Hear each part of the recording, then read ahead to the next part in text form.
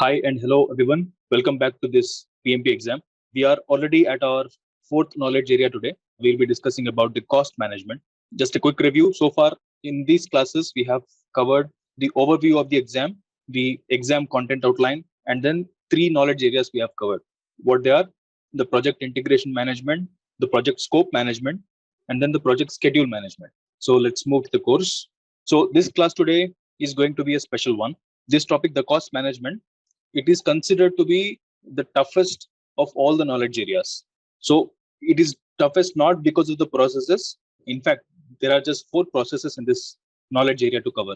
The misconception of difficulty is coming only because of the mathematical formulae, especially in the fourth process. I mentioned that there are four processes here, right? So in the fourth process, there is this tool called controlling of the costs, the tools of the controlling costs. They have a lot of formulae to cover. So this is a important section because the questions will come directly from this formulae. Whenever I'm saying formulae, don't worry so much because they are just additions and subtractions and divisions. So the difficulty comes where you try to remember the names.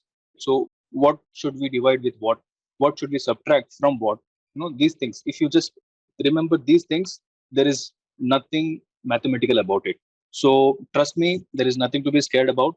As I said, a lot of formulas here are quite basic mathematics. So you know what I'm talking about as we learn them in the process. So without wasting much time, let's quickly jump to it. The project cost management.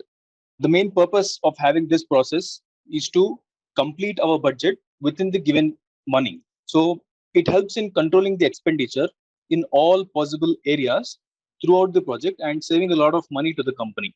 Many companies, especially the struggling ones or the ones who has a disrupting new product, some completely new technology, what they do, they often launch a product at a very cheaper cost, or they quote the price of the product so competitive just to get the business from a customer.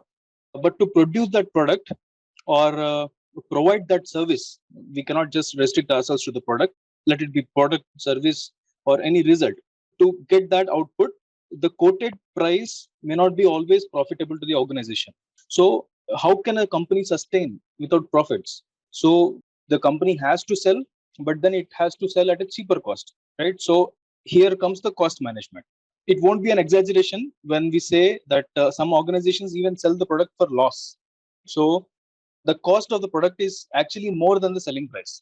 Usually, the case when the company from a developed nation, let's say the US, the Europe, or from the Australia, the products when they come to a third world country, they try to introduce their product at a very cheaper cost because in their country, the same product might be selling at a very higher rate when they do the exact conversion. Let's take the example of the chips Pringles. The Pringles you might have seen in your supermarket in India. I'm talking about the country India. So in India, the Pringles is available for like 90 rupees, 95 rupees.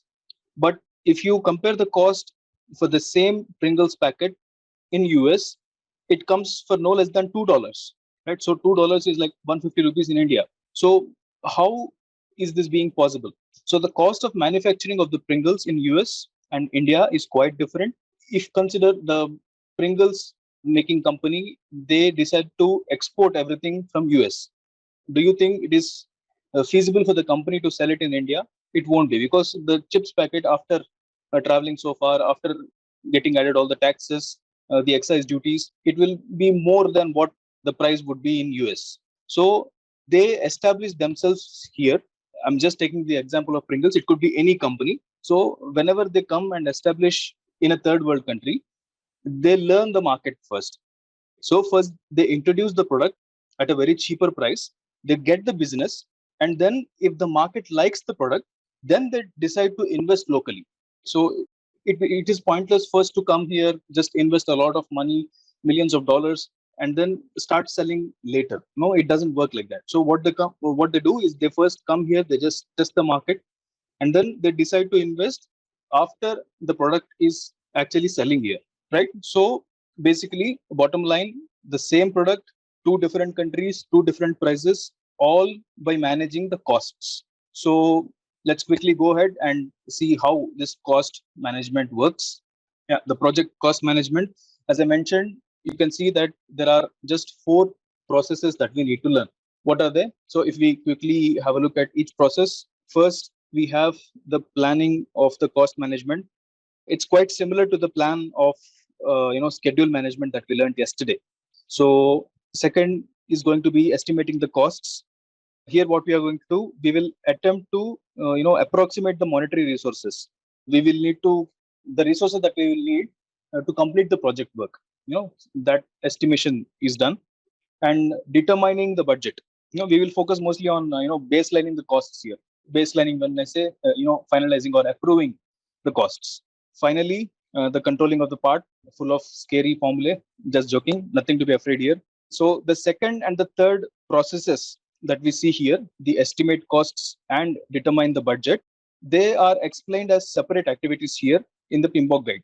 But what happens is, if the organization is very small, they usually combine these two activities. There are no two separate activities. Estimating the cost and determining the budget, they are actually one and the same. So the smaller companies who follow the project management practices, they don't do these two activities as separate ones. They just do it as a single activity. So, but we are here to learn for the sake of exam. So it is better to learn these two separately, right? So separate ITTOs for estimate cost, separate ITTO for determine budget. Let us just learn it and get done with it.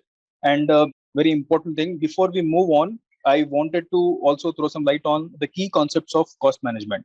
See, the cost management is not just about saving the money blindly, cutting the resources, cutting the costs, like turning off the AC while the employees are working.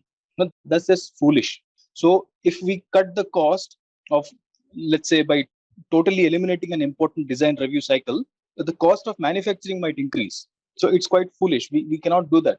If, for example, if we cut the costs of a quality inspection, the cost that we must expect from the failures at the customer end, it's unimaginable, it's priceless. So the organization might even have to shut down just because they have eliminated a quality inspection. So in that case, it will be 100% cost saving. Jokes apart, so it's better to be sensible when saving the cost. Only the additional costs have to be saved or controlled. So what are the latest trends in this project cost management? It is also important because in the exam point of view, because here we are focusing on the 6th PMBOK guide. In addition to this traditional methods or the PMBOK guide 6, there are some emerging trends as well. So what these trends are, we may get some questions from earned value management. You will get accustomed to this word, and earned value management, EVM. Just remember it. It's very, very important for us. So this earned value management, in the latest trends, we are also including the earned schedule to it. I know I don't make much sense here. Let me use the whiteboard. Okay.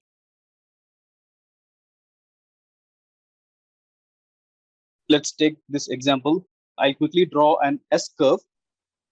Again, you'll learn what an S curve is in a little bit. This is nothing but a representation style. It's called S curve because it is in the shape of S. So this is the S curve. What does it represent? It represents nothing but the budget curve. So at the end, we have budget at completion. In the horizontal line, we have time, and on the vertical line, we have cost. So this here is the trend of the budget. So at the end of the budget, the project time, the stop where the budget takes, it's called budget at completion. So what happens here is the latest trends I'm talking about. Here, this is a budget, right? This is not the actual cost. So actual cost will be something like this, more than the budget. And the earned value, the EVM that we talked about, EVM is earned value management. So the EV here, the earned value, that is much less than the budget. Earned value is nothing but the total work done. So what happens usually in this earned value management, traditionally, is that they only consider the costs, right? So the costs are the basis of traditional EVM, but they don't consider the time at all. Earlier, this was the case. But now the trends with the coming of Agile, with the coming of the rolling wave, with the continuous feedback from the sprints. the time is also being very, very important. So as I said, there are trends. This is the trend that I'm talking about. Now the formulae are also calculated vertically. So they are including the time also, right? So whatever is the length, this is now going to be the value that they are going to calculate. Earlier, it was only these vertical values that were important, or the differences between these two. They were important, but now with the emerging trends, they are also considering the horizontal values. That is, the time is being included in the latest trends. I know it's very difficult at this point of time. When we reach the fourth process, we will all understand this much better. So for now, don't think too much on this. We will dedicate time to learn about this much in detail in the just coming slides. So yeah, let's quickly jump into the processes. The first process in cost management, plan cost management. Again, let us follow the same steps that we have done before.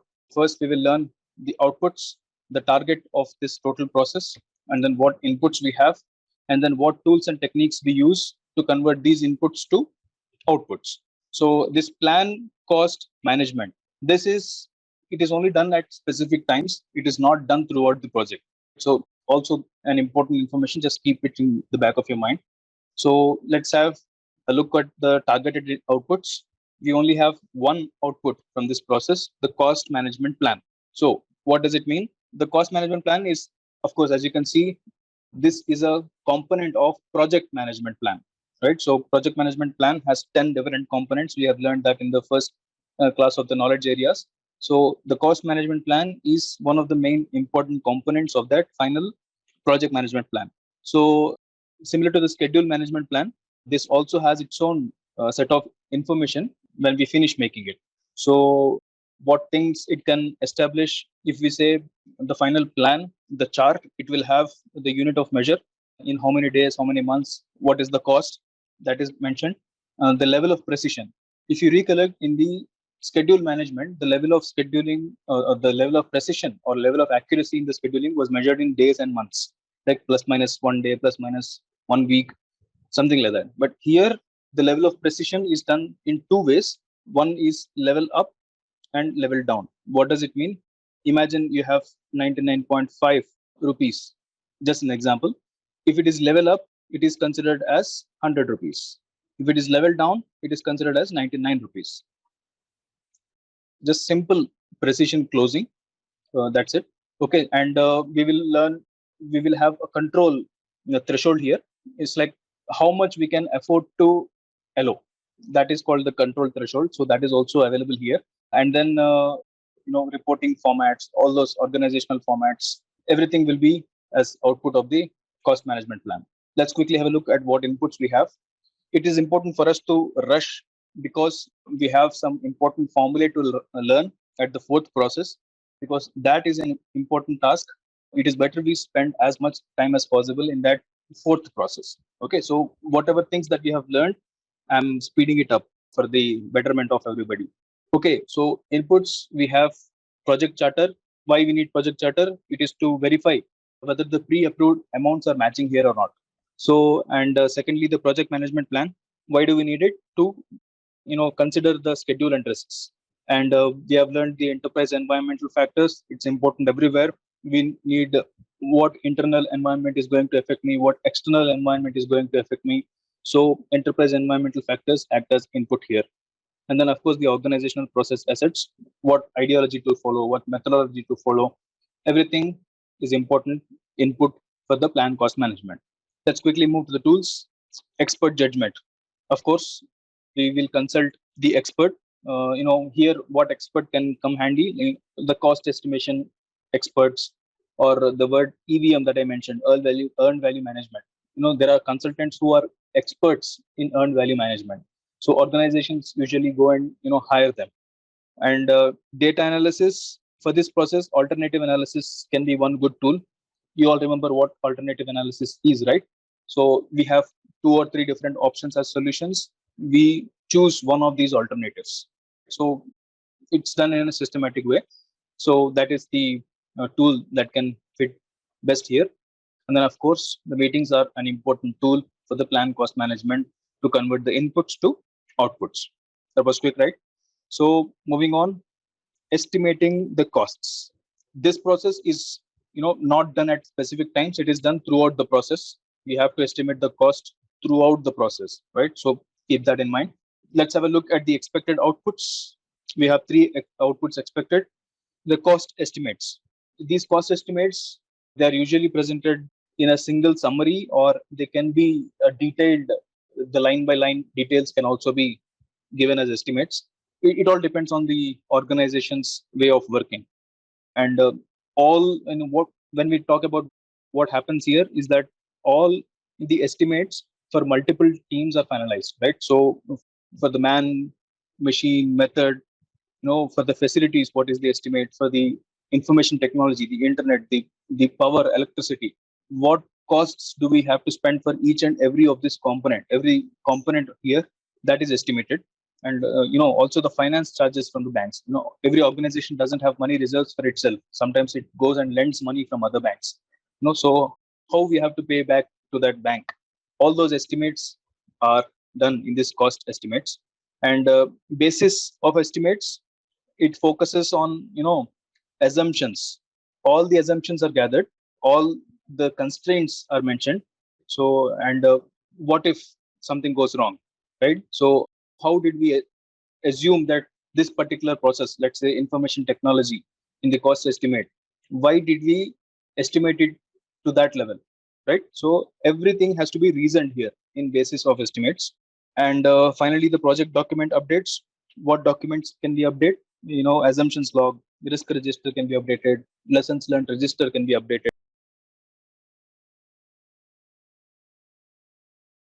So let's go to the inputs. What inputs do we have? Project management plan acts as an input for everything, almost everything. Again, we can consider the cost management plan, quality management plan, or scope baseline, all these things as inputs for estimating the costs. The project documents, what documents can serve as inputs? You can see the project documents here and also in the outputs. This is just a non-updated version, and here we have an updated version. So again, the enterprise environmental factors is important, and organizational process assets we have to carry. Let's move to the tools and techniques. Expert judgment, the expert consultancy. What kind of expert can we consult here? For cost estimation, an expert can be consulted. The industry or discipline expert, he can be consulted here. So the next tool is analogous estimating. Analogous estimating, I think we have learned in the previous process. This is nothing but getting the experience from the previous project and then estimating the current project. So kind of copy paste. This is just an estimation, not the actual value. So not exactly the copy paste. So parametric estimation. So this same experience plus statistics, that is the parametric estimation.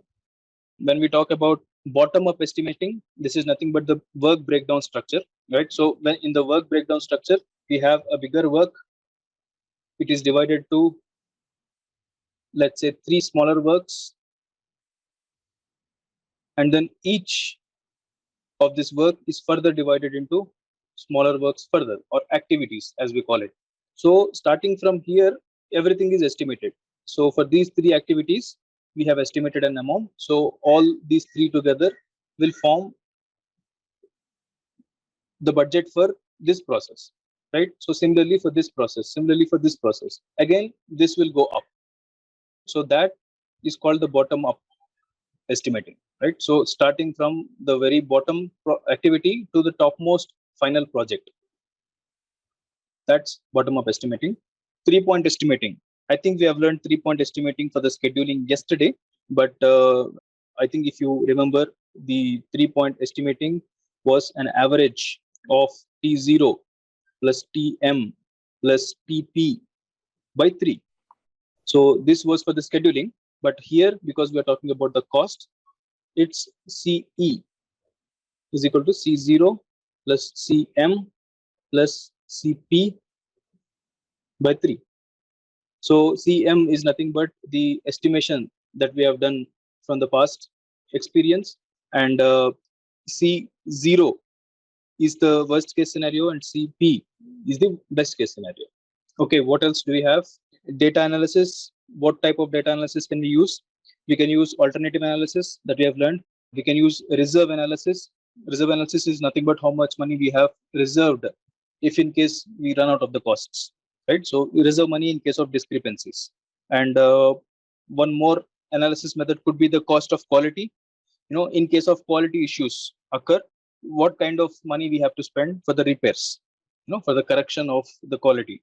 And of course, the project management information systems is a very important tool. And decision making techniques, like voting that we have learned in the very first process, that can be used as an important tool here. Let's move to the third process, determining the budget.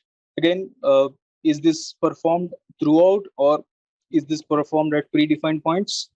You guessed it right. This is performed only at predefined time points, not done throughout the project. So the budget will include all the funds that are authorized to execute the project. So that is how we determine the budget. So let's quickly take a look at our target outputs. We have 3 target outputs. We have to baseline the cost. What happens here? First, we have the approved budget. So that will be the result of this cost baseline. So summary of all different time phased budgets. So we gather at what point of time how much was the budget, and then we gather it, we summarize it. So that is this summary here. So if you recollect the EVM diagram, the traditional methods name it as a cost baseline. So, but the latest trends are calling it as performance baselines. So cost baseline, it's also called as performance baseline in the latest trend, because now you have seen, right, the if you remember the S curve, we used to just take the consideration of cost in the vertical column, not the horizontal column. Now with the emerging trends, we are also considering the horizontal column, that is the trends. So this was the cost, and here there was time, and there was an S curve. So we used to estimate everything with the cost, right? So that is why it was called cost baseline by the PMBOK guide. But now with the emerging trends, they are also calling it as a performance baseline. I think it's better that we have to understand this better in a whiteboard. We have time here, we have cumulative value here, and then we have a cost baseline. We learned at the end of the project, this is called BAC. So this is the curve of the expenditures, and at some point of time it reaches the cost baseline curve. So where are our funding requirements? Funding requirements are somewhere here. So this is the total planned budget if you consider. And then we talked about reserves, right? So reserves are somewhere here. So this is the final budget, and this is the reserves. So we know that with the estimation line, the project manager knows that at the end of the project, this is what I'm targeting as a cost, and also of course the time in the new emerging trends. But then the budget will be requested above this point. Why? Because we need to have these reserves that I'm talking about, the quality reserves. Don't just think about all this time cost. It's important that you learn what these reserves are, how this cost plan finally looks like, right? So this is how the cost baseline looks like. When consider an example or question where you are asked to identify the cost baseline. Cost baseline is nothing scary. That is this curve. The S curve is the cost baseline. So this is our final output, or the first output.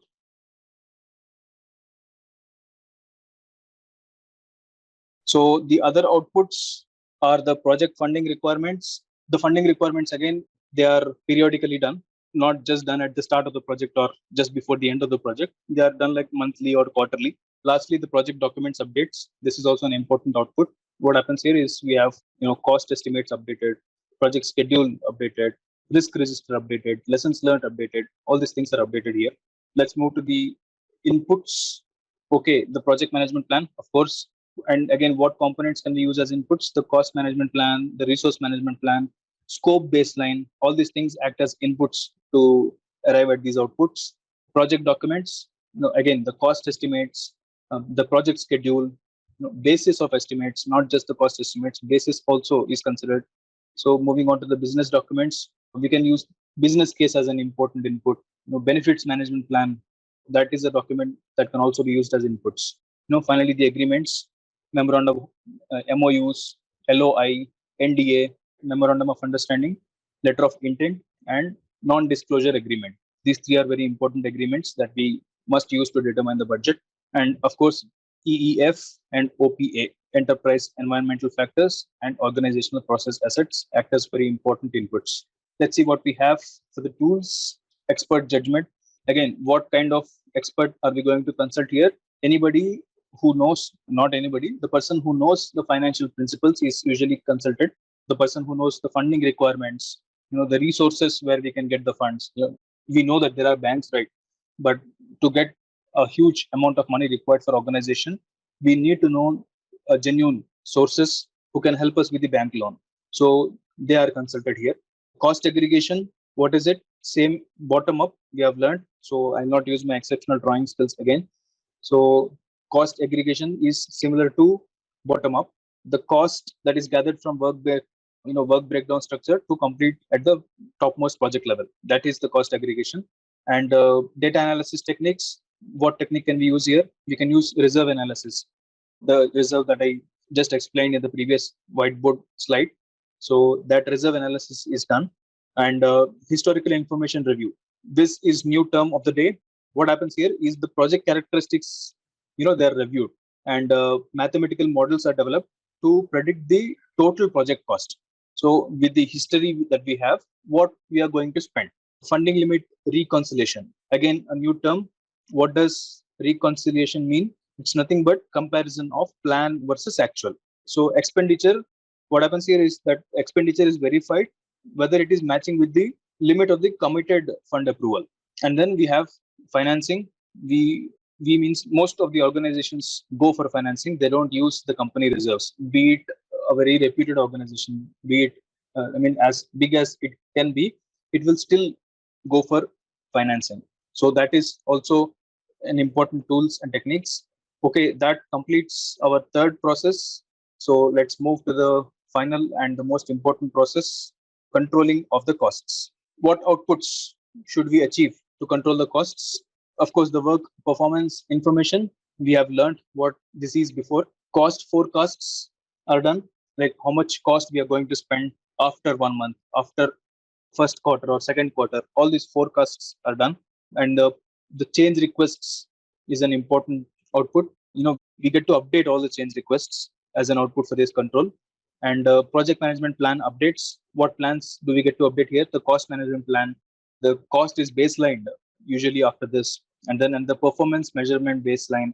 All these things are updated. And when we talk about the project document, we get to update. That is, the cost estimate document can be updated. The risk register can be updated. Lessons learned can be updated. So all these documents are updated after the controlling of the cost process is done. So to achieve these targets, what do we have as inputs? Again, the repeated project management plan. Again, in this, do we need to use all the components in the project management plan? No, not necessary. We can just make use of a cost management plan, for example, and the baseline of the cost or the approved costs. And the performance measurement baseline can be used as an important input within the project management plan. And project documents, we can make use of all documents that we mentioned as outputs here, just the non-updated versions, like lessons learned register, risk register, etc. Project funding requirements. I think we covered this in the previous process. Work performance data is also understood, like which resource is working and spending how much. All these work performance data acts as an input. And finally, the organizational process assets, also an important thing. So now let us focus on the tools and techniques that are necessary.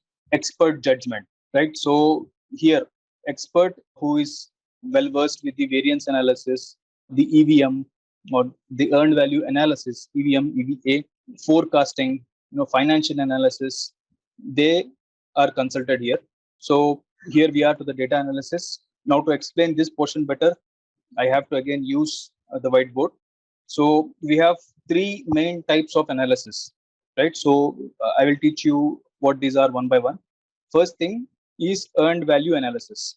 So again, this has three key dimensions. First thing is planned value, and second thing is earned value, and finally we have actual cost, right? So earned value analysis is an important tool that is learn about what these things are, what these components are with the help of a S curve again. So allow me a quick time. We have time again. You have to memorize this chart by heart. We have the cost. I'm calling it C here, and then we have a beautiful S curve, and here we have the BAC that we learned, and then budgeted actual cost here, and then this. What is this? This is the reserve that we talked about. Okay, so what happens here is the actual costs start moving above the budgeted cost. So, and the value that we learned in the very first slide is also lesser than the budgeted value. This is typically the case with every organization. So if we draw a line vertically, again, let me quickly name this. This is called the actual cost line, and this is called the earned value line, right? So, and this is the planned value line, right? So what happens here is actual cost is here in this line, and this is the budgeted line. So if we project this line, it doesn't match with the budgeted line, right? So it goes above and beyond, and then finally it reaches a point above the budget. So that is called earned actual cost.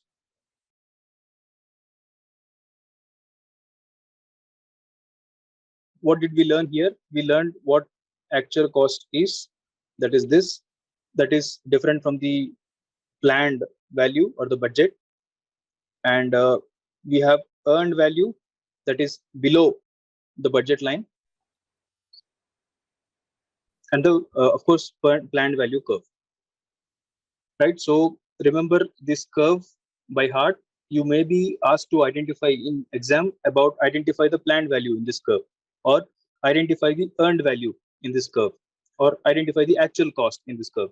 So there are three questions right there. So they will give this chart. You don't have to draw this chart in the exam, but they will ask you to identify them. So identification is important. So just remember this. What is the earned value? That's here. What is the actual cost? That's here. And what is the planned value? That's here. So let's quickly understand what these terms are. We have identified it, yes, but also for the exam, it is important that we learn what these terms are. PV, EV, and AC, they are not just the basic terms. There is also some meaning behind it. So PV, let's start with PV. PV is nothing but the authorized value that is assigned to us for an activity. So again, what is an activity? An activity is the result of work breakdown structure. We have a bigger work, we have a smaller work, and then we have a further smaller work. So after this work breakdown structure, the final or the bottommost component that we have is the activity. And so the value of this activity is again accumulated or aggregated, and then this curve is formed, the budget curve. So that is the planned value curve. I hope we understood. So in same simple plain words, the planned value is the physical work that should have been done. So what is EV? This is the budget for the works that is already finished, right? So this is actually the actual values of the work that is done. So it is usually used to measure the percentage of work that is completed, right? So usually if we use just another curve, this is the complete work curve. And at one particular point of time, what is the EV? So the earned value after 1 quarter, earned value after 2 quarters, earned value after 3 quarters, just an example. So this EV is used to measure that kind of percentage completed work. So, and one more important thing is this EV, as you can see, is always below the planned value. So that is also an important thing. It might come as a question. Can EV be greater than PV? No, it can never be greater than PV. EV is always lesser or smaller than PV. So, and moving to the actual cost is nothing but the real cost.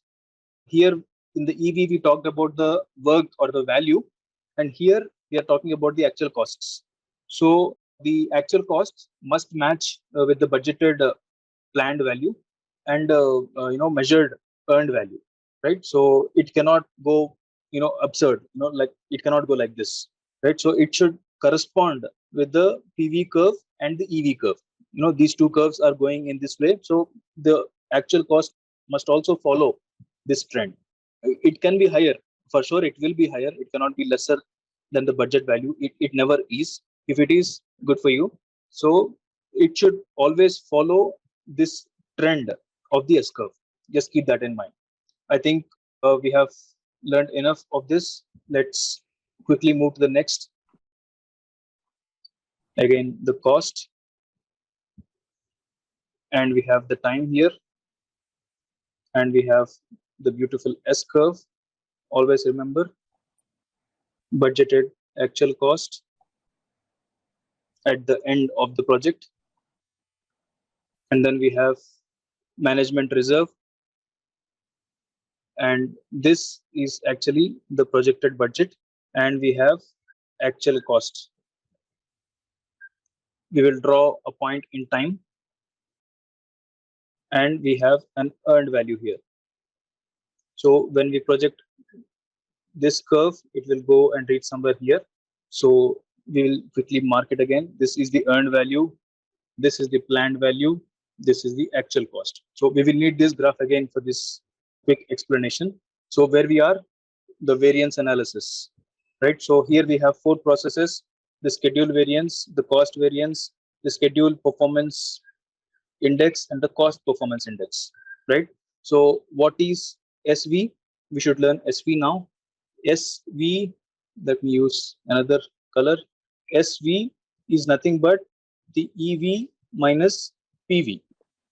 Such a simple formula, right? So the schedule variance is nothing but the earned value minus the planned value.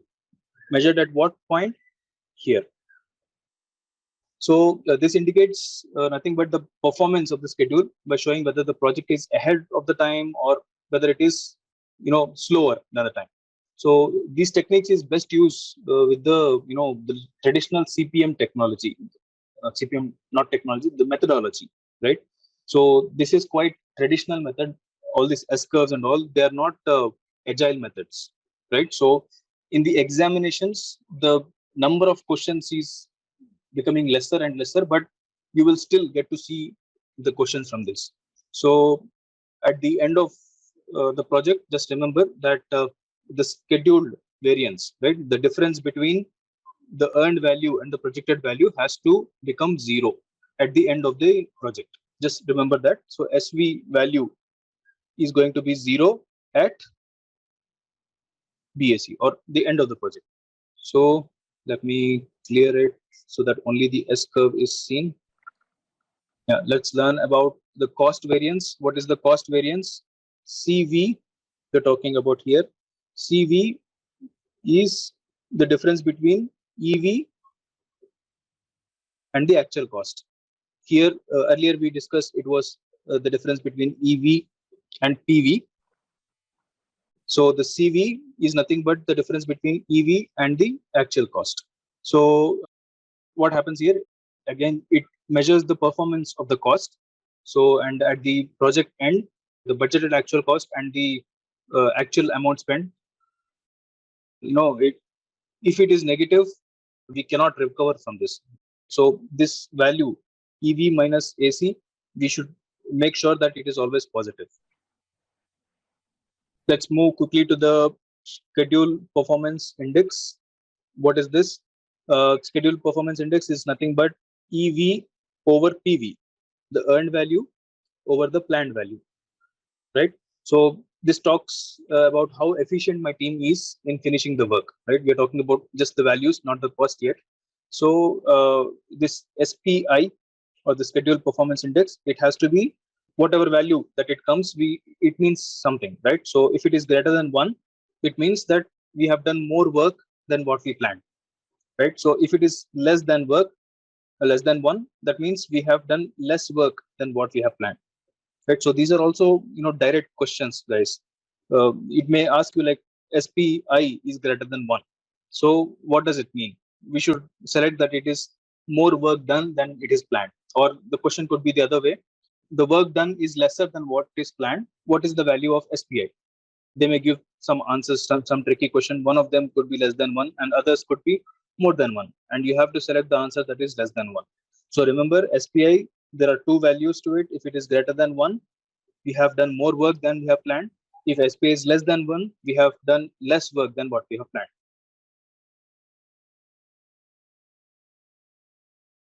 Quickly move to the CPI.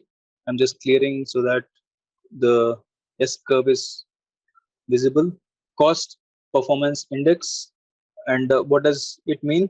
It is nothing but EV over actual cost, right? So earlier we learned about schedule. Now we are learning about the cost. So the cost is the component here.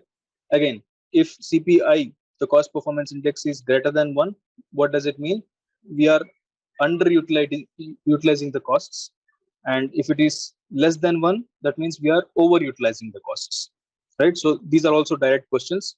If a statement comes that we are overutilizing the costs, we have to choose less than 1 CPI. If we are under earning in the costs, then we have to choose greater than 1.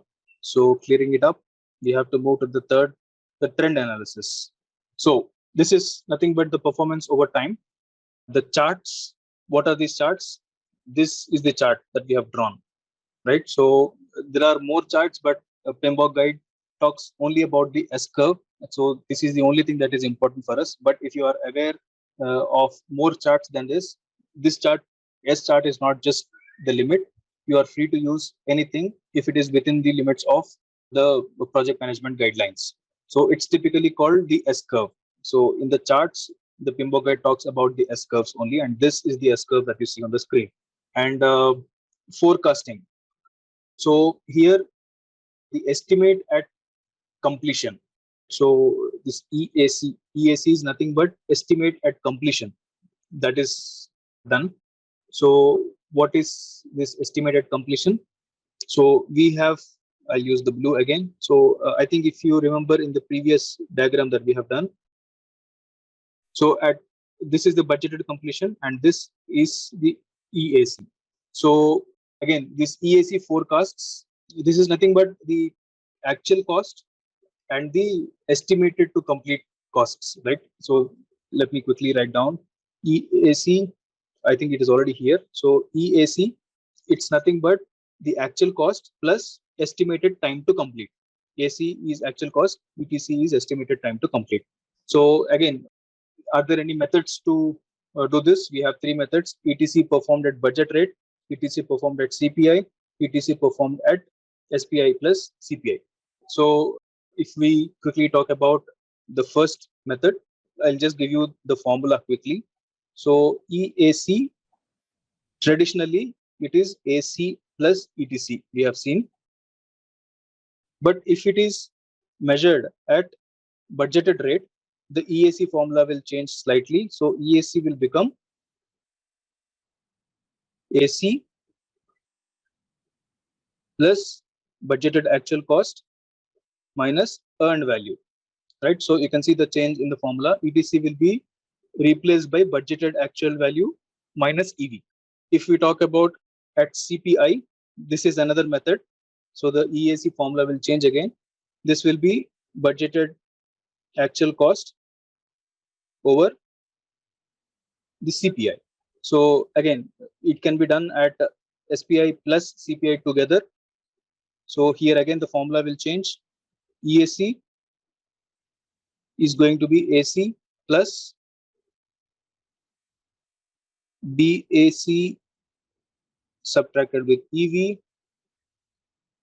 And then we have CPI multiplied with SPI, right? So in this class, just don't remember these things.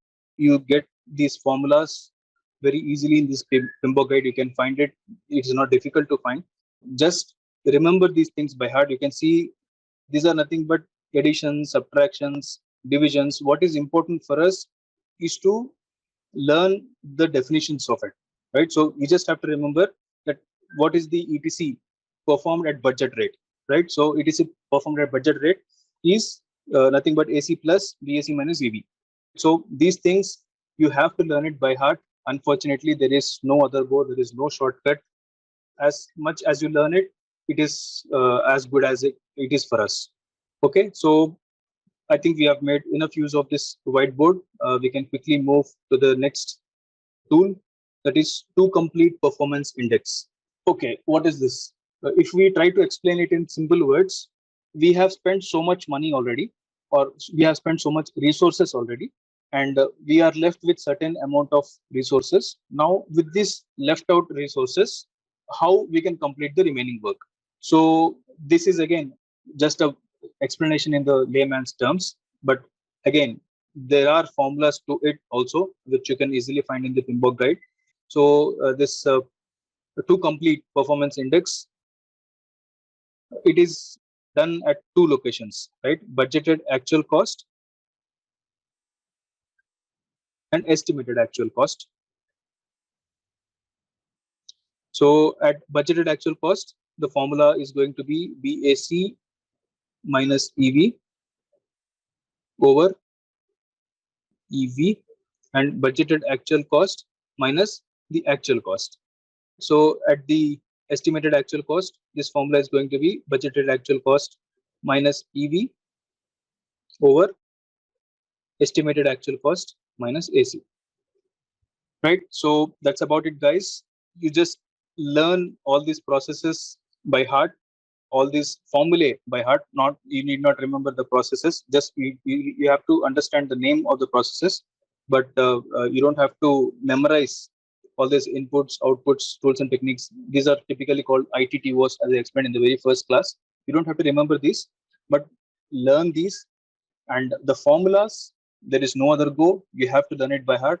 As you can see, there is no mathematics here, but the difficulty lies in you remembering these simple these addition and subtractions.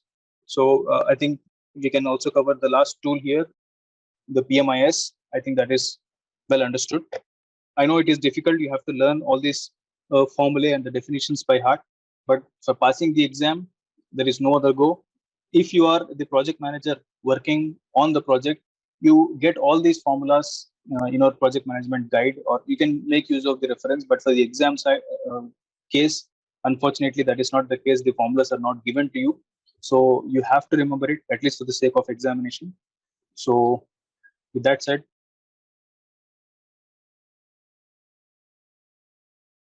hi and hello everyone. Welcome back to the PMP exam preparation. We have covered a lot of important topics. We started with the overview and updates on the exam. We have covered the domains. We have learned the overview of project management, and we learned till now the four long knowledge management areas and their associated processes. Let's get started. Project quality management and project resource management. What is project quality management? This subject, quality management, is a very easy one to learn, but it's very, very difficult to implement. So you will face the examination for sure, but for implementing the quality, you have to spend a lot of energy and time during the processes, and you must. So for the exam purpose, you don't have to be worried, but if you are aspiring to be a great project manager, all these tools or the processes that you're going to learn here, they're going to come quite handy, and you'll have to spend a lot of time implementing them, assessing them. It's a tough job, the project quality management. So what does quality actually mean? Quality means delivering what is asked for and adhering to the requirements, basically. So if the final product or service is not functioning as per the requirements of the customer for the agreed warranty period, that means the product or the service is not delivering its quality. So this means that the customer gets a product which doesn't work. So the customer, whatever he aspired to use the product for, or the application of the product, gets affected ultimately. So, and then the customer comes back to you for repair, or he might even reject the product. So that's additional cost of spending the resources to repair the product, or giving away another product is much costlier. So what is the worst thing that could happen then? Giving away another product is the customer refuses to do further business with the organization. So that's a much worse and a huge loss. But why will the delivery of the product will not be as per the mark? So why does the quality deteriorate? Deliberately, nobody wants to deteriorate anything. So why does it get deteriorated? There could be multiple reasons why the quality might come down. Like the organization deals with a huge number of processes when it brings out a product. So, and every process involves multiple variables, and like man, machine, method, everything gets involved, everything comes in place to achieve that one single process. So many variables are here and many things can go wrong. So if the key processes which directly provide value to the product are going to deviate, the quality of the final product also gets affected. So, and it's very difficult to avoid these deviations. Okay, you might think that okay, we can easily avoid these deviations. We can have exactly the same dimension as I want to in the product, but that is in reality not possible at all. There are so many variations to the product added, and that is why these tolerances are for. So, what the companies do is that they add various inspection points, these key processes, which could directly affect my end product. Right. So what they do is they identify these features as critical characteristics, and then they inspect these features in the product in 100% of the parts. But this 100%, as you can see, it's a lot of time, it's a lot of money, and also it delays the production. So it's a kind of balance that you have to find to achieve the final quality. And this knowledge area, the project quality management, supports the organization in continuously improving these individual activities. So let's see what the processes are, what we need to learn in this knowledge area. So project quality management, we have these three processes to learn. The first process is the planned quality management. So what happens here is in this process, we will learn how to identify the requirements and deliverables, and we will create a plan about how we are going to meet these deliverables. And then we will learn the manage quality. Here we learn about the executing the created plan. Right, in first process we create the plan, and here we execute it. In the second process we learn the plan that we have created. And finally the control quality.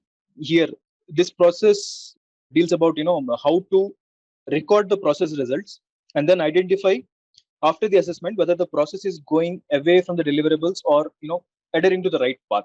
So the 100% quality inspection that we talked about just a bit earlier, this can be avoided if we identify these deviation prone features and modify them to a level that might not create an issue.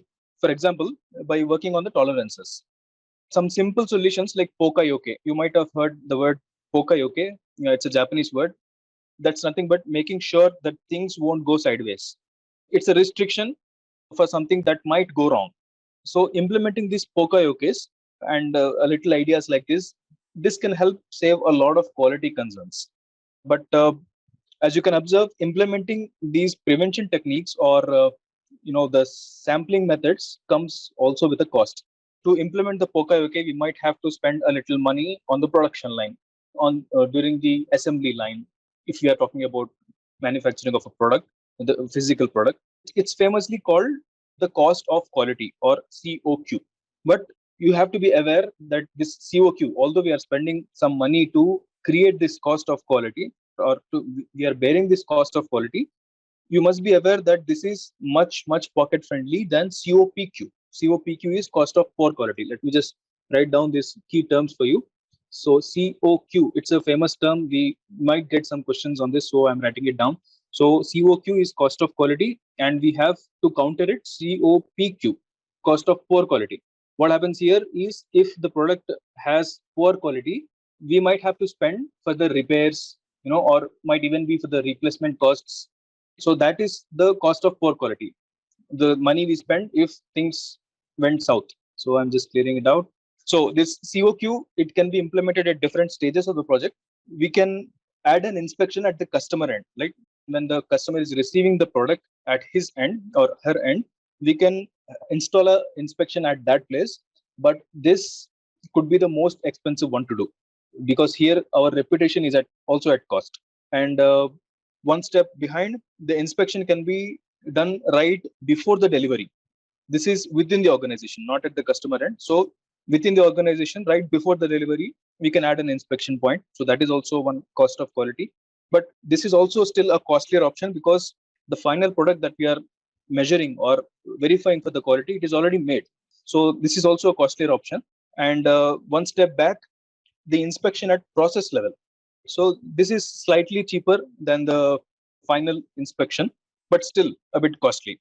What is the cheapest option is controlling the features within the design itself. So the design itself must be made, which is not leading to any quality issues. I mean, we avoid having a quality issue with a strong design, but this level of expertise comes only with a lot of experience, and the product also should not, disrupt or emerge itself. If you are working on a new product, the design cannot be first time right always, right? We have to accept this. Although all of us could be Einsteins or Newtons who has a lot of experience and knowledge in design, but still things go wrong. So this is a very difficult part to achieve. But if you are capable to implement this in the design itself, that will be the cheapest solution. So there is also a best in class solution. This is better than the cheapest option. What is it? It is to create the culture of quality throughout the organization so that any new product coming out of the organization adheres to these requirements. So this project quality management process that we are seeing now, this is to ensure that kind of culture in the organization. So each and every step, each and every process, project manager tries to incorporate this quality culture within the stakeholders. And he doesn't have to be involved in these processes directly, but he can be the person who drives this change. So using these processes, this kind of quality thought process is given to the organization and its stakeholders. So before we move ahead, we need to understand the trends and emerging practices also in the quality management. One of the important trends could be the continual improvement methods. The PDCA methods. PDCA. Let me again use it. Plan, do, check, and act. It's usually in a circle. So we plan, and then we do, and then we check, and then we finally act. So this process is called continuous improvement or continual improvement method. So even in this method, there are so many new initiatives are coming, like total quality management, Six Sigma, Lean Sigma, all these continual improvement methods you might have already heard in your organizations. All these new trends are getting emerged. So just be aware of these things. You might get one or two questions on all these things. These all emerging trends, or another emerging trend is or could be development of vendors and suppliers. So when the organizations are working with a lot of vendors, so instead of just blaming the vendors for bad quality, what the organizations are doing is they are going to the vendors, they are improving the process quality at the vendors, and then the quality culture of the organization is also being shared with the vendors in order to provide the best quality product to the end customer.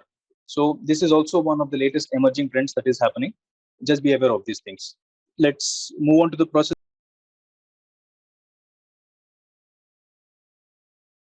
The first process, the plan quality management. This is a continuous process, not done at a single point in time, because the targets and deliverables, they can change during the course of the project. So this cannot just be implemented at the start of the project or at the end of the project, because the quality keeps on changing. So many things gets added up. This thing, it's implemented throughout the course of the project. So let's see what outputs we have to achieve. Okay, starting with the quality management plan. As you can see, this is again a component of the final project management plan. So we have 10 components. I keep repeating it. We have 10 components in the final project management plan, and quality management plan is one of those 10 components of the project management plan. So what are we doing here?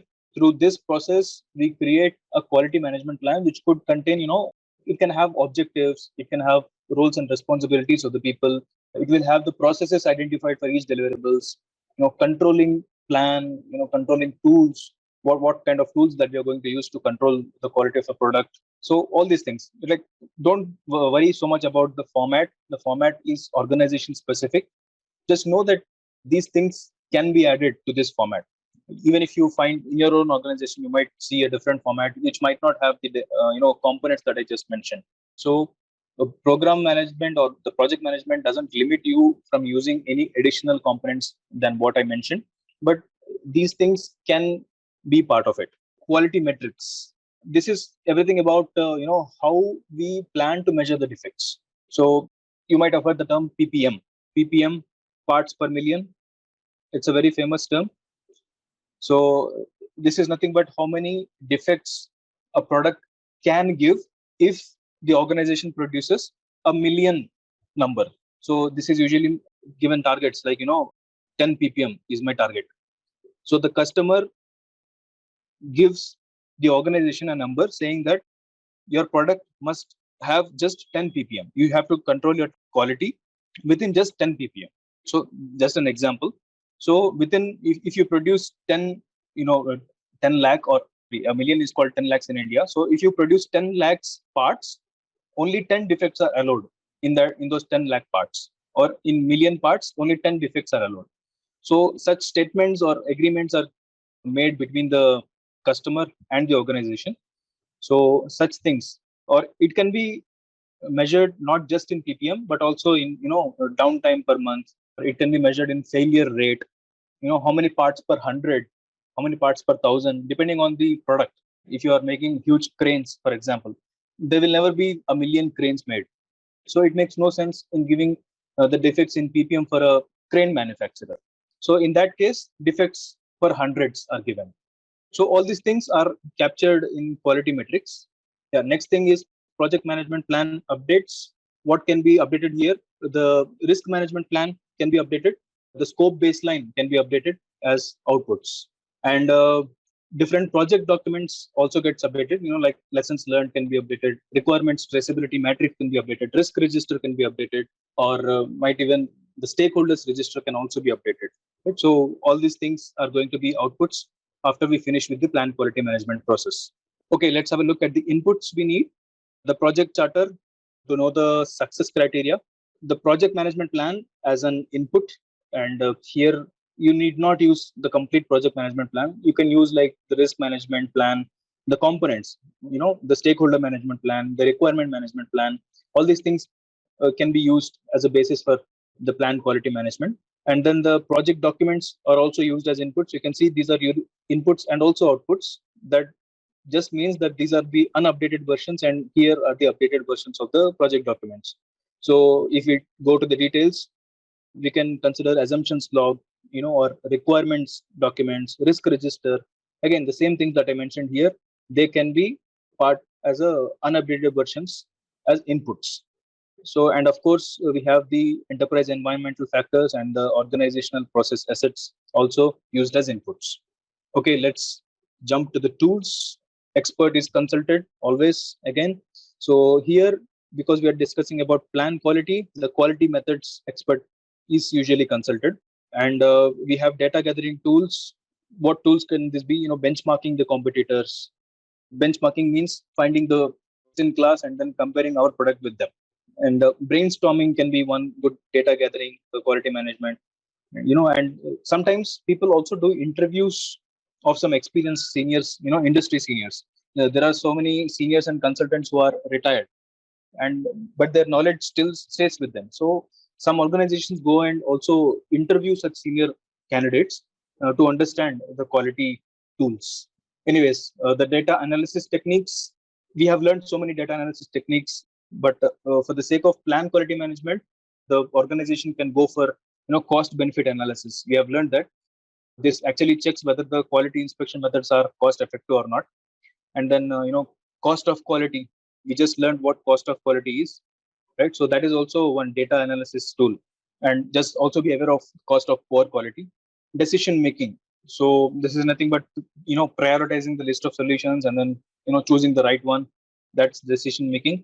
And data representations, how we can represent the information more easily. For quality specifically, we can use flow charts, matrix diagrams, or mind mapping. Mind mapping, mind mapping, right? Or for those who don't know, Mind mapping is nothing but visually organizing the information. I think we talked about this before. What happens here is all the ideas are written on sticky notes. They are pasted on a blank board, and then all these ideas are distinguished. They are grouped based on different categories or criteria which are suitable for the product. This is called mind mapping. Okay, so testing and inspection planning.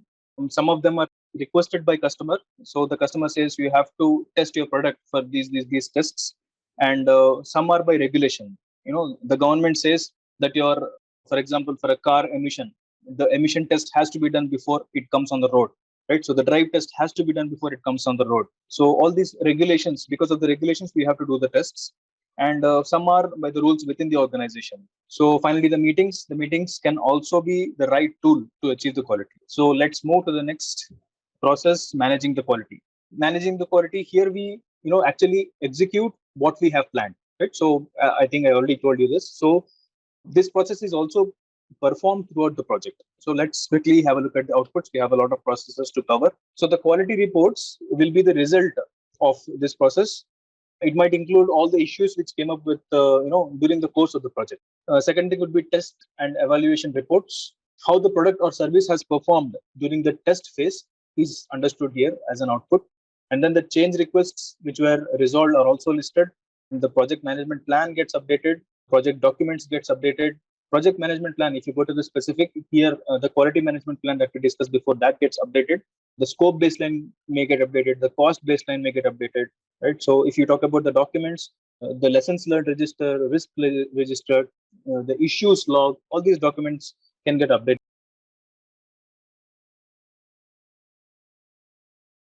Let's quickly jump to the inputs. The project management plan, of course, will act as an input for many processes. The project documents, again, the same thing. Whatever documents I mentioned here, they are the unupdated versions are used as inputs, and the organizational process assets is also important inputs. I'm rushing to the tools. Data gathering techniques, we have learned before. Data analysis techniques, we have also learned before. But what happens here is, for managing the quality, you can use root cause analysis as the main tool. Root cause analysis, right? So usually, 5W1H. 5W1H, let me write it down. 5W1H or 4W1H. It's like you ask the question why, when, who did it. Such questions are asked, and then we arrive at the root of the quality. So, and another similar tool can be, we ask the questions 5 times. Like, a problem has occurred. This is a problem. Why has it occurred? We get some answer. And then why has it occurred? We get some answer. Why has it occurred? We get the answer. So like this, we reach the root of the problem. Keep on asking, why did that happen? Why did that happen? Why did that happen? And then we reach to the root of the problem. So such data analysis methods can be used. Clearing it all. Decision making is a very good technique. We have learned that before. So data representation, what kind of data representation can we do for managing the quality? Again, the flow charts can be used, the histograms can be used, the Pareto charts can be used, fishbone diagram. So fishbone diagram is nothing but the cause and effect diagram. It's like you have the end problem listed here, and then we, in a brainstorming session, we start posing all the different possible reasons for it. Possible reasons. These need not be the root causes. So for a defect X to happen, reason A, reason B, reason C, reason D. All these things could be the reason for problem X to occur. And then for A to happen, again, further reasoning is done. For example, 1, 2. Similarly, for B to happen, what more branches? You can see this is in the form of a fishbone. So this is called a fishbone diagram, or we have causes here and we have effect here. So that is why it is called cause effect diagram. So this is designed by famous Ishikawa, the Japanese quality inventor. So this is also called Ishikawa diagram. So 3 names for it: Ishikawa diagram. So this is called Ishikawa diagram, fishbone diagram, cause and effect diagram. All these are the same names for this. So that is a very important data representation tool. You might get one question on this, or even you might not. So don't worry too much. Audits serve as a very good tool to manage the quality. And what is design for X? Sounds interesting, right? So design for X is nothing but, again, let me use the pen tool. Design for X, what does it mean? So X can be manufacturing, X could be cost, X could be assembly, X could be reliability, anything. You can keep on adding to the list. That means when you read this statement out, it's like design for manufacturing, design for cost, design for assembly, right? So when you are designing something, you have to make sure that the product, for example, a pencil has to be designed for manufacturing. It should be easy for manufacturing. It should be designed for cost. It should be cost effective pencil. It should be designed for assembly. We are getting mechanical pencils now, so if you are designing that, so we have to make sure that it is designed for assembling it properly. And then it has to be designed for reliability. It has to be reliable once it goes into the market. So that is this design for X. For every aspect that you can think of, you have to design the product for that. You cannot just design the product for manufacturing and then ignore the cost. No, that's not the case, because you will lose a lot of money just for manufacturing or just for using that. The pen or the pencil becomes more expensive. That's meaningless. So that is why this X is given, because everything is applicable here. So this is an important tool. Every time a product is made, it is verified by the designers whether it is designed for manufacturing, whether it's designed for cost, designed for assembly or not. All these discussions happen with multiple parties, right? Designer's job is not easy. And then problem solving techniques, we have learned some of them, but this is actually quite specific to the product, because here the problem occur on the product, right? So instead of using generic tools, some industry approved standard practices are followed for that particular product. And finally, the quality improvement methods, like we have discussed this PQM, total quality management, Six Sigma. All these improvement methods are also followed to manage the quality. Moving on, controlling the quality. So this is also done throughout the project before we move to the outputs. So just keep that in the back of your mind. So let's have a quick look at the outputs. What do we have to do? We have to control the quality measurements. So this is nothing but the documented results of the quality control activities. So verified deliverables, all the requested deliverables reported after the suitable inspections. Work performance information, this is about how the product has formed, how many rejections happened, what corrective actions were implemented. It talks about that. The change requests are recorded after the process is done, and then the project management plan is updated, project documents are updated. Let's move to the inputs. Project management plan, of course, it is used in almost all processes as inputs. For example, here the quality management plan can be the source as input. Project documents like lessons learned register, again, or the quality metrics, all these things can be used as inputs. Approved change requests can serve as inputs. All the deliverables listed, work performance data that is done so far, and of course the enterprise environmental factors and organizational process assets serve as inputs to us. I'm rushing it out because we have learned all these things before. If we have not learned something, then I'll stop and then try to explain you much better. Data gathering tools as tools, we have learned these. Data analysis techniques, we have learned enough of them, I think. Inspection, okay, here different inspection methods suitable for the product design are used. I think we have also talked about this. Same for the testing. We have learned the data representation, and finally the meetings. Okay, with that said, I think you already know that control quality is much easier in all three. Managing quality was a bit difficult. So with that, we end this knowledge area of the project quality management. Let's see what we have in the project resource management. So we have ended another project management area. This is the next project knowledge area. So project resource management, what is this? This process was earlier. When I say earlier, it was before the 6th PMBOK guide. In 5th and 4th, this used to be called as human resource management. So starting from 6th PMBOK guide and also the 7th, we have seen that this is being called project resource management, not just human resource management. Why? Because now the PMI and thinks through its PMBOK guide that not just the humans but also other aspects, like machinery, the tools, the infrastructure, everything acts as a resource for a product to come out. So it makes a really good sense to consider that way too. So that is why from sixth guide PMBOK onwards, it is being called the project resource management instead of just the human resource management. So here you get to learn the processes which control the other resources, not just human resources. Okay, let's have a quick look at the processes that we have. Here we have 6 processes to cover, starting with the planning of the resource management. What do we do here? Here we define how to estimate, acquire, manage, utilize all the physical team resources. In estimating the activity, we learn how to estimate the number of raw materials, the machines, the standard parts, nuts and bolts. Just a few examples. Acquired resources, how to procure the machinery, how to acquire a building, the facility for the office, how to acquire a land for the manufacturing plant, even deals about human resource recruitment. All these things are part of this acquire resources process. And then develop a team. I think we have learned about this in the introduction class. There are two ways to develop a team. One, you either develop an existing team or you get to choose a team from scratch, right? So two methods. And managing the team, here we learn how to track the team performance, right? How to provide them the feedback, all these things. Finally, controlling of the resources. This deals with how the allocated resources are performed, and different monitoring techniques. All these things we get to learn in the control resources.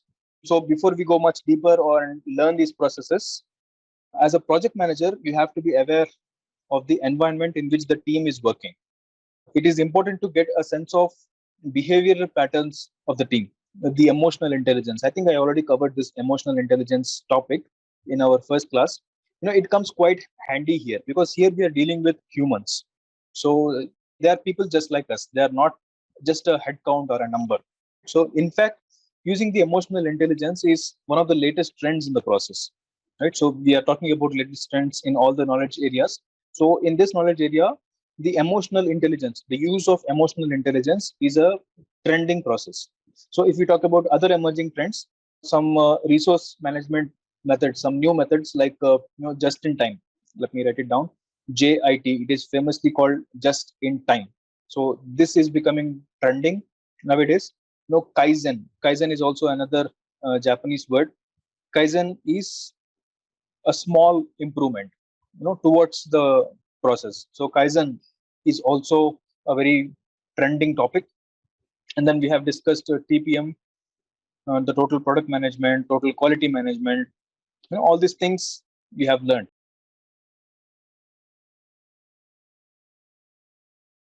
Plan resource management. So this process is done only at predefined times. It is not done throughout the project. Why? Because it makes more sense to define the resources and not change it. Because with the change in the team member, when a resource like a huge machine is changed, now it is no longer available for us. A lot of project related knowledge and the statuses, they move away, right? So they might think, the HR might think that removing the stakeholder will be very easy. Like replacement could be very easy, but it's not always the case. So a lot of knowledge goes away with that candidate. So it creates a void in the project. So for this reason, planning of resources is done only at specified times. They don't consider that, okay, this candidate is going to move on. No, they don't do that. So let's see what we have to achieve here. We have resource management plan created. So also one of the important points of the final project management plan. So what information does it contains? Identification of the resources, how we have acquired the resources, what are the roles and responsibilities of each of these resources. All this thing is mentioned here. Now it could also include like training plan, rewards and recognition history. All these things can happen. Team charter, new term, right? We have discussed about project charter before, but I think team charter we are hearing for the first time here. So this is nothing but an agreement. You remember a project charter is an approved agreement, right? So here also team charter is an agreement that holds the values or the operating guidelines within the team. So this is done so that the expectations of the behavior of the team or behavior from the team is clear to everyone, right? So we expect something from the team and the team has to agree for this. So just a set of organizational rules given to the new team or the project rules, because every project is special. Some customer might expect communication to happen in certain way, some meetings to happen in an organized manner, some reports to be given to them regularly, some specific standards from the customer. They are to be used for giving them the reports, right? So all these rules are given in this team charter. They are taught to the team, right? And then the agreement is given. Moving on to the project update, project documents update. Here, this is also a regular process. You must have seen in all the processes. All the relevant project documents gets updated after we finish with the process, right? So here it could be assumptions log, it could be risk register, etc. Let's look at what inputs we have. Project charter, just mind the difference. This is a project charter, this is a team charter. So project charter serves as an important input. We have project management plan. So here we can make use of quality management plan or scope baseline. All these things come handy as inputs. The project documents are used as inputs. Here the risk register, project schedule, or you might consider stakeholder register because we are planning the resources. That comes handy. So whenever you sit to work on any resource as a project manager, you have to make sure that all these things are handy. So, and of course, the enterprise environmental factors and organizational process assets is important in almost all the processes. Just the common repeated inputs. So moving on, tools and techniques, the expert consultancy. You might have seen this is also an important tool in almost all the processes. So I think by now you might be answering these things quite easily. If a question comes, what are my tools in plan resource management? And then expert judgment is one of the options that you see. You can easily select these things. So that is why I'm representing this in examination format, so that these terms, because you are seeing this as I'm talking, these terms get stick, within in the back of your mind. So just learn these things. So data representation tools, we have talked about expert judgment, data representation. We have learned a few data representation tools in our previous knowledge areas, but here we could make use of the other tools, like hierarchical charts. As the name says, what is the hierarchy of the humans, like, or human resources? Like, who is your boss, and who is his boss, and who is his boss, who is the ultimate boss, right? So that kind of hierarchy in the organization that can be represented when managing the human resources. And resource assignment matrix, it's famously called RAM, resource assignment matrix. What happens here is that they relate the work to the resource. So this particular work is going to be done by this systems engineer, for example. This kind of code is being written by this IT engineer, for example. So that is RAM. And then we have RASIC charts, RASIC. What does it mean? It just means who is responsible, who is accountable, who is the support role, who is to inform when I'm doing something, and who is to consult if I have a problem. So these things are the data representation tools. Organizational theory. This is also a new term to you. So let's spend a few seconds also here. So this is nothing but the information on the laws of the organization. So every organization has its own set of rules, regulations, laws. So a set of common techniques that the organization has been using throughout the years in all of its experience. So that is theorized. Okay, so that is the organization theory. And of course, the meeting also can be a really good tool for almost all the processes. Moving on, estimate the activity resources. This is also mind that this is also not done throughout the process, but it is done at the set intervals. So this is similar to the other estimating processes, like the cost estimation. We do the similar estimating activities. So let's see the outputs. The resource requirements are finalized basis of estimates, just the justification of why the resources are required there. And resource breakdown structure, similar to WBS we learned. So here the resources are broken down, not exactly, but the hierarchy is given. So project documents get updated. What documents can be updated here? The activity attributes can be updated. Assumptions log can be updated. Lessons learned can be updated. So let's see the inputs. The project management plan, of course, an important input for almost all the processes. Here we can make use of the scope baseline, and the resource management plan can be used as a very important input. When we talk about project documents, we can make use of activity list, assumptions log, risk register, resource calendars. We are talking about estimating the resources. So the availability of resources, this is very, very important because sometimes an employee or a stakeholder might be planning for a very long leave, a maternity leave for 2 years, right? So in that case, the complete project might even be finished by then before the candidate comes back.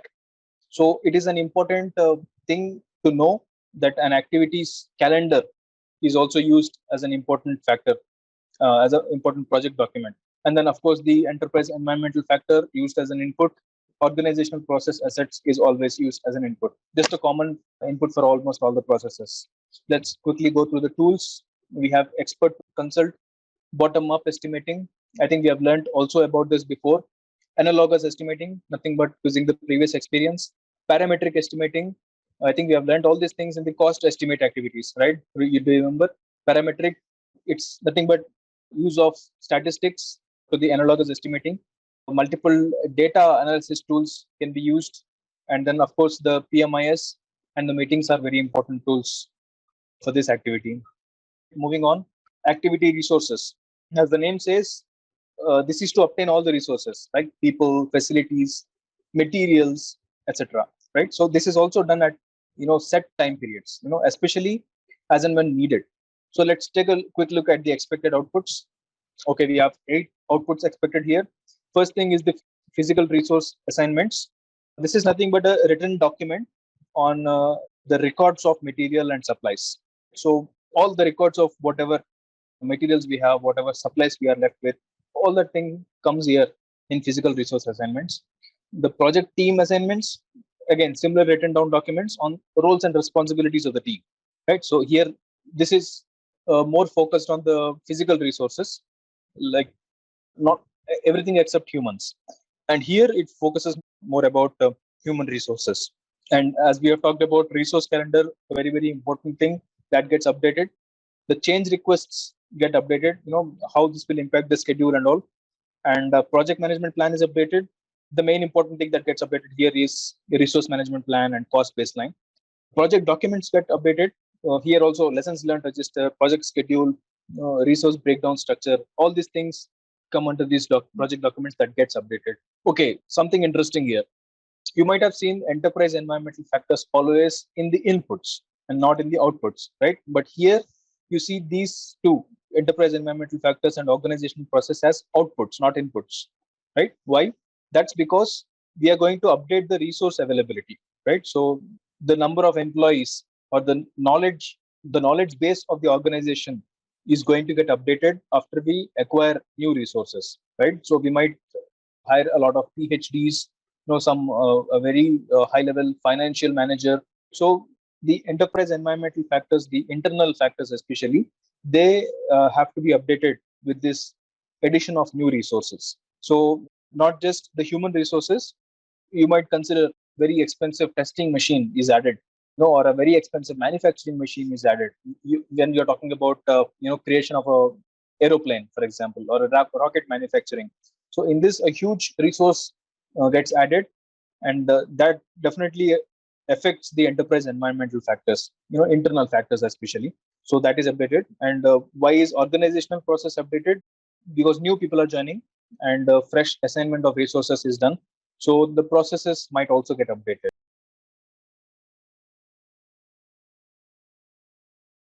Let's have a look at the inputs. Here we make use of the project management plan, existing project management plan, and then the project documents. When we ask specifically, we can make use of the resource calendars. We have talked about this before. The stakeholder register can also be an important project document. And of course, the environmental factors and organizational factors, the unupdated versions are used as inputs here, and then we add the tools and then we update it as outputs. Let's see what tools we need. We need decision making techniques. We have talked about this enough. Interpersonal and team skills, the soft skills that are important here. Pre-assignment, something new. So what happens here is some of the resources, be in people or machinery, if it is considered to be present in the new project in advance is the stress here. We have to gather this information, right? So there are some key people and key machinery in the organization already before we start the project who cannot be left out from this important upcoming project.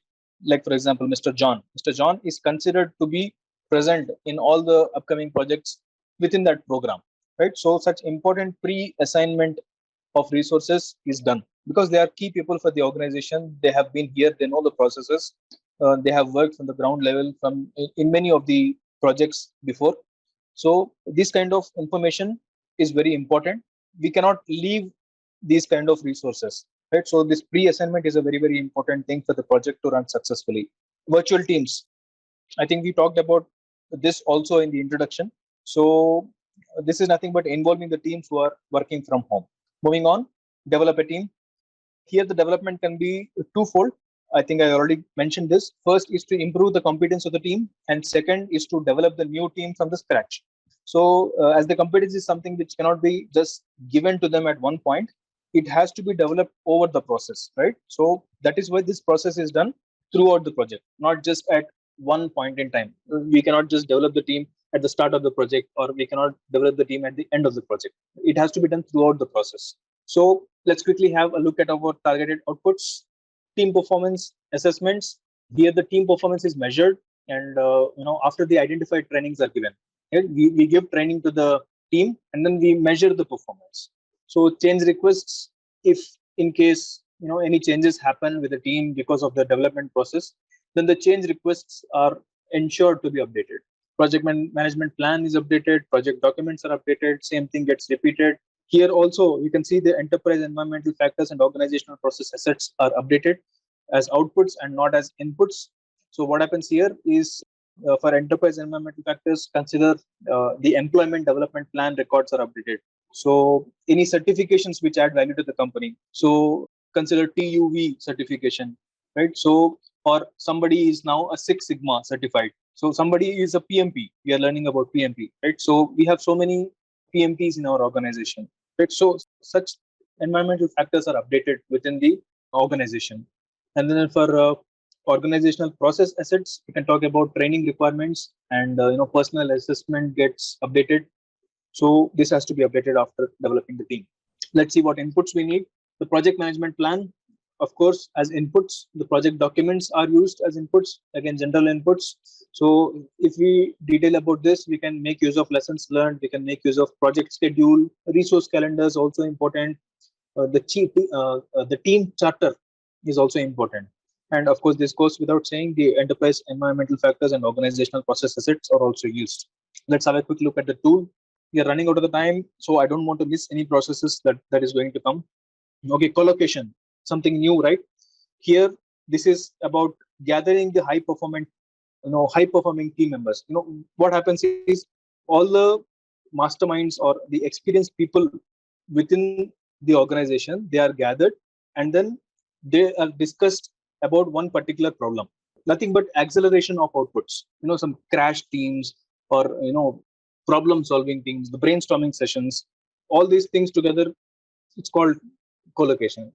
In simple words, these are just meeting rooms, or war rooms. So that process is called collocation.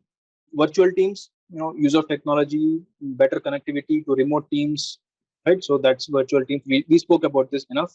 Communications technology, this goes with the previous tool, the virtual teams. So here, if you specifically talk about the technology, we make use of the shared drives, the Zoom calls, Teams calls. All these things are very good tools for developing a team. Interpersonal and team skills, like conflict management, motivation, leadership, all these things come under the interpersonal team skills. Rewards and recognition, also a very powerful tool. This boosts the team performance, and proper training needs are to be given to specific area. When a person is new to the design team, he has to be given training in the design team. Such training plan is identified and given to them. And then individual and team assessment, they're done separately. This helps in understanding the proper statuses of the project. And then finally, the meetings always help. Okay, moving on to the next important process, managing the team. This process, as you can see, and you might have guessed it right, this is also done throughout the process, not just at one point in time. So this focuses mainly on tracking the performance, optimizing the performance, and then also on resolving some issues.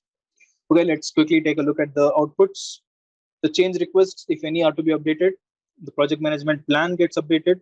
The project documents are updated. If you ask about specific components of the project management plan, for example, resource management plan gets updated. the cost baseline gets updated, schedule baseline can get updated, and of course the enterprise environmental factors is also updated here. Why is it updated here? Personal skills are added after the manager assesses the teams, or the complete organizational performance might have improved because the manager has managed the team really well. So all these things are added here. Okay, let's move to the inputs. Here also the project management plan, project documents serve as very important inputs. Work performance reports, till date, whatever are the latest, are used as very important inputs. The team level performances are important inputs for the process also. And of course, the enterprise environmental factors and organizational process assets. Let's take a quick look at the tools and techniques also. Okay, here we have just two tools to use to manage the team. First thing is the interpersonal team skills. We have discussed a manager must have a conflict management skills. He should have emotional intelligence. He should have motivation for the team. He should have very nice leadership qualities. We have discussed about who is a manager, who is a leader. So leadership qualities are very, very important for every manager. And PMIS is also a very effective tool to manage the teams. Moving on, the last process of the day, controlling the resources. This process actually deals with ensuring that the resources allocated and identified are actually available for the task, more like monitoring the resources. So this also is performed throughout the project. So let's have a look at the expected outputs. Here the work performance information on how the project work is progressing, that will be the output of the project. The change requests are updated as output. The project management plan gets updated. What can get updated here? The resource management plan gets updated. The schedule baseline gets updated. Cost baseline gets updated. So, and the project documents also gets updated. Like lessons learned register, issues, risk register. All these things are updated here. What can we use as inputs? Project management plan, of course. Project documents, all the documents that we spoke here. Lessons learned, risk register, physical resource assignments, all these things, because we are talking about resources, I'm focusing on those documents. All those documents can get handy here. Work performance data on the current project. This also serves as a very important input. Agreements. We talked about this, the letter of intent, memorandum of understanding, non-disclosure agreements, all these kinds of agreements. And also the internal team agreements within two different teams, within two different projects, if we are having programs or portfolios. All these agreements are also important. Organization process assets, we have discussed that it is a repeated input. Let's have a look at the tools and techniques. We have 4 tools to make use of. Different data analysis tools are used. We can make use of trend analysis. We can make use of cost benefit analysis. Alternate analysis can be a very good tool. Problem solving techniques, we have learned about this. Like in the very beginning, we discussed PDCA, plan, do, check, act. Right? So such problem solving tools. Ishikawa diagram we talked about, the fishbone diagram. Right? So all these are problem solving techniques. Interpersonal and team skills like negotiation and influencing. These two are very important here, more like the soft skills. And finally, the project management information system. Okay.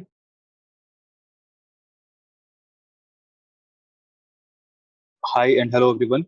Welcome back to this PMP exam. We have come really deeper into the course now. We have just 4 more knowledge areas to cover. So we started with the latest exam updates. We have covered the exam content overview, where we learned the domains, and then the project management introduction.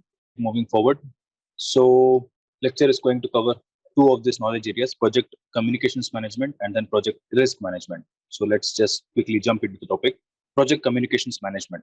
So actually there are 2 parts to this process. The part of the process which helps us develop a strategy that makes sure that the stakeholders receive the communication as efficiently as possible. So we learn about something called artifacts, if you recollect the work from your introduction class. And the second part, which totally focuses on the activities that are necessary to implement. It's like, now that the artifacts are created, now we'll focus on the implementation part. So this project communications will be learned into such parts. We all send and receive information consciously or unconsciously, right? So sometimes we consciously give away some information on the business or the project, and sometimes we do it without thinking about it, in just a casual talk. I'm not stressing whether we are giving away the right information or not. The part here must be to focus on the flow of the knowledge. So in most of the cases, the flow is not done strategically. Consciously, yes, but usually without using any strategy or planning. So if we develop some plan or strategy to the project related communications as the act of sending and receiving information, we'll be able to successfully manage the project relationships with the stakeholders. So this strategy, whatever we're discussing, it would target to develop a communication plan that would make sure only the required amount of knowledge or information are communicated to the stakeholders. So, and this is done using specific formats or specific messaging media as per the predefined strategy. I mentioned that we should transfer only the right amount of information, not because our own stakeholders shouldn't be aware of what is going on, right? So don't misunderstand me, but I told that the right information should be given. I mean, only the required information should be transferred, because the excess unnecessary information, it might lead to miscommunications. So the PMBOK guide, 6th edition, 7th edition, it in fact stresses so much about avoiding this miscommunication or misunderstanding from the stakeholders, that it has even guided us to use 5 C's of communication. So 5 C's of communication. So, I mean, why I'm insisting this so much is that it is already mentioned in the PMBOK guide. That means it must be something important as a project manager while you are executing. All these things may not come in the exam, but it is important that you learn this. It will be easier for your, broadening your understanding of what communications actually are. Right. So, what these 5 C's are? First thing is correct grammar and spelling. So, wrong spellings, first of all, they diminish our credibility, and secondly, they can distract people from actual right message. They tend to focus on the spelling mistake more than the message. So it's important that the correct grammar is used. And second C is concise expression. So this stresses so much not to use unnecessarily additional words. We all have dealt with that colleague who writes, a 500-word essay, which confuses us more than it convinces us. So it's better to use as concise emails and information flow as possible. Third C is going to be the clear purpose. So this means that the message has to be targeted only to that user, not to the world.com, who is always in CZ. And then the fourth C is going to be the coherent flow of ideas. Coherent means something which is well structured information, which summarizes, and highlights the key messages to the reader. So you must have seen also such beautiful emails which summarizes, which underlines what is the summary of that essay that is written there. So such things are coherent flow of ideas. And then the fifth C is talking about controlling the flow. Just reread before you pass any information. Just make sure you are controlling whatever information that you're giving. So just understand that also there are 3 simple steps to learn this communications process. First thing is going to be the clarity on the purpose, right? So you have to have clarity on, again, 2 things here: whether you're sending the information or receiving the information. So you need both clarity on sending the information, clarity on receiving of the information. That's 2 things. And third is monitoring and measuring the effectiveness of this communication. So before we move ahead in the process, also know what are the latest trends that are being followed, right? So in so many of the processes, we have learned what are the latest trends of the process. So in project communications also, we have latest trends. Like the first thing could be the stakeholders are being involved in all the project related reviews. So earlier, what used to happen, only the higher management, the senior managers used to present all the project related topics to the higher management. But now it is being deployed slowly, allowing the people who are actually working at the ground level to give direct information to the bigger bosses, right? So that the loss of information that is happening when the information is flowing from the bottommost person to the topmost, that is being reduced with this new trend. Second thing is use of a lot of electronic media, not electrical media. We have all seen in the past years how the communication has been changed. So use of Zoom calls, or Teams calls, chat boxes. I think you get the message. And the third trend could be the use of specific language of the land. This is also being more and more prominent. I know this might sound a bit strange. We all know that the language of internet, the English, is by far the default medium of communication in all the emails. But the communication is just not written on the internet, right? We are talking about an organization whose day by day operations are being targeted through this project management. So what happens is all the local emails which are sent within the organization between two people who speak the same local tongue, they exchange the information in the language that they're most comfortable with. So this is mostly seen in all the non-English speaking countries, like the European countries have started it. The Mandarin speaking countries like Japan, China, all these they were using since the birth of emails, right? They have their own language. We cannot even read their emails. So this is also becoming quite trendy nowadays. So we should also adapt to this. So let's get started with the process. Plan the communications management, manage communications and monitor communications. So these three are the processes that we are going to learn. So let's quickly jump to it. Planning of the communications management. This is nothing but a plan for the project related communication activities and all the relevant information to the correct, related stakeholders is given at the right time, right? So this is the target for this. Although this process is done, like throughout the project, the plan is created at a very early stage. So at the beginning of the project life cycle itself, this plan is created. But that plan is not absolute, right? So they will not just stick to this plan. They will keep on adding some changes to this as the project moves ahead. So shall we go ahead and see what the outputs are? Okay, we have three outputs. As we can see, the first output is the creation of communications management plan. This is but a plan that talks about how well the communications are structured and directed to the right party. So it allows the monitoring of these communications. This plan can include the things like the templates in which the project works, the escalation processes, the process who has to give, the process in which a person has to give the information properly, the person who is going to receive it. All these specifics are very well recorded in this communication management plan. Even the technology that we use for sending this message, it is sometimes also recorded, just like this Zoom call. So shared drive links, SharePoint links, everything is mentioned in the plan, like how we are going to communicate. All this is pre-planned. So secondly, the project management plan gets updated. For example, the component of this project management plan, like the stakeholder engagement plan gets updated. It gets updated that in any new process or techniques that we keep adding to this process, that means project management has to get updated. The project management plan, the original project management plan. And lastly, the project documents also get updated. Typically, the project schedule and the stakeholder register, these are the most affected ones usually, but don't limit yourselves just to these components that I'm referring to. All right, let's check what the inputs are.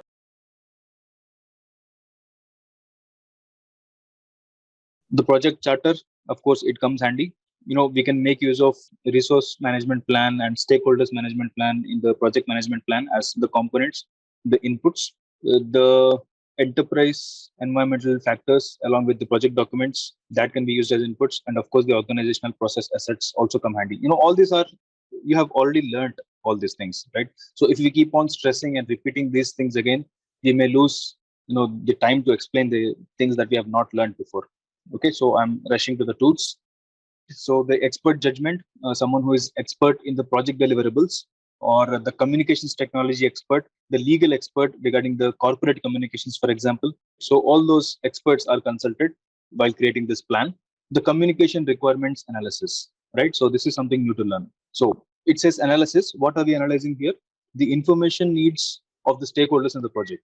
So we are analyzing the information needs of the stakeholder. What we will do is first we identify the void, or the need of the information. So we first identify, okay, here we need some information to be given to a particular stakeholder, and then we also identify the source of this information, who can support with this void.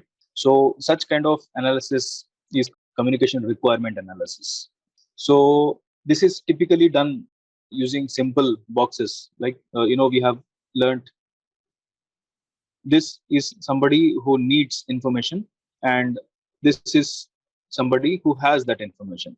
So how the flow should happen, right, from A to B. So such diagrammatic representation can be seen in some of the organizations, but typically not required. Even if you just identify that, okay, this is the source, this is the need, even that is enough. So that's all about the requirements analysis. And then we have communication technology. It is also a very good tool. But for this to happen successfully, or to make full use of this, we as a project manager has to make the technology accessible to all the stakeholders. Some stakeholders do not have access to all the tools. So we just have to make sure that all the drives are being given access to, all the SharePoint links are being accessible to all the stakeholders. So not just installing the software, but all the related accesses have to be ensured. The communication model. Okay, this is also something new that we have not learned so far. It sounds so sophisticated, but trust me, this is quite simple. Only two types of communication models are possible. So what are these? A communication model which is just one way, right? So from A to B, that is one type. And second thing is from A to B, and then a feedback from B to A again. Simple, right? So it's like a person is sending encoded message, and a person B who receives it, he has to decode it.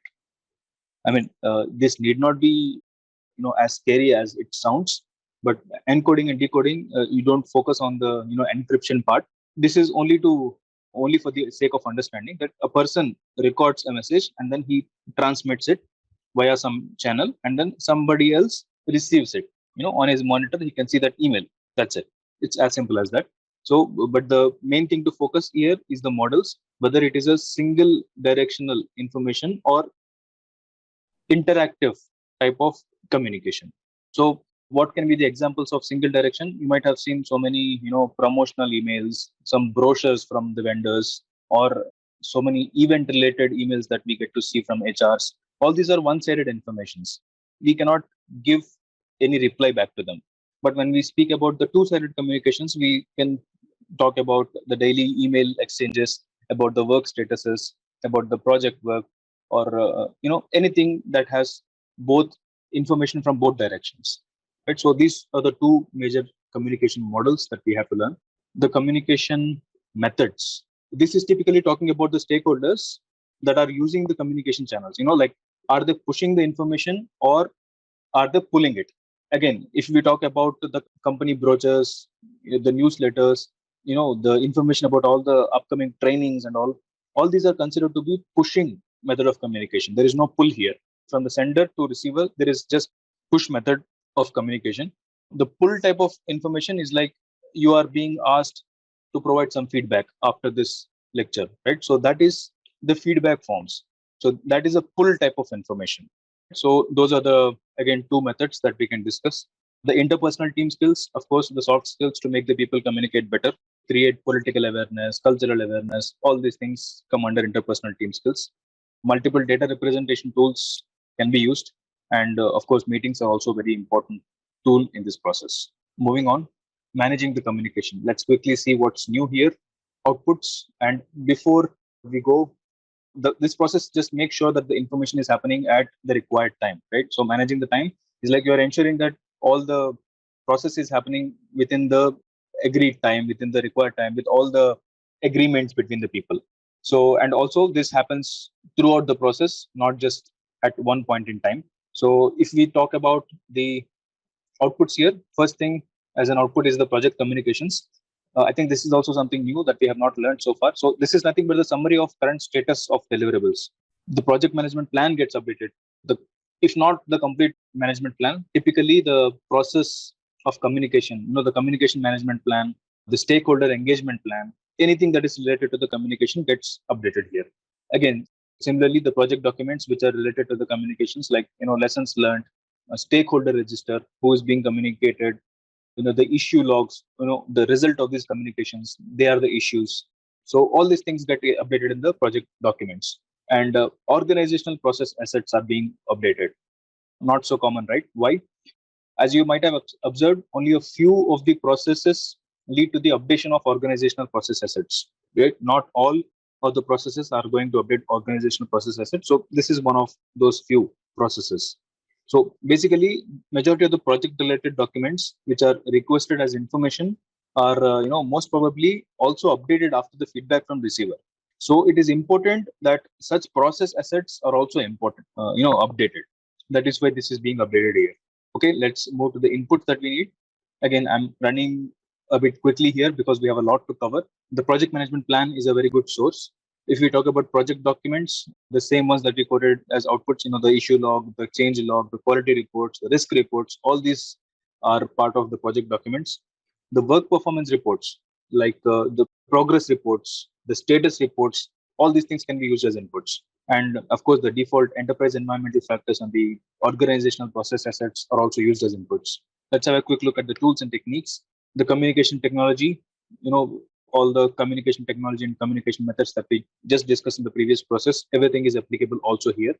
The communication skills that are needed. We have not talked about the skills before, I believe. So, this might include, of course, the soft skills like public speaking, the presentation skills, effective speaking skills, whether you're speaking concisely or are you extending the conversation unnecessarily. The non-verbal skills like body gestures, it could be the eye contact when we are speaking. All these communication skills are also important. Again, don't limit only to these skills that I just quoted. You can think of any communication skill that can enhance the management of the communication, and you can apply here. The examples are not just limits to this. Next thing, I believe you all agree how important this PMIS is. So project management information system, all the communication channels, they are all very important. Project reporting. What is project reporting? This is nothing but formally presenting the project related information in specific formats that both the stakeholders or all the stakeholders agree before. So again, interpersonal and team skills, the soft skills like cultural awareness, political awareness, networking, all these things are quite important. And of course, finally, the meetings are also a very good tool when you're managing the communications.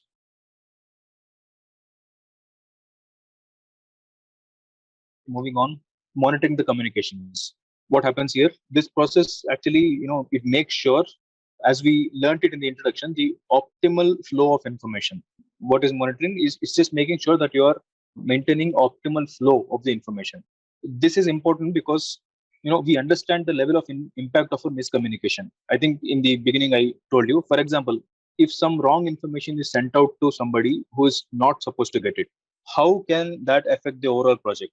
Can be understood during this monitoring. So the level of impact of a miscommunication, right? So on a casual note, you send a project status to a very high level person of a customer. So it could impact greatly. We might have already planned some corrective actions, but in the message that is already being sent, that correction part might not have been included, but the message is already sent. Okay, that there is a very huge problem here. So what happens and how do we deal it? So all these things happen, and we can control better if we have some monitoring process. So, and yes, this is also performed throughout the project, not just one point in time, because the information is flowing continuously. Let's have a quick look at the outputs. The work performance information, of course, it is updated with the communication plan versus status, how it is being adhered to and all. The change requests are updated. Any activity which was performed to eliminate or relax the bottlenecks, so that comes under change request. So that is important that we update it. The project management plan is updated. Again, the communication management plan, the stakeholder engagement plan, typically these things get updated. Also the project documents, the same typical list like issue log, lessons learned register, stakeholder register. I keep repeating it. Just keep these things in the back of your mind. Let's see what inputs we need. The project management plan is referred. Of course, again, if we talk about the specifics within the project management plan, we can make use of the resource management plan, the stakeholder management plan, and again, don't limit these things to just the options that I have given, but other components can also be used. The project documents like issue log, the project communications, the lessons learned register. So I think now you might have understood why I'm trying to skip it. These are the same processes or same activities that are repeated in almost all the communications. You can also see that there is enterprise environmental factor and organization process asset. These are by default available in almost all the processes. So we need not explain it again and again and again. I think the work performance data, I think this is related to the communication plan that that we can refer to. All right, let's move to the tools and techniques. The expert judgment, someone who is aware of the cultural awareness, for example, or when we are speaking with international delegates, the international communication guidelines, there might be some when we are speaking to a government official, especially. So such guidelines expert, all of them are consulted. The PMIS is an important tool. All the multiple communication channels, they can come handy. We touched a bit upon the data representation also, like the stakeholder engagement matrix and all. and the interpersonal and team skills come handy, and the meetings are also quite effective communication tools. So with that said, we are finishing this knowledge management area. I think we can move to the next topic, the project risk management. The term risk is usually considered as a quite negative word. So, but we must realize that risks could also be positive ones. I know I might be sound philosophical here, saying risks are positive and all, but as the PMBOK guide itself says, the business of the organization always have a few risks. The risks here means something which we anticipate to happen. So anticipation could be for a positive thing or also for a negative thing. So the PMI says the opportunities which we look up to, the opportunities which we anticipate to come in the near future, they are also considered as risks, but the positive ones. And of course, the results that are harming the growth of the organization or the project, if they are forming blocks to the project flow, they are considered as negative risks, of course. So there are both types of risks, the positive, and second the negative. So the negative risks, they are again further categorized as two parts. First thing is the business risks, which are creating troubles in the regular operations of the project. And second is a dangerous one, that is a pure risk. Pure risk is referring to the actual physical harm to the individual who is working on the job, like an accident in the work area, an injury happened during the work, somebody might lose a limb, it might even be a death risk. So all these type of risks are considered as pure risks. It's a part of negative risks. So anything that we are unsure about, but we still move ahead with a bit of preparation to face this uncertainty, that is called the risk. So basically what we do in a project, in every single new project, we start with something by anticipating a positive result. At the end of the project, at the end of our very hard endeavor, we will end up with a positive result. So which means we are handling the risk by doing a project. Things could also go wrong, but we hope and anticipate for a better result.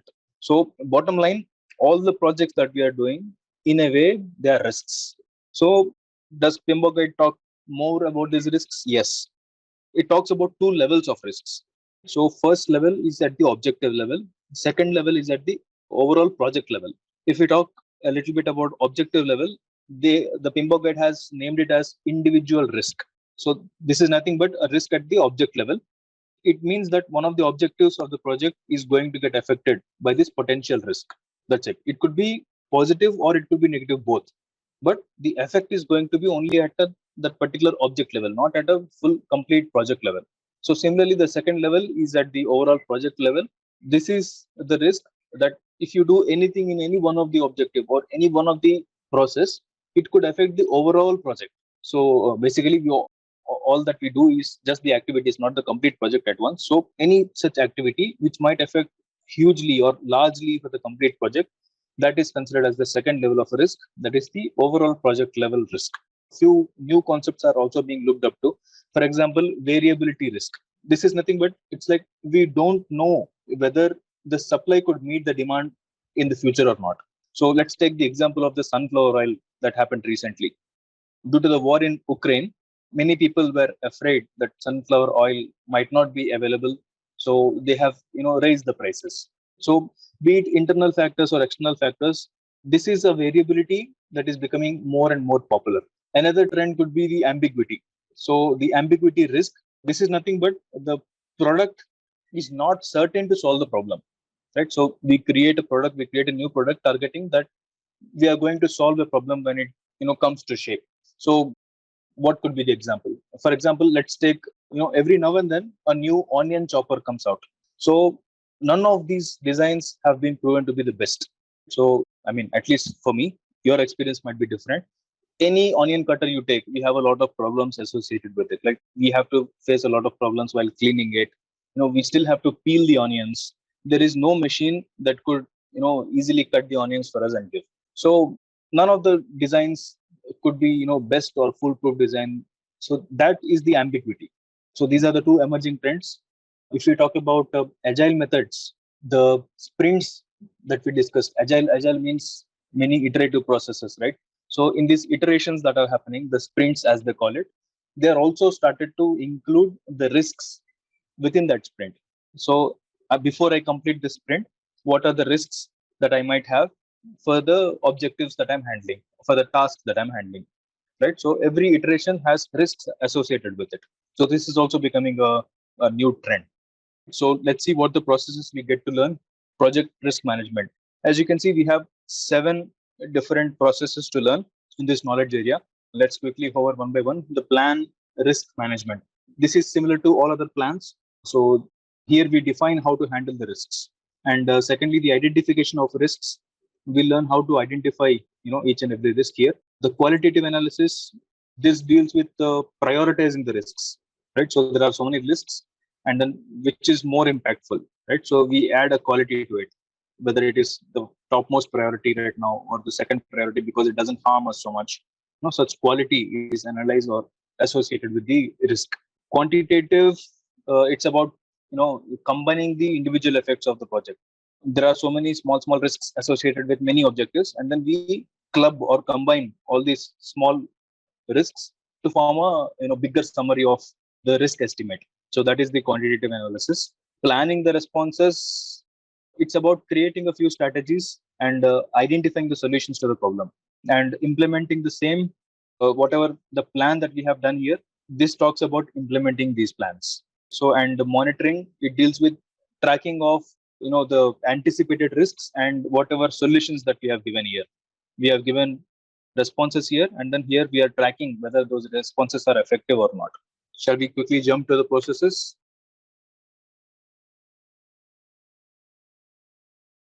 Planning of the risk management. I think the planning, as you have learned in any of the knowledge area, this is not done throughout the project. This is just done at typical time slots. Of course, it is done at the start of the endeavor, but later moving on, as the changes happen, it gets updated at that particular stage only. It's not done throughout. It's done only at some intervals. So let's have a quick look at the outputs. We just have one output. We have to create the risk management plan at the end of the process. So what happens here is we create a risk strategy here, right? So which is basically the approach of the complete risk management. There'll be roles identified, responsibilities identified. There is a risk breakdown structure. How do you put it? You have learned the WBS, right? Work breakdown structure. So similarly, there is this risk breakdown structure. Let me make use of the pen again. So we have some levels identified: level 0, level 1, and level 2. So firstly, all the sources of the project risk are listed here, and then they categorize it, let's say 2 or 3 categories. First thing could be a technical risk, second thing could be commercial risk, third thing could be management risk, or some external risk. So we have categorized all the list to some different types of risks. That is level 1, and then from this we know who can handle this category of risks. So, and then we will assign it to the right person. So the tree gets divided to branches and then further smaller branches. So similar to the work breakdown structure, we have this risk breakdown structure. What else there could be? There could be also a risk probability definition. So in the risk probability definition, what happens is they scale the risk. When I say scale, it's like we tell that, okay, this particular risk is very much possible to be realized in comparison to the risk that is almost zero. So the risk which is least probable will be given 1% or 2% probability. The risk which has maximum probability, that will be given like 80%, 90% probability. So again, whether this highly probable risk, will it impact any of my objective? So let me again make use of the pen. It's like we have probabilities listed: 70% probability, 60% probability, like this to maybe 30% probability. All these risks are identified, they are listed. Here we have the name of the risks and then the probabilities associated with it. And then we have components listed here. Components, when I say, for example, time, whether the time is being affected here. If it is being affected, yes, let's say, greater than 3 months, right? So if this risk happens, we are going to affect our timeline by 3 months. Just an example. So similarly, if this risk 60% probability happens, it can affect the cost, let's say 1 million additional cost. So it doesn't affect the time, but it can affect the cost in this example. But there could be cases that it will affect both the time and cost, like 1 month and maybe $50,000. So such variables or the objectives, we can keep on adding it. So we have covered time, we have covered cost, maybe customer quality and quality. Does this risk directly affect the quality? Does it affect the safety? So all this probability mapping is also done in the risk management plan. So that's not all. I think we can add so many more things to it. The risk management plan is a very vast, very huge document. It needs a separate lesson to be understood. What and all things are included here. You can consider like the impact matrix can be created, the stakeholder risk appetite. That is also something that I just explained. You know, multiple reporting formats are there. How the data is being represented, that is there. So many things that are related to risk are listed here in this risk management plan. Okay, let's understand what the inputs are. The project charter, of course, it can be used. As this risk planning is done at the beginning of the project, there may not be majority of the other components already present. We are talking about project management plan. So whatever components that are available, basically all the subsidiary management plans, you can consider only them for the risk management, because this is done at the very beginning of the project. This is not done at the half stage of the project, because risks are very, very important. Although this is listed at the end of this course, while you execute the project, this risk management plan is done at a very early stage, right? So any other component of the project management plan, it's just half cooked, right? So but still you can consider that as the input here. So similarly, the project documents, they are also not quite mature. So, but whatever documents that are available to you by the other stakeholders or from the previous projects experience, all of them can be considered here. And by default, the organization, enterprise, environmental factors, and organization process assets can be considered. This is just the same process here.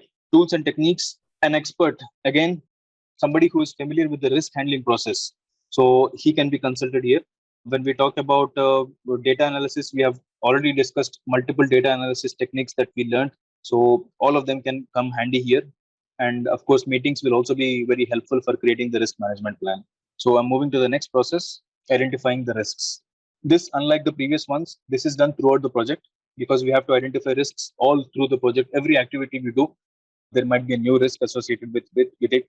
We might not have seen it at the planning stage. So this identification of the risks is done throughout the project. So one more important thing is that this becomes an input to create the risk responses. We have not covered risk responses yet. That is the next process to come. So if we identify the risks first, then we can work on the responses to these identified risks. So this will become input to the response process. Let's see the outputs.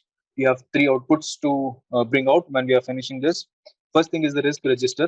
This will again seek inputs from qualitative analysis and quantitative analysis. We have not yet discussed that process here, but whatever is the output of those analysis, we can use them as the inputs and update our risk register. Risk report, it typically contains all the major reports from different analysis that we did before.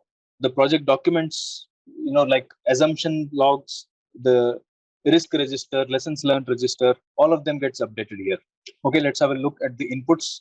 The default ones: project management plan, multiple components can be referred here, like requirements, schedule, costs, all of them can be referred. Similarly with the project documents, when we talk about multiple agreements, the memorandum of understanding, non-disclosure agreements, all this is referred. Why? Because we have to understand the acceptance criteria. What did our customer accept to? What did our vendor accept to?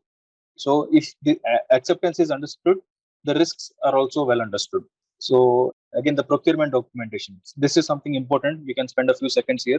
Procurement documentation, why is it important? Because within the organization, we have a lot of control. As a project manager, we have a lot of control on many of the processes that are being done. We can go and directly influence the person who is deviating the process. But at the vendor stage, where we are procuring the components or the raw materials, we have no control. Things will work blindly on the trust here. Of course, it will be written on a certificate or the final quality report of the project, but process itself, it is not directly controlled by us. We can ask them, okay, give us your process reports, give us your flow charts and all, but we cannot directly go and control that operator sitting in that vendor place. So it's very, very important that we consider this as a input while we identify risk. This is the most risky area in the complete project process. So, and then we have two default processes that we should consider. I'm saying default, that doesn't mean these are unimportant. These are very, very important. We also have to consider enterprise environmental factor, organizational process assets. They are so important that they are available in each and every process. So just because they are default doesn't mean they are not important. They are the most important ones. So please focus there. Let's get move on to the tools. Expert judgment. Of course, the experts are consulted here also. The data gathering tools like brainstorming can be used, checklists can be used, different data analysis techniques like SWOT analysis, root cause analysis, everything that we have learned before, they can be used here. We are talking about interpersonal skills, the soft skills that can be used to boost the morale, the leadership skills. All these things come handy. Prompt lists. Okay, this is something new we have not learned. Prompt, as the name says, this is just an pre-identified tasks or pre-identified risks that could occur. So what do we mean by pre-identification? You can consider some potential risks coming from different sources, different areas. Like for example, from political factors, many risks could come. From economic factors, many risks could come. Some technological factors, some risks could come. Some legal factors, many risks could come. Like all these are prompts. When I say prompt, the PMBOK guide writes it as PESTEL. These are just prompts. Like we are sitting in front of a blank paper, we don't know what risks to note. So these are something to start with. These are the prompts that we should work on. What does P mean? Political sources. Risks from political sources. For example, government says some law or regulation has changed the emission norms. From tomorrow, you're not supposed to make your vehicle which is producing more, CO2 levels or NO2 levels, something like this. So that awareness has to be there.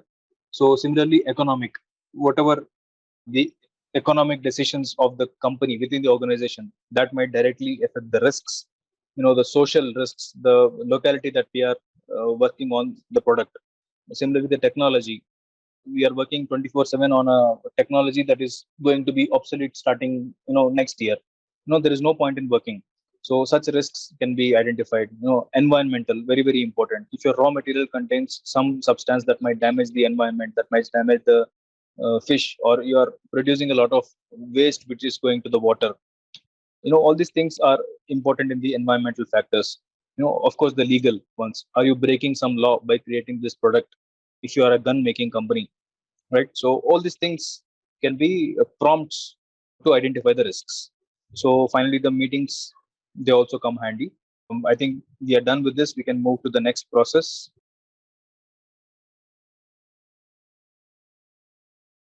Performing qualitative analysis. Basically, so this is also done throughout the process. What happens here is we are just prioritizing the risks.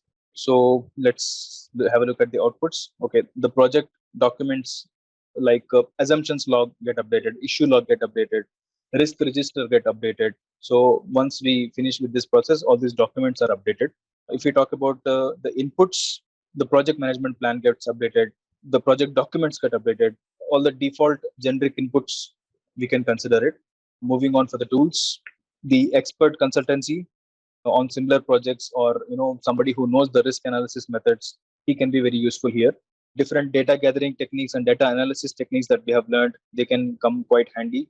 The interpersonal team skills also is very, very important. Okay, risk categorization, this is a new term so far, so maybe we can spend a few seconds here, but I think this is quite self-explanatory. What happens here is we are categorizing the risk. I think we talked about this also in the previous process. We categorize it based on in which category this risk falls. Whether is it affecting the cost, is it affecting the time, is it affecting my complete schedule, is it affecting my deliveries? So we are categorizing the identified risks in such a way. So that is an important tool or technique. Data representation, we have learned a lot of data representation tools here, but specifically here, when we are discussing about risks and all, I think typically there is one data representation tool that we can make use of. That is, what do they call it? I think they call it the bubble chart or the disk chart. So let me quickly explain to you what this bubble chart or disk chart is. So this is, for example, that bubble chart. And then we have a lot of bubbles identified. What these bubbles are, you can see the bubbles are smaller in size and also bigger in size. So the size of the bubble talks about the impact value of the risk. Each bubble is one risk, and if the bubble is bigger, that means it has a bigger impact. And what are these boxes here? On the left, we have the proximity, how close we are to this risk. So that is the proximity. And then this is nothing but the detectability. How easily can we detect that this risk is being, going to happen? So actually, the larger bubbles, they are quite unacceptable. That means the impact of this risk is very, very high. So we have to create the responses in such a way that the size of the bubble gets reduced in comparison to the smallest one. How big is this risk? So we work in the project on reducing the size of bubble, or some people call it, disks. So that's about this data representation tool. It's a very interesting tool, but not quite useful in my opinion. But still, because the PMBOK guide mentions this, I think it's important that you learn. And I think finally the meetings. This is also an important tool in almost all the processes. Moving on, quantitative analysis. What happens here is this combines the total effect of individual risks, and then numerically it analyzes the total uncertainty of the complete overall project. So again, this is also not done at the beginning of the project or end of the project. This is done throughout the process, throughout the project. Again, this is a very time taking process while you're executing it on the project, not while you learn it. This is a very long, lengthy, time consuming, cost consuming process, right? So many of the small projects, they don't actually do it. They just skip this process. Even the PMBOK guide doesn't insist that you must have this process in all the projects, because it involves a lot of time. It requires a huge amount of data, the past data and the data from the similar organization in that industry. And then you have to analyze, because there are so many simulation models. This cannot be done on a pen and a paper, right? So there are so many simulation models, computer generated softwares, which requires a huge amount of data for these models to get created. So what they do, the smaller projects, they just don't do it. They skip this, and it is allowed to skip, right? So there is nothing wrong here. But if in case that you are handling a huge project, a complex project, let's say, if you perform this task, there are going to be a huge cost savings and time savings to the company. Of course, the cost of gathering the data and populating the data and analyzing the output of this data, that comes with a lot of cost and energy, of course. But the results that it will give, they are more valuable than the cost that we are spending here. So it's applicable for a complex project, not for smaller projects. Smaller projects can totally ignore this. So let's have a quick look at the outputs. We have only one output. The project documents get updated. What gets updated here, majorly the risk report. That is the document that gets updated. Why risk report? That's because after this process is complete, there will be updates in the risk priority, right? We have some analysis done. So what are the new risks? As I mentioned in the previous example, the bigger bubble. After we do the analysis, we implement something, and then the bigger bubble becomes a smaller bubble. So the priority of the risk changes. So that is why the risk report gets updated after this process. All right, let's see what inputs we need. Again, the standard ones, the project management plan, we need it as input. Project documents, all the standard documents that you can use as inputs, you can use. And the default enterprise environmental factors and organizational process assets are also covered. Okay, moving for the tools and techniques, we have expert judgment. Who can be the expert on this quantitative risk analysis? Because this itself is a huge task. It's a time consuming task. The data can be interpreted wrong if some wrong data collection happened. So we need that expert who already has experience in it. So similarly, all the data gathering techniques can be used nicely. The interpersonal and team skills, the soft skills can be used while you're gathering the data to perform this risk analysis. So representation of uncertainty. This is again a new term. We can spend some seconds here. So every input that we gather for this analysis, there is an amount of uncertainty associated with it. I think we all agree there.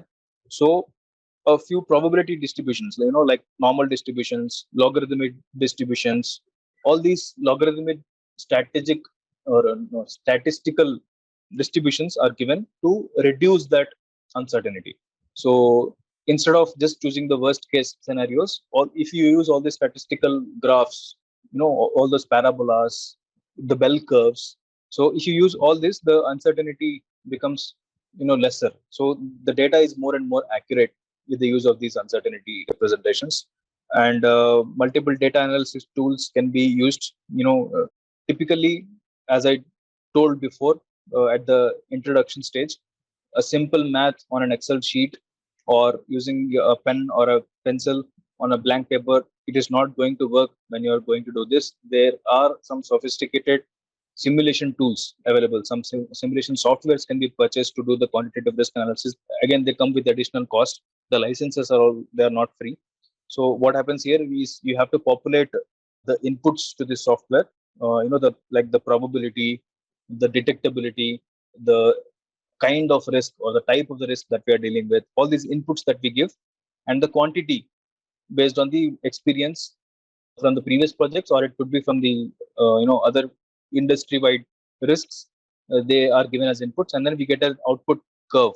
The S curves, kind of an S curve. We get something like this, and we have to interpret the values based on these outputs from the simulation software.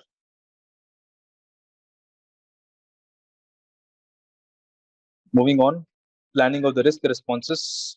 Until now, we have identified the tasks, quantified them, qualified them. Now, in this process, we can identify the solutions that could address the risks. So we are identifying the responses. Let's have a quick look at the outputs that we need. The project document get updated after we identify the responses or the solutions to it. We can move to the inputs, the project management plan, the documents. All these default inputs are considered here. Let's move to the tools. Let's see if we have something that we have not learned. Okay, we have so many things that we have not learned. We have learned expert judgment. We are consulting somebody who is good at giving solutions. We have data gathering tools, multiple data gathering tools, which can come handy. Of course, the interpersonal team skills also are important. Okay, here comes the new term, strategies for threats. What is this? The PMBOK guide talks about different strategies for threats and opportunities. You can see we have similar topic here to discuss. So for both threats and opportunities, and also I think we have strategies for overall project. So these three things, they have identified that we have 5 different kinds of strategies. What happens here is, firstly, we escalate. When we see risk or when we see a threat, that is the negative risk, what we can do is the stakeholders can either escalate it, he can either avoid it, he can either transfer it to somebody else, he can mitigate it. Mitigate is nothing but give a quick solution to it, or you can just accept the threat and live with it. These are the 5 strategies when a stakeholder comes across a threat. So similarly for the opportunities, what happens is, instead of avoid, we are talking about opportunities here. So instead of avoid, this avoid becomes exploit. So we still have escalate. The higher management must know that there is an opportunity. And then instead of avoiding this risk or the threat, we are going to exploit that opportunity. So we are going to see by going how much distance we can actually make good use of this. Similarly, instead of transfer, because this is not a threat, we can share the opportunities with other colleagues. So there is an opportunity here. This relates to your department. Please focus on this so that we have a better opportunity for the project, better result. So instead of mitigate here, again, when we talk about opportunities, we can enhance the opportunity. We have a smaller opportunity, how we can enhance this to turn it to a bigger opportunity. And finally, accept stays the same. So for this 4, 5, and 7, these are the 5 strategies that we should work on. We have also a new term here, contingent response strategies. What happens here is that this is in unavoidable events like a risk turning into an issue, there'll be a need for contingency plan. So just in case our original plan don't work, we have a plan B. So that is this contingency response. I think we touched upon the 7th. So moving on to data analysis, we can make use of multiple data analysis tools and the decision making strategies that we discussed. Okay, moving on. Implementing of the risk responses. This is also done throughout the project. So let's quickly see the outputs for the sake of time. Only the outputs. We have change requests that are being updated. We have project documents like issues log, risk register, risk reports. All of this are being updated. If we talk about the inputs, all the default inputs we can consider. These are the lists. If we talk about the tools and techniques, expert consultancy, we have already discussed. The interpersonal team skills always come handy. The PMIS is also well covered, I think. So moving on to the next process, monitoring the risks. Okay, this is also done throughout the project. So similar to all other managing processes and monitoring, this is also something similar to all the managing processes. So monitoring processes, managing project processes, almost the same. So what happens here is through this we will learn if the project assumptions, if they are still valid. We do some assumptions at the beginning of the project. So whether those assumptions of the risks are actually correct or not, whether the responses that we have given, the solutions that we have given, whether they are still valid or the implementation has actually been effective or not. We monitor such things here. Let's see the outputs. The work performance information of all the individual risks and the effectiveness is recorded. The change requests are updated. The project management plan, the components like assumptions log, lessons learned, all these things are updated. The organizational process assets, as I told, there is a risk breakdown structure that we discussed similar to WBS, work breakdown structure. So if that gets updated, that means the organizational process assets, the formats of that risk breakdown structure gets updated. So this is also updated here. Inputs, we can make use of project management plan, project documents, all the work performance data and reports that we discussed here, they can be made good use. Okay, any new tools here? No. I think we have also covered the data analysis tools, that anything that we have learned before is applicable here. The risk audits, what happens here is just to monitor the performance, the project manager has authority to go and audit the risks are being implemented, at the ground level or not, right? So that is also very good tools and techniques. And finally, of course, the meetings, always effective.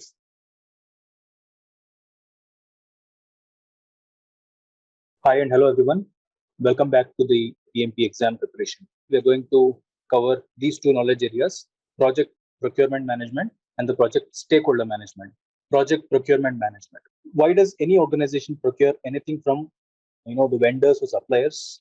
All the organizations could just make everything, and then sell the products themselves, right? If you have to purchase something from the vendor, they'll add a little bit of profit and then they'll give it at a higher price than the manufacturing cost. So why do organizations want to spend this extra money when they could just manufacture it all themselves? So the answer is simple. It is the capital expenditure. So not all products have same technology. It takes a very huge investment cost for manufacturing even the tiniest bit of the component. Let's say the hairpin or a water bottle. So even the cap of a water bottle needs a huge machinery to be installed. So the manufacturing methods are different. The expertise is different. The raw materials is different. Even for a small component with 2 or 3 subcomponents in it, they might have different processes for each and different materials for each of the components. So the processes are different, right? So the expertise needed to create that part is different.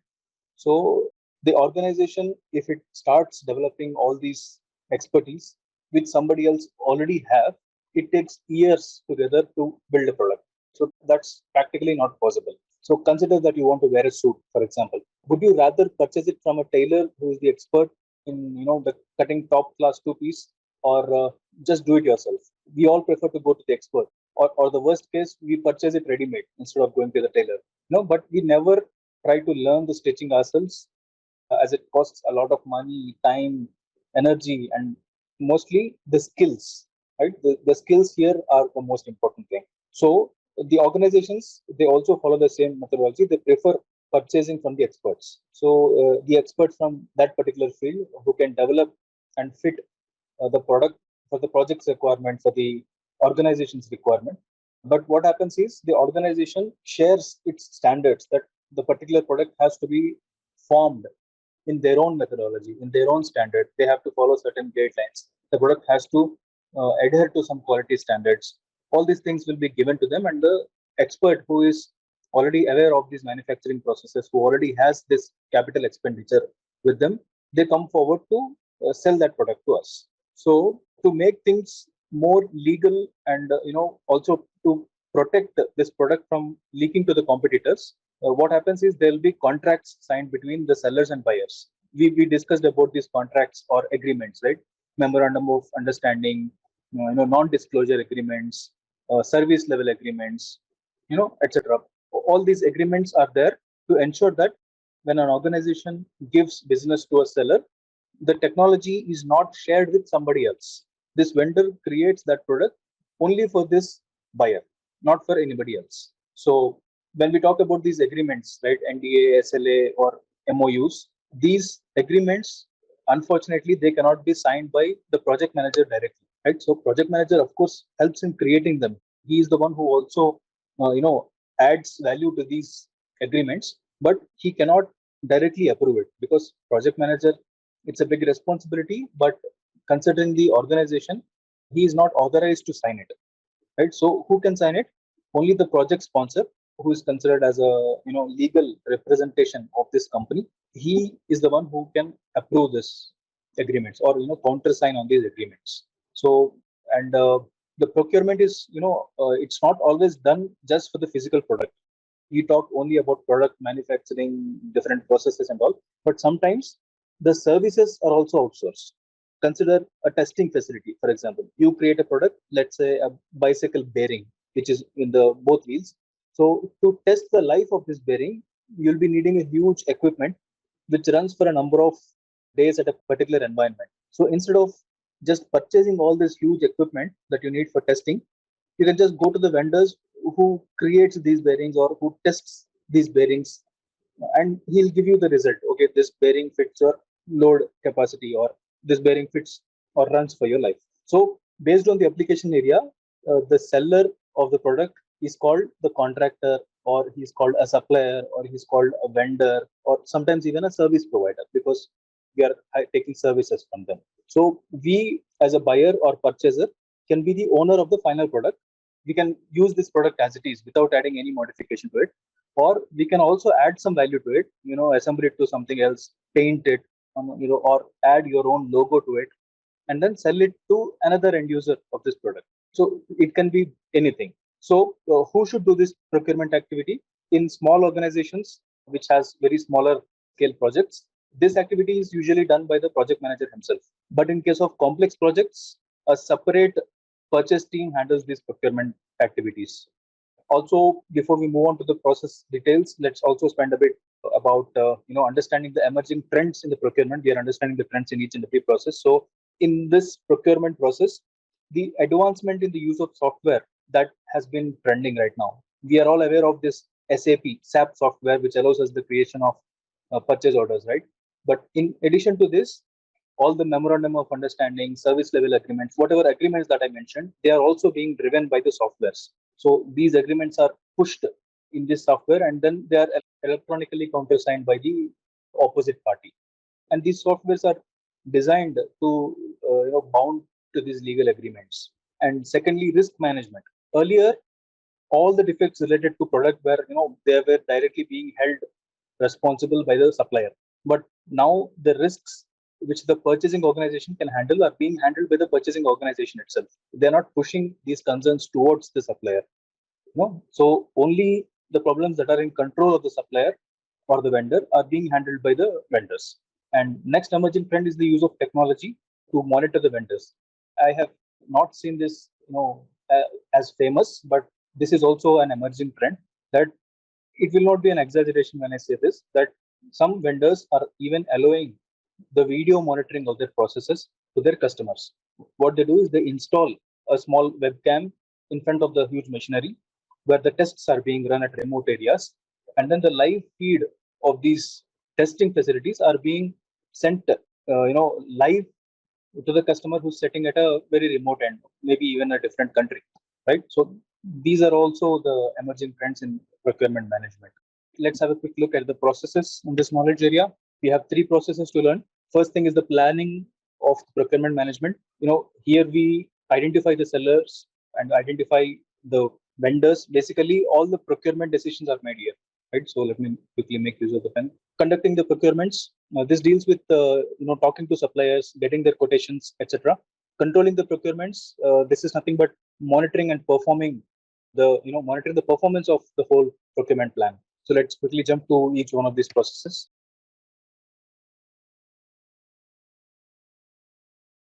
plan procurement management. So in this process, what happens is we generate the plan of how the organizations approach towards the vendors. So this is basically done at the very beginning of the project. So without these procurements, the project cannot move forward very smoothly. So this is done at the very beginning of the project. But as the project moves ahead, there might be some addition of new requirements. Like, for example, the customer has asked suddenly for twice the number of products. So the same single vendor cannot produce so many numbers. So in that case, what we do is we add another vendor to it. Just an example. So in the middle of the project lifecycle, we can also do this procurement management plan, not just limited to the beginning of the project. So let's take a quick look at the outputs that we need to build. Okay, we have 10 outputs that we need to work on. So let's quickly go through each one of them. The procurement management plan gets updated. What happens is this should include all the activities that are needed to be undertaken in the procurement process. So all the competitors who are bidding for the business, or the timetable of the activities, let's say constraints or assumptions, all these things are mentioned in this project management plan. You can also include legal documents, the risks that are involved, the opportunities that we see. Everything can be recorded in this procurement management plan. Next thing is the procurement strategy. What happens here is the main purpose is that we have to determine how we are going to perform the procurement through different phases of the project. Like the delivery methods, the payment contracts, phases within the procurement itself. The procurement itself has again phases similar to the project, right? So first they give only 50 numbers, and then they give 100 numbers, and then they give 200 numbers. So just an example of how these phases work. And then we have bid documents. I think it is self-explanatory. This is nothing but a document which has been proposed as a quotation about the money or the amount the vendors seek to make this product, right? So first there'll be request from the user organization, of course, in the form of RFI or RFQ. It's like request for information or request for quotation. And then finally, the organization which is buying the product will ask for RFP, request for proposal, where the vendors will send that, okay, this is the final proposal having, all the money, the amount that they seek to make this product, right? So next thing is procurement statement of work. This is a document which talks about what technology the seller needs to have. So this basically explains how the product can be made using what technology. Some people might require for a coarse finishing, or some organizations might prefer that I need a fine finishing or a glossy finish to my product. So for this glossy finish to appear on the product, they need a special machinery, special technology is needed. So such statement of work is mentioned in this, after the procurement plan is done. And then a source selection criteria. This is also decided. What happens here is that before the organization moves ahead to even initiate the conversation with the vendors, what they do is they assess whether this vendor actually has a good track with other customers or even within the organization in the previous projects, right? So that is this criteria. Make or buy decisions are just the result of thorough brainstorming after analyzing whether it is profitable to create this part, or is it profitable to just purchase it from the sellers. So usually happens when there is a technology or expertise that is already available in house. So consider you are making a water bottle. You already have this technology, but you are overloaded with other projects. So in this case, what we do, we just buy it from one of the similar part making vendor, right? So make or buy decisions only happens usually when we have the similar technology, but we still want to purchase it. So the independent cost estimates, what are they? They are sometimes a person from outside the organization also helps us in estimating. We have all learned about the expert judgments in each and every process, right? So such experts are consulted to estimate the cost, just to compare whether our estimation and the third party's estimation are same or not. So we have to also gather information and as an output of this process. All the change requests, anything that has changed due to the procurement process, that has to be recorded, and all the relevant project documents have to be updated. The organization process assets is also being changed here. Why? This is not so common, right? This is being changed because of the long list of documents that we have just learned. The procurement strategy, the statement of work, the bid documents, all these things that we talked about, they affect or they are directly considered as the organizational process assets. So they have to be updated. Okay, let's have a quick look at the inputs. We have 6 inputs. All of them, as you can see, are quite common. However, let's go quickly one by one. The project charter is used and it's quite often referred to. The business documents, like the business case, for example, the benefits management plan, they are all referred as inputs. The project management plan and all possible, all relevant components within the project management plan, they can be referred to. All the relevant project documents are referred. You understand the difference between business document and project documents, right? So this is purely related to the strategy. And here we are talking about the project process. So, and of course, the 2 default processes, the enterprise environmental factors and the organizational process assets, are referred to as inputs. Oops. We have tools and techniques. Here, as usual, the expert are consulted. Someone who is expert in the types of contracts or the local regulations, they are usually consulted here. All possible data gathering tools and data analysis tools that we learned before, they can be used as tools and techniques. Source selection analysis, I think this is something new, a new term here. So what happens here is that when we get quotations from different vendors, right, the purchase team, what they do is they do an analysis of which supplier offers the best solution to our problem, and which supplier is the cheapest bidder. So such kind of analysis is done. They don't just blindly give away business to anybody. Usually for each product, at least 3 vendors are consulted, and out of these 3, one best vendor is selected to give business. So, and also meetings is also a very good tool. Meeting with the vendors, meeting with internal stakeholders also about this procurement process. It's a good tool for the complete process. Okay, moving on to the next process.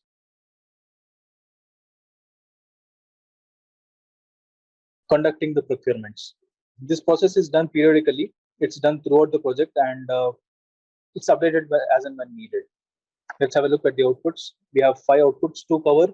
The selected sellers. After this activity, there'll be a list of selected sellers who are finalized to provide us, support in creating the part, or to support the service. So the final selected sellers are listed here.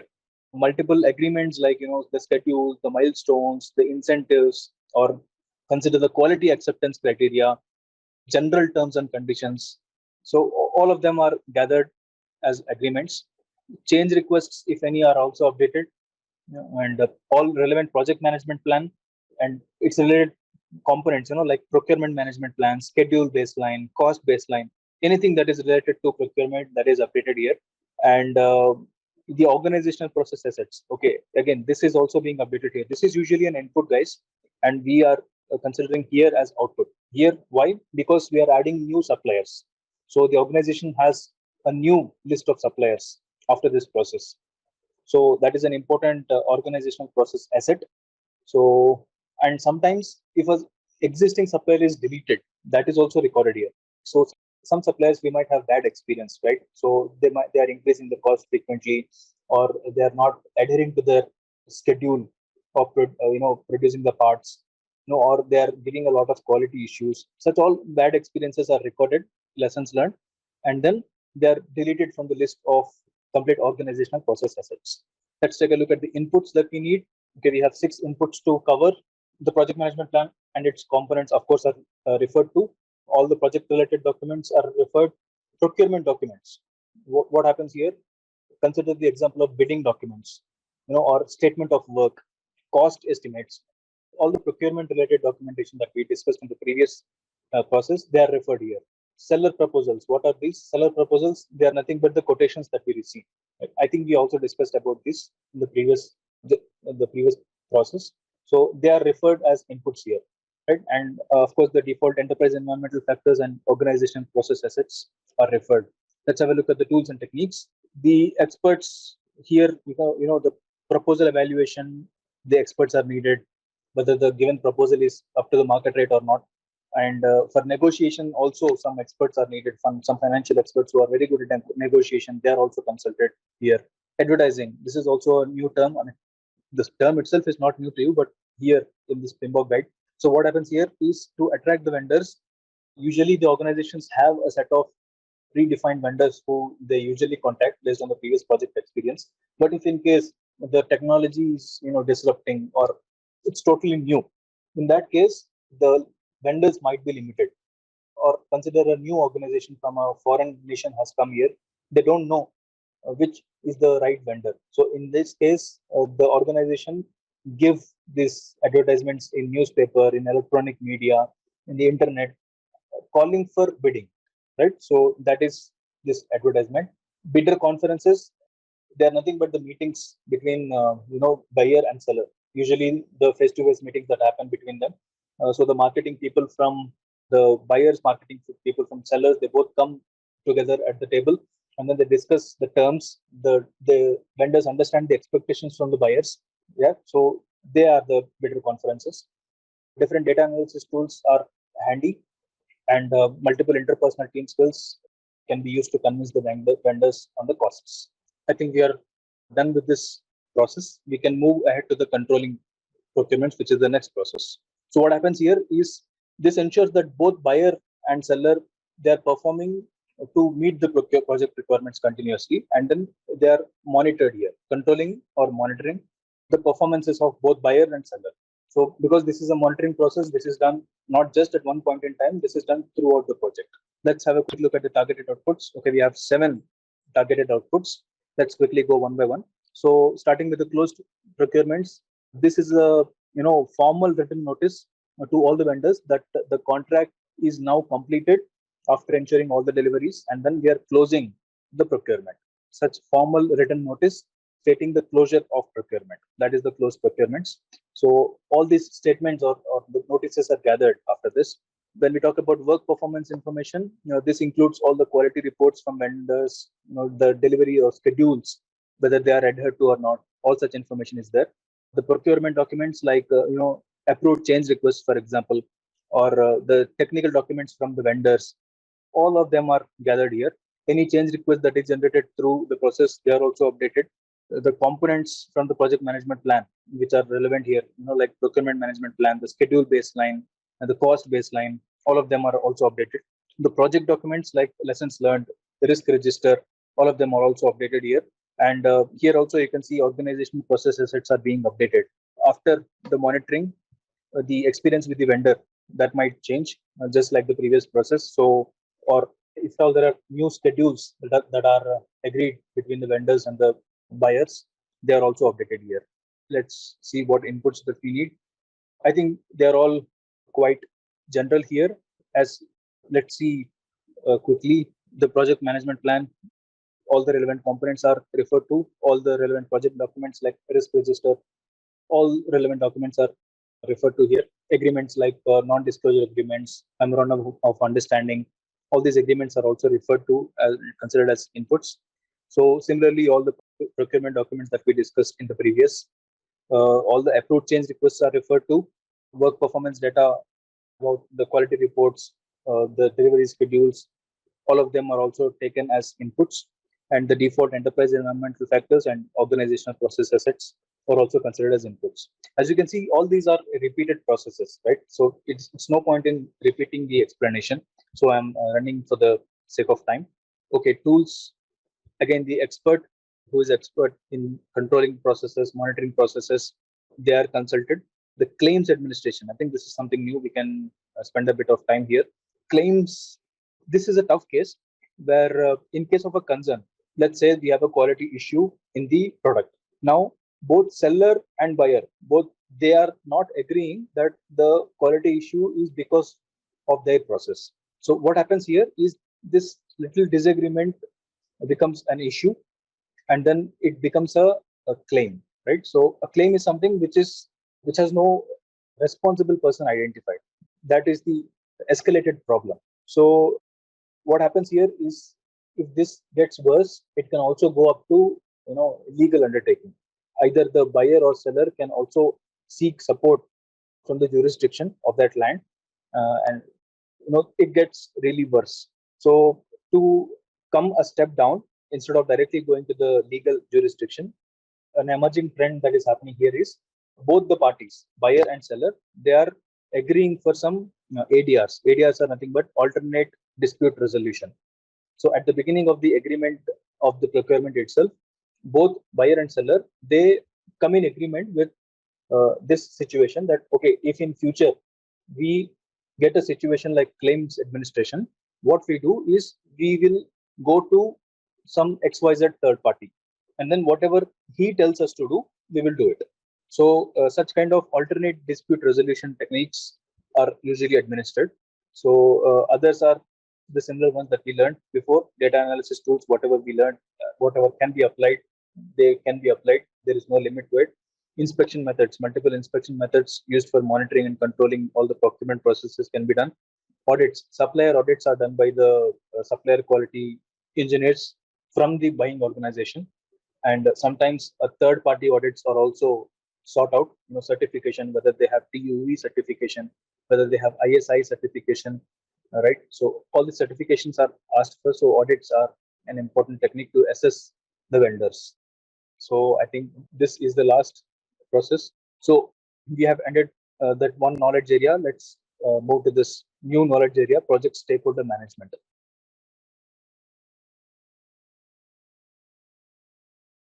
So who is a stakeholder? Stakeholder is someone who affects the project, or someone who is getting affected by the project. So as a project manager, it is our duty to make them engaged in the work and make them contribute to the success. When I say them, they are the stakeholders. It's not an easy job for sure, considering multiple priorities that the stakeholders has. It's very difficult as a project manager to make people come towards our own project. So the stakeholders who are affected by the project can, they can take both positive effects and also negative effects, right? So not always the persons are affected only positively because of the project. Like for example, we have an automation project which is going to eliminate 10 employees from the organization. So all those 10 employees are being affected negatively because of this new automation project. So, and again, when we talk about the differences between the stakeholders, some stakeholders are quite influential. So consider a functional leader who's head of the complete research and development organization or department. So he's quite influential. Whatever he says, there is a lot of support to his word. He can get things done. So similarly, a stakeholder who is not as influential as the functional leader. So it could be just an IT engineer who has his influence only within his own work scope. So he cannot take management decisions. So everybody is important here. It's not like only CEOs can come to create a code. So not all CEOs are so free that they can come and code it. So the person who is less influential is also important. The person who is highly influential is also important for the project. So every stakeholder is important for the project to move ahead. So the project manager's duty is to analyze each one of these profiles, who is key for the project, who is not so important for the project. There are also some stakeholders who are not directly contributing to the stage of the project. So, for example, a logistics guy or a packaging guy, he might not have that much influence at the beginning of the project, but he will have influence at the end of the project. So, we have to profile each and every stakeholder and understand who is important at this particular stage of the project. When we talk about latest trends here, new engagement techniques like team building activities, multiple brainstorming ideas to improve the bonding, the rapport between the stakeholders, they're all being used. Supporting the stakeholders who are overloaded, that is also being done. Sometimes a new staff or support stakeholder is also being added. This is more prominently seen in agile methods, right? So when agile sprints are happening, we understand that who is overloaded and who is having a bit of free time. So with this understanding, the person who has some free time can support the person who is doing a lot of tasks. Of course, only when he is capable to do it. So let's have a quick look at the processes. Okay, we have 4 processes to cover also here. So let's quickly go one by one, identifying the stakeholders. So here, whoever are relevant for the project manager, he has to consider their interests and most importantly, the willingness of the stakeholders. So that is the identification part. So sometimes one of the stakeholders might be really busy with some other important project. So he might not be willing, even if he is important for this project. So, and he might have support of some influential people in the organization. So we cannot force him even when he is important to us. So his willingness is also important. So similarly, plan the stakeholder engagement. Here the approach, about how well we can encourage the engagement of the people by meeting their needs and expectations. So that is the plan here. Managing is about resolving the issues between two stakeholders, or supporting the effective communication. All these things are in the management. Monitoring, as we all know, it's nothing but controlling or assessing the performances of each and every stakeholder. Let's go a little bit in depth. The first process is identifying the stakeholders. What happens here is this is performed basically periodically and not done at one point in the project, because I know it's painful, or I think I have already mentioned this to you. Removing a stakeholder at the middle of the project, it is as painful as it can be. So a complete set of knowledge or experience goes away directly. So identification of the stakeholders, it is done at the very beginning of the project. But if in case some of the key stakeholders had to stop working on the project because of some XYZ reasons, he might be going on a long leave, or he might be even leaving the organization. So in that case, we can also use this identification part at the middle of the project. So let's have a quick look at the outputs. We have 4 outputs to cover. First thing is stakeholder register that gets updated. What happens here is it contains information in about the identified stakeholders. Usually an employee number is written against all these identified stakeholders in this register. So if there is no employee number, usually there is an employee number, but some organizations, what they do, they give project specific ID numbers. So if in case of some government confidential projects, some special ID cards are given who can work in only some restricted areas. So such special identifications are all, they are given and then recorded in the stakeholder register. The change requests, any process or feature that is being modified, that gets updated after this process. All the important or relevant components like project management plan, the requirements management plan, the communications management plan, they're all updated here. And the project documents like, for example, assumptions log, the issues log, the risk register, everything that we have learned before, that gets updated here. Let's have a quick look at the inputs. Okay, we have 7 inputs that we can consider. Project charter is referred. Let's say the key stakeholders list that is available in the project charter from the previous projects. So that can be an important document to refer. Business documents like business case, benefits management plan, all the strategic documents, they can be referred here. All the important components from project management plan, they are referred. All the relevant project documents are referred. The memorandum of understanding, non-disclosure agreements, they are referred. And the default enterprise environmental factors and organizational process assets, they're also referred as inputs here. Let's have a look at the tools and techniques. The experts are consulted, of course. The people who has knowledge about the power structure, and somebody who is basically have an understanding of politics within the organization. So they come quite handy here, because they know who is the most influential person.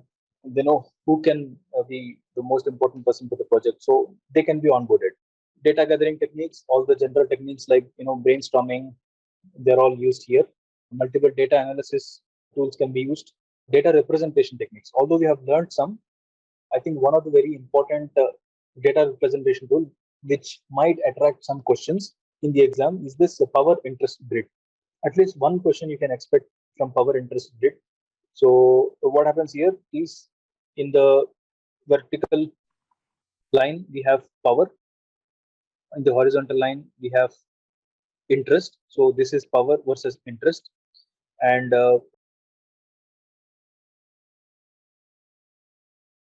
here we have interest, here we have power. It goes from low to high. Similarly, in this way, it goes from low to high. So this is the high point, this is the low point. Similarly, this is the low point and this is the high point.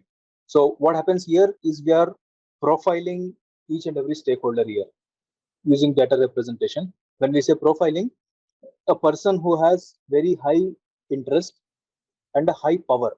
So he could be the functional leader of R&D. He has very good power, and he also has very high interest in the organization.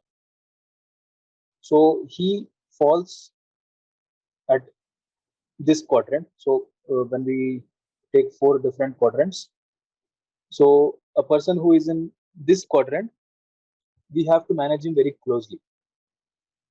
Manage closely. He's the most important person in the complete project for us. A person who has high power, but he has very low interest. He doesn't have interest on the project.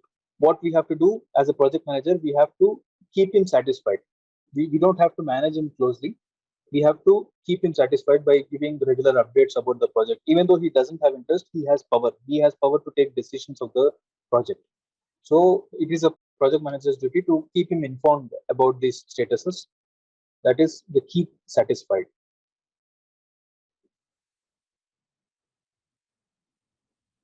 And a person who has very less power, but he has a great interest, like the junior engineers, although they have very less power, they have quite a bit of interest in the project. They want to grow in the organization, they want to contribute, they want to prove themselves. So we always have to, as a project manager, we have, although they are not involved in the project, it is our duty to keep them informed about the project statuses. If they are involved in the project, of course they know the knowledge of the project by themselves. Even if they are not, it is our duty as a manager to keep them informed.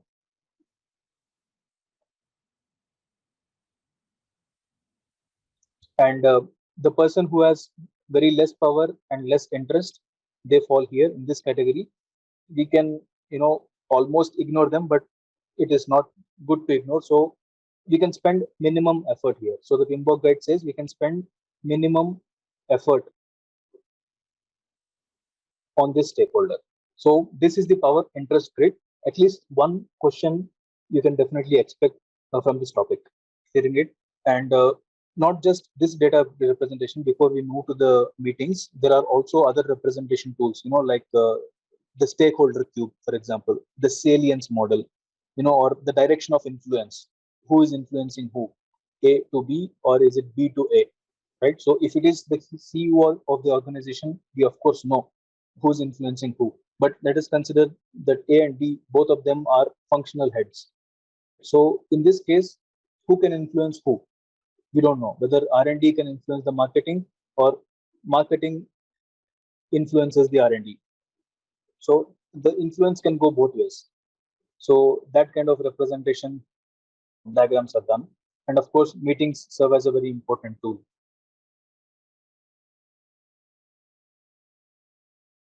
Let's move to the next process, the planning of stakeholder engagement. This is all about creating an action plan about how to interact with the stakeholders, how effectively we interact, how efficiently we interact, etc. This is usually done at the beginning of the project and also updated certain intervals. So let's have a quick look at the outputs. Okay, we have only one output to bring here. So the stakeholder engagement plan is created. This is, as you can see and understand, this is the component of final project management plan. It can be done in many styles. It can be done broadly, it can be done with a lot of details, or it can be done formally, it can be done informally. So basically, it contains all the strategies, all the action plans that the project manager will need to promote the involvement of the stakeholders. So let's see what inputs that we need. I think all of them are quite generic inputs that we have already learned. So let's quickly hover through them. We need project charter as input. We need different components from project management as inputs. We need project documents as input. We need multiple agreements, whatever we have learned, them as inputs. And of course, the default enterprise environmental factors and organizational process assets are taken as inputs. Okay, moving on to the tools and techniques. Again, we have expert judgment, different data gathering techniques we can use, data analysis tools, we can make use whatever we have learned, decision making tools. So everything that you can use, you can be using here. Data representation, I think we have to focus a bit here because the PMBOK guide specifically mentions about a representation tool called mind mapping here. What happens in mind mapping is, again, I make use of the pen. We have stakeholder 1, stakeholder 2, stakeholder 3, stakeholder 4, all of them listed. And then we do an engagement assessment matrix. Because we are talking about the engagement of the stakeholder, we categorize the levels of engagement. What levels of engagement are there? For example, if he is not aware of anything that is happening in the project, that means he is least engaged. On the other hand, if the person is actually leading the project, then he has the maximum engagement. So he's self-driven, he's leading the project ahead. So that is the maximum engagement, and minimum is he's not even aware of what is going on. So there are also some 3 sub steps between this least and the highest. So the first thing could be he's unaware, right? Or secondly, he's resistant, or he's neutral. I'll make good use of, because of the lack of space, I keep reading out, and then I think you can understand it. So we have stakeholder 1, stakeholder 2, stakeholder 3, for example. And then we have 5 stages of engagement. The first stage, second stage, third stage, fourth stage, and fifth stage. In the very first stage, we have unaware. He is not aware of what is going on in the project. The last, we have leading, right? He is maximum engaged. So the stakeholder 1, is he here or is he here? So similarly, what are the steps in between? We have somebody who is resistant, somebody who is neutral about the project, and somebody who is supporting but not leading. Right. So these are the 5 different stages of the engagement level. So what happens here is, in this representation model, if a person is here and he wants to reach at this stage, he has the desire but he's still not aware. So that is the level of engagement that this person needs, right? So how do we identify it? Instead of using these arrows, they are given simple letters like current level and desired level. They use C and D in this decision making matrix. For example, the person 3 who is identified here, he is currently neutral, for example, and then he wants to, his desire is to become supportive. So when we finish such a table, we understand that a person 3 is currently at a neutral stage, and the project manager desires, or the person himself, the stakeholder himself desires, that he will go to a supportive stage after doing this engagement activity. So in addition to this, we have multiple meetings that can also be used as important tools and techniques. So let's move to the new process, manage the stakeholder engagement. This is also basically done throughout the project, not done at any one point of time. This is basically about solving the problems between the 2 stakeholders. If there is an issue, we give a solution to the problem. Anything that is stopping the stakeholders from being engaged, we have to provide a solution to this. Let's have a look at the outputs that we are expected to give. Change requests. Any change requests that come up during the process, they can be updated. They are to be updated. The components of the project management plan, like communications management plan, stakeholder engagement plan, they are updated here. The project documents like change logs, issue logs, lessons learned, risk register, all of them are updated here. And what inputs we will be needing? Again, we can see all the general inputs. So all the possible components from project management, they can be referred to. All the project documents which are relevant can be referred. The default enterprise environmental factors and organizational process assets are also referred as inputs. Let's have a look at the tools and techniques. Again, similar expert, somebody who's expert in the engagement techniques, he can be consulted. We should have a very good communication skills to bring out the team and improve this engagement. Same goes with the interpersonal and team skills. Somebody who can motivate, who is quite successful in engaging the stakeholders. Ground rules. I think we spoke about the ground rules at the very beginning of our lectures. These are nothing but predefined agreements between the team, between the stakeholders. It's like the team charter, right? Team charter, we all understood what that is in the previous process. So this team charter is created, which has basic set of rules that that every stakeholder has to adhere to. So they become very important tools and techniques for improving the engagement. And finally, the meetings, as we keep on discussing. Moving on, monitoring the stakeholders. This process is also done throughout the project. All those strategies that we have created so far, to boost the engagement, they are assessed here. So the performance of all those processes, we are going to control them or monitor them. Let's have a quick look at the outputs. We have 4 outputs to bring. The first thing is the work performance information. This could include the status of the project, the status of the engagement level matrix that we discussed, whether the engagement level has been improved or not. So that's about it. And the change requests, whatever change that has been done, they have to be updated here. The project management plan and the relevant components get updated. Similarly with the project documents, the issue logs, lessons learned, all the project documents, you can update it after the process. Let's move to the inputs. Again, as you can see, the same set of generic inputs. We can refer to all the components from the project management plan, all the project documents, relevant project documents like risk register, issue log, they can be referred to. The work performance data, anything that is related to the stakeholders, that can be referred to, and the default enterprise environmental factors and organizational process assets are also referred. Moving on to the tools and techniques, we have multiple data analysis tools that we can make use of. If you recollect, we have alternate analysis. We have 2, 3 options, and then we select one of the alternatives. That is the alternative analysis that can be used here. Root cause analysis can be used. So such data analysis tools and techniques we can use. The decision making, like different analysis, like voting, for example. We can make use of voting for some decision for us to arrive. Multi-criteria decisions are also taken. Like we have different criteria, what solutions we have. Right? So such techniques can be used here. Different data representation, we have learned so many of them through the course. So that all of them can be put to use here.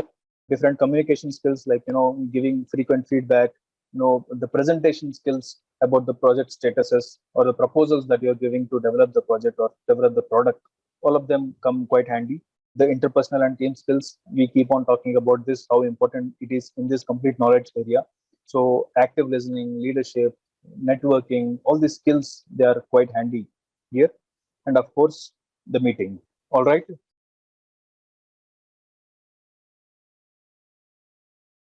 Hi and hello everyone. Welcome back to this PMP exam. They are more focused towards totally traditional methods. We have for sure learned about this agile methodology, but we have not actually understood this concept much in depth. About half of our PMP exam is going to have questions from agile and hybrid approaches. So I strongly believe that we should all focus on the mindset of this agile methodology or agile approach with some extra additional care. So let us try and understand about this new agile methodology, what this agile is. Okay, so this is just a bit about agile methodology. I'll give a short introduction and then we'll get started with each section. So agile methods, they are not additional process. Keep this in mind. Agile is not even a process. So don't get confused that we have traditional processes and then we have agile management processes. No, agile management is just an approach to do all those 49 processes that we have learned so far. They are the same processes. Whatever you have learned, it is still valid. When PMP says that they're asking 50% of the questions in agile way, it's only about the mindset, how you will approach to answer this in agile methodology. So agile is again not a single approach, right? It's a housing or it's a umbrella of multiple agile approaches. Let me explain you with a simple illustration. So as you can see here, Kanban methodology that we have learned before. If you remember that there was a board, the to-do list, and then the progress list, and then block list, and then the final list. That Kanban board which uses sticky notes, even that is an agile process. So similarly, Scrum is one of the agile processes. So similarly, we have extreme programming, we have crystal versions, we have agile unified processes, we have development method called DSDM. So we have feature driven development. All these systems, they are agile methods, right? So agile is not just a single process. It's not a single method. It's a grouping or, it's an umbrella term for all these mindsets. So with that understood, I think let's quickly understand how we are going to proceed with this class, because until now we have discussed on a set methodology, like we have discussed first outputs, and then we have discussed inputs, and then we have discussed the tools and technologies. Here we are not going to discuss the topic in this way, because as I said, these are not the processes that we are going to learn. Here we are going to learn the agile mindset, how we should start thinking away from the traditional methodology and how we should change our mindset to agile way of thinking. Right now, the questioning is 50%, but who knows, maybe in the coming exams in the next year or the next year, the complete PMP exam could be in agile management. So a lot of companies are following this agile management. And before we move on, let me give you a brief about the history of this agile management. Agile management was started focusing the IT sector, all the software developers, the project management within the IT sector. That was the first target for agile management. But now it is slowly being accepted by a lot of other industries, right? So manufacturing, production, automobile, all of these industries, they are accepting agile management because the thinking or the approach is quite flexible. We get much more better results with agile management. We will understand about this in depth. So first thing is agile methodology. where I'll take you through a lot of new agile items and basically introduce to the agile way of working, whatever I gave you an introduction about. So we will understand how different it is from the traditional approaches. And then we will go ahead and define the Scrum. Scrum is nothing but a set of rules and practices which are based on three key pillars. What are those three key pillars? We have transparency, we have inspection, we have adaptation. We'll know and understand about this Scrum in depth in the lesson to come. And then the last step is the roles and responsibility. So who is the product owner? Who is the Scrum master? Who is the development team? Right. So how different they are from the stakeholders? Are they the same or not? So such things we will learn in roles and responsibilities. So let's quickly get started. Agile methodology. So being agile, what does being agile mean? Being agile means building things in increments. Okay, so traditionally what happens is in traditional project management methodology, the things are built as a whole, or the results are known only at the end of the project. But in agile, there is incremental feedback that we keep on receiving about the project status. So it's a set of small progressive steps which gives us continuous feedback about the status of this bigger task. Right? We can consider that there is a huge task, and then we can divide that into a smaller task, just like the WBS, work breakdown structure. So these smaller tasks, as we keep on finishing them, they keep on adding the progress of the complete project. So what happens in the traditional waterfall methodology approach is that the end customer, or even for that matter, the stakeholder who is working on the project, they are always in the dark, right? They don't know about the end result. What is going to happen at the end of the project? Whether my project is going to succeed, whether is it going to fail, is it going to ask for any changes in my project? So there is no clear-cut idea until we totally finish the product in traditional methodology. But this agile method, it's totally opposite. It gives us feedback about the direction of the project path continuously. So how can we expand better? Like take an example of we driving on a highway and we want to, or we intend to take a turn. So traditional method gives us, just a hard left or a hard right, because there is no signboard that is warning us to take the hard right. So you can imagine how difficult it is going to be when we are just driving at 90 and then we have to take a hard right turn. Well, it's too disturbing and troubling. But the agile method is like having all those road signs, having the smoother curve to the right or to the left. So the gliding smoothly, having the road banking. So anything that makes our process smoother and anything which continuously gives us feedback, like those signboards, like there is a curve ahead. So that's the basic difference about the traditional methodology and the agile methodology. All right, so let's get into this.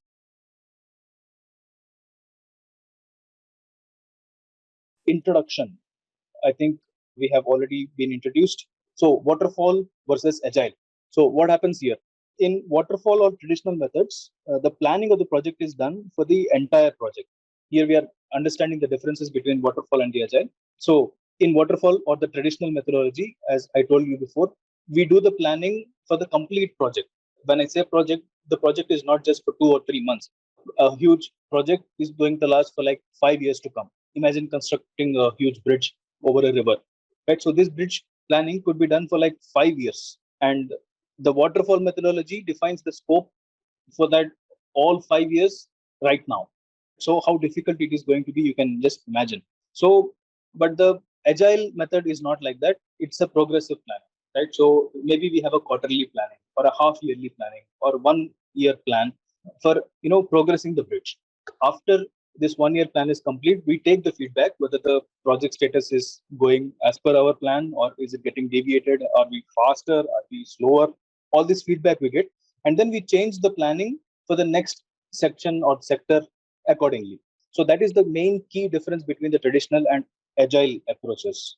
So also the traditional methods are not so change friendly. When we talk about a second difference, they are not so change friendly, right? So a tremendous energy and so many resources are involved in something if it is changed in a traditional project. So the change management process in waterfall is one of the most difficult things to handle.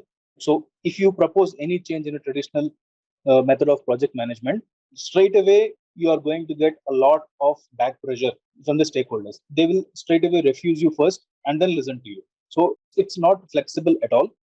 Whereas in the agile method, it always welcomes change, because agile method, this mindset itself thinks that the change has come for good. So when I say change, accepting the change is not possible here, because they think the traditional method is more careful, right? So being careful is for sure important thing, but in the current trend of emerging technologies, we have a faster changing world. If we stick to just a traditional method or the traditional methodology for implementing the changes, and if we are not flexible at all, it's going to be very difficult for us to compete in the race. So agile approach, it is attempting to break this style of working and welcoming the change. So another difference between the standard, traditional, and the agile methodology is adaptation. So the team feedback on the current plan of the project is not so welcome in the traditional methods. Usually the plan is done at the very beginning of the project, so all rules and guidelines, they are set, and there is no changing the rules once the plan is set. Even if the things are going to be difficult direction, even if the most of the stakeholders are having difficulty with some process, the waterfall method, it just doesn't allow for the predefined process to change.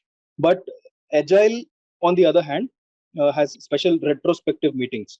One of the process of the agile itself is a retrospective meeting, just to understand if the stakeholders have something to say about the current style of working. So what happens is, even if one of the team members gives a feedback that something is not going well, this proposal is very well discussed within that retrospective meeting within the team. And if agreed by everybody in the team, the scrum master takes a decision that we can change the process immediately, starting from that very hour. So lastly, the feedback on the final result. So as we learned in the introduction, the waterfall method doesn't provide feedback of the project during the life cycle. So for us to understand if the project is actually succeeded, we have to wait until it performs the application, or in the field, or maybe even the final proving testing of the product. But agile agile is not like this. Every sprint meet is an increment to the project, and we can have a clear understanding of the status of the project. And I think we have discussed about this enough in the introduction class. Moving on, inversion of targets. I think this is something important, and I think this is also examination friendly. So please pay a little extra attention here. Waterfall methodology and agile methodology, right? So you please shift your focus towards these two triangles which are inverted between each other. So the triangle that we see on the top left, so this is the basis of how waterfall or the traditional methodology is designed. You can see what happens here is that traditionally the scope of the project is quite fixed. So we have to spend all the time and cost based on the decision of scope, right? So building that bridge in 5 years, that is the scope that is defined. So and then we have to keep adding our extra time to achieve that scope target, and we have to even spend a lot of cost, right? So what happens here is the time can shoot out, the cost can shoot out, but the total amount of the work that needs to be done, that doesn't change, that is fixed. So this is the basis of the traditional waterfall method, and there is no flexibility to change the scope. This is the reason why the changes are not acceptable quite well in the waterfall methodology. But on the contrary, if you shift your focus on the inverted triangle here, that is the agile approach, you can see that the time and cost are our primary fixed targets. So whatever is on the top is here considered to be the primary target, and then whatever is in the bottom is considered to be the targets that we do to support the primary target. So here the primary target is the time and primary target is the cost. So within the stipulated time, within the stipulated cost, we have to finish the project. So and then scope can slowly vary, right? If you are running out of the time, we have to increase the scope for that particular sprint. We have discussed what sprint is. So a sprint could be a 2 week run or 3 week run. So in this 2 weeks, if we are running out of time, we have to think about adding a little more work than we can, right? So that is the agile methodology. We will understand that, okay, we are running a bit slow. Now let us add a little more work. run that extra mile. Or it could be the other way around also. If we are having a little bit of time, or if we are running a bit faster, we can relax ourselves for that week. Sometimes even one of the sprint meetings even gets cancelled. We'll understand what these sprint meetings are, what these sprints are in just a bit. So with this approach, we have a better control over the total cost of the project. The deliverables are complete within the time, because the time and the targets and the outputs are like quite flexible, right? So all changes are basically welcome in the agile method. Moving on, agile values. Yeah, this is an important section, and one or two questions might definitely come here. What does this talk about? It's about what do you value more if you follow the agile methods, right? So you have two quite contrary options, not so contrary, but if you prefer one over the other, that tells you what your methodology or mindset is. So if you wish to follow the agile methodology, you have to value the left column over the right column. Let me explain you with these examples. So individuals and interactions over the process and tools, right? So that is a mindset. We value individuals and interactions more than process and tools if you want to follow the agile methodology or agile approach. So we know and understand the process and tools are very important for the project, but without people or the individuals, all these processes and tools are there basically useless. So the agile approach values the people or the individuals over the tools. So it values interactions over the processes. So I think you're clear about this. So let's quickly run over these examples. So working result over the comprehensive documentation. I said result because it could be product, process, or result. Right? So don't get confused. So we know and understand that the documents are important, but who actually reads a car driving manual? You might have driven a car, you might have purchased it, and basically somebody even doesn't know that there is a manual in the car. So documentation is not so quite often read. So the final product that we get to see, that is of more interest for the end customer. So the final product or the incremental progress is more important in the agile work than the paperwork. So the agile values the real result more than the documentation. And then customer collaboration is valued more than the negotiation of contract. So what happens here is the end user of the product must be in agreement with the maker or seller that that the deliverables that are decided at the beginning of the project, all the objectives, they're all met. So there is a DOD, that is definition of done. So what does it mean? When we say something is done, both the parties have to agree what it means by done, right? So for example, you have asked to paint a wall. So the painter might tell that it is done, right? But for a customer, it is done only when the paint is as per the requirements of the end user. So the agile approach focuses, a lot on the values, all these values that we see. Okay, I think we still have one more value to focus on. So what happens here is, as mentioned in the previous slides, agile approach values the change more than a fixed scope of the product or result, right? So we need to remember that the agreed deliverables, they are still met here, but even if there is a slight change in these deliverables, the agile approach welcomes this change, considering that every change is a positive change for the project.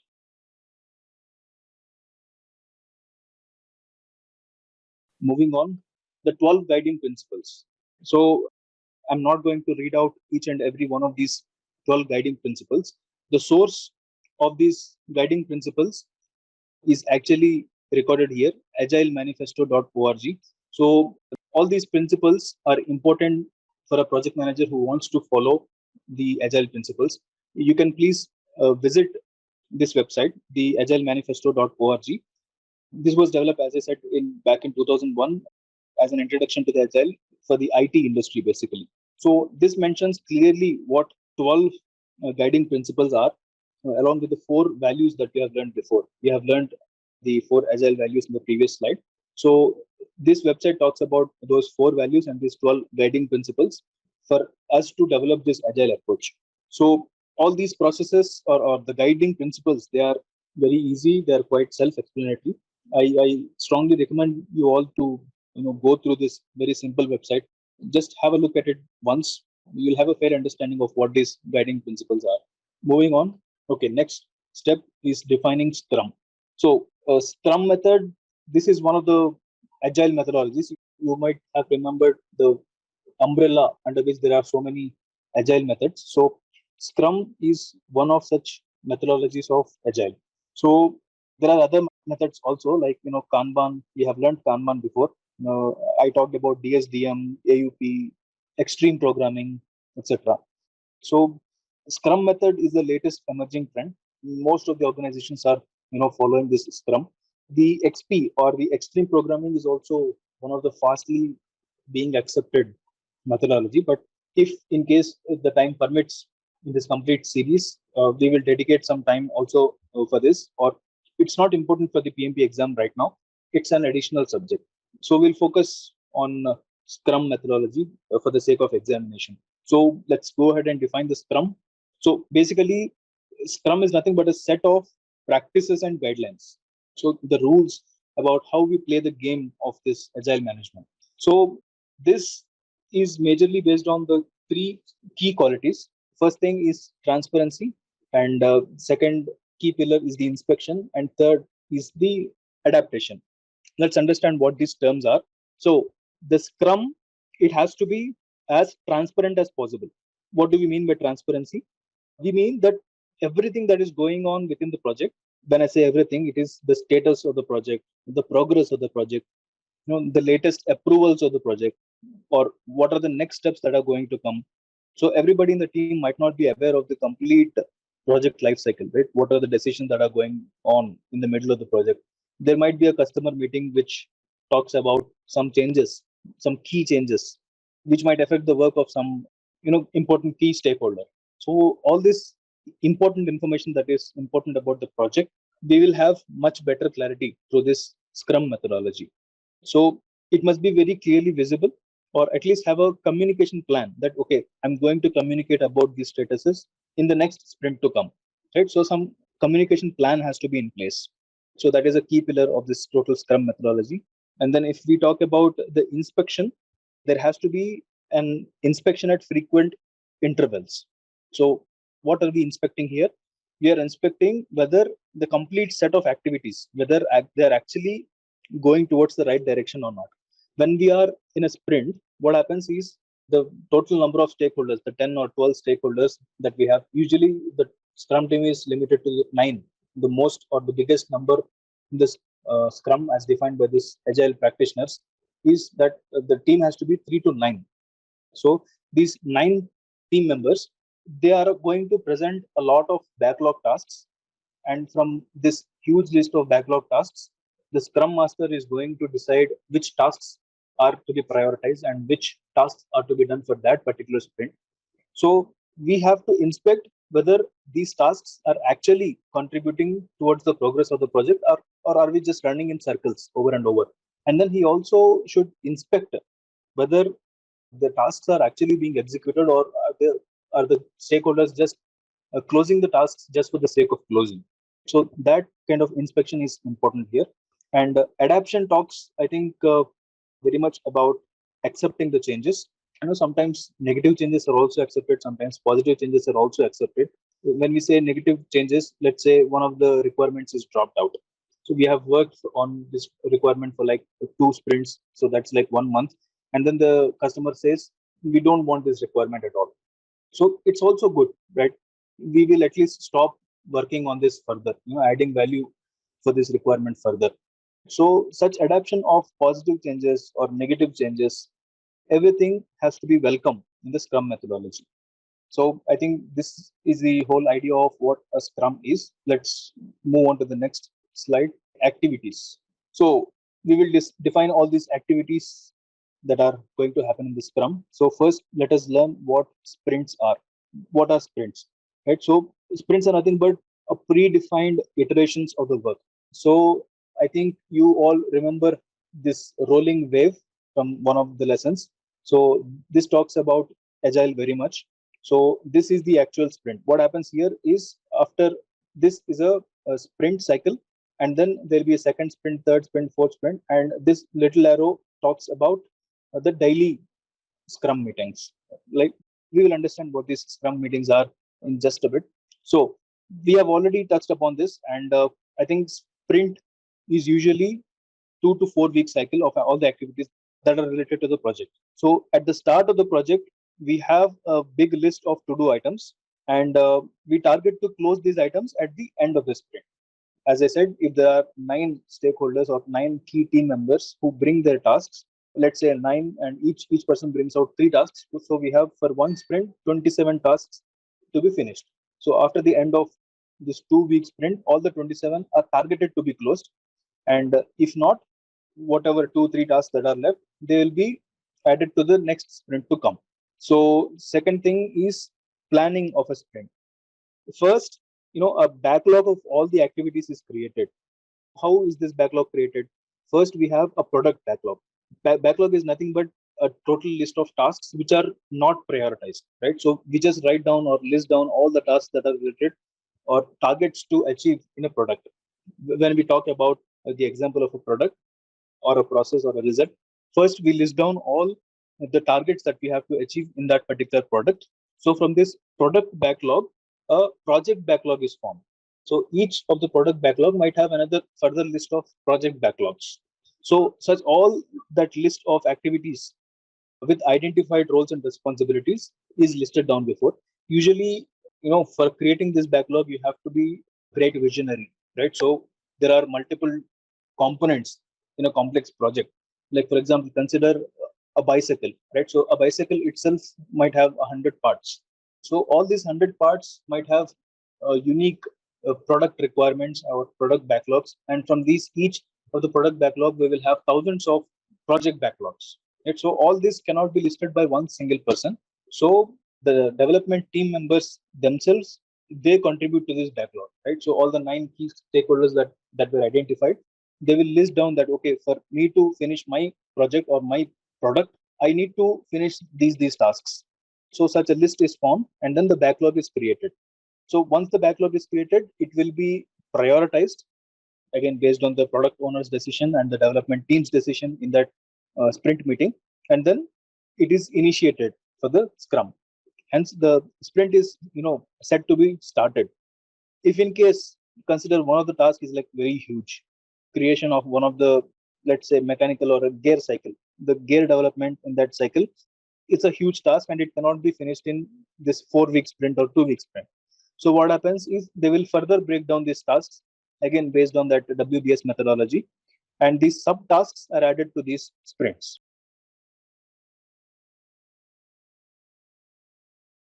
Next thing is agile meetings. Usually a weekly update meeting is called agile meetings. Although we have a 2 week sprint or a 3 week sprint, agile meetings are this weekly status update meetings. Usually what happens is in the daily sprint meeting or a sprint retrospection or even the sprint closure meeting, there is no detailed update about the tasks. What happens here is we list down 10 tasks and they just discuss about the blockers in these meetings. So out of the 10 tasks that I have, 2 tasks have blockers. So, hey, the Scrum Master, please help me remove these blockers. So that's what happens in these sprint meetings because they're very short in time.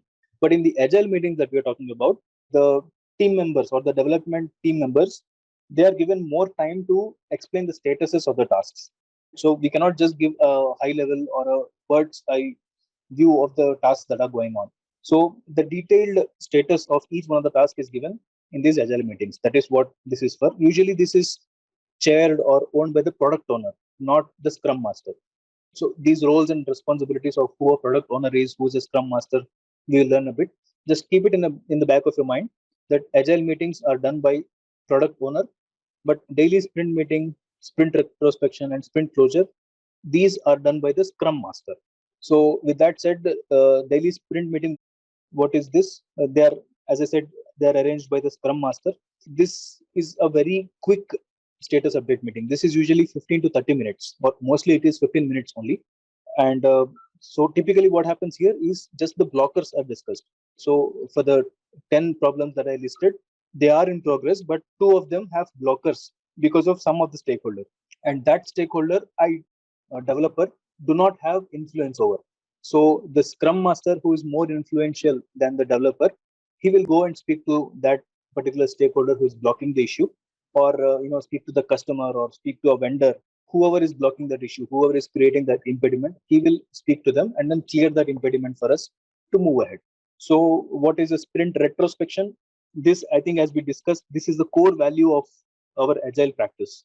What happens here is that the development team is gathered once, in every sprint by the Scrum Master to put forward any sort of problems that are facing in the sprint methodology.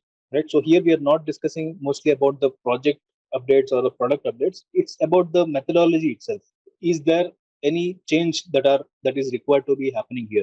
Like for example, as I told, the sprint could be 2 to 4 weeks. So one of the team members thinks the 4 weeks is too long. Let us do it for 3 weeks only, or 2 weeks sprint only. So this is discussed well within the team. This proposal is put forward, and then if everybody agrees that yeah, the sprint should be just 3 weeks longer, not 4 weeks, then the decision is taken immediately. Or another example could be the frequency of the daily sprint meeting also. Right? So as I said, this is a daily sprint meeting. It has to be done every day.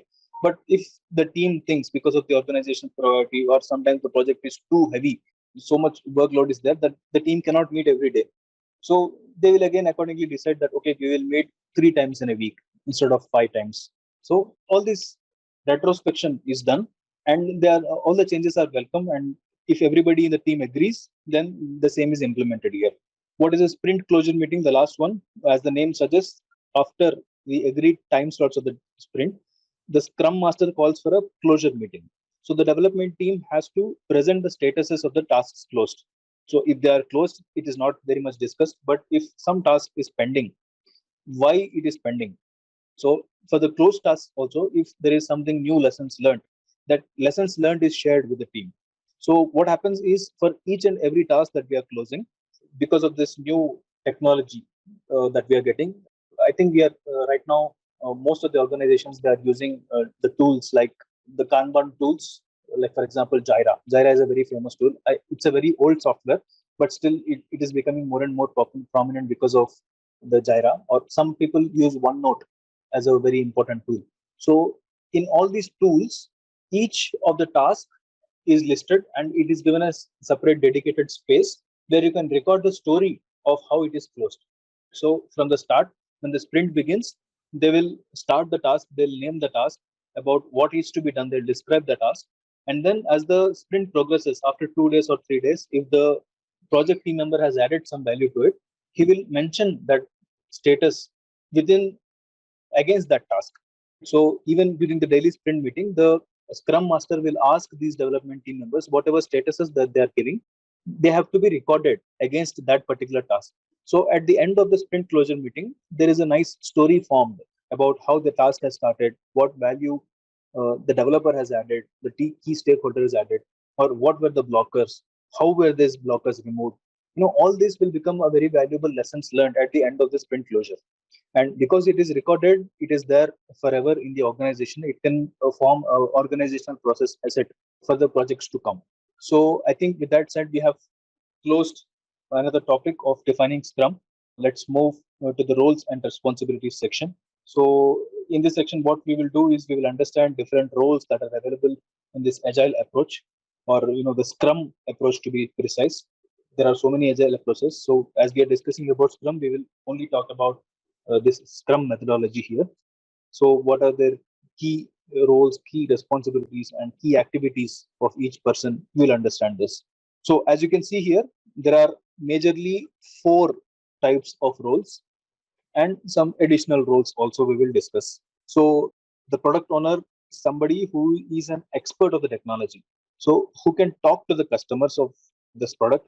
So basically, he's the architect of this complete technology. So Scrum Master is us. When I say us, it is the project manager. So our main target will be, to engage with the people in this new project, and get things moving. Right. So that is the main job of a project manager. We have to get things moving. And development team is the stakeholders or the team members who are directly working for the project. And the managing team are the people who has this approving authority, right? So they are the top bosses, the functional leaders. So they are the higher management who assume these leadership roles and who can actually approve something, right? they have the authority or power to stop something or give additional approvals for something. So they are this managing team.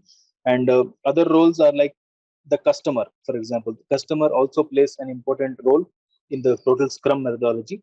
And there are some other non-contributing stakeholders also, right, who are directly not contributing to the project, but they are acting as a support for the project. Like, for example, consultants. We will consult them. They are not directly related to the team, but they still contribute to the project, right? So such roles. So let's have a quick look at each one of them. The product owner.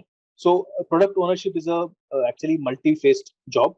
So firstly, the product owner should be aware of the technology, because everyone in the development team are going to look up to this product owner if in case they have some issue. So he's like the big boss, or not actually the boss. He is the one who is master of all the subcomponents. The jack of all trades, who at least knows the functionality of each and every subcomponent.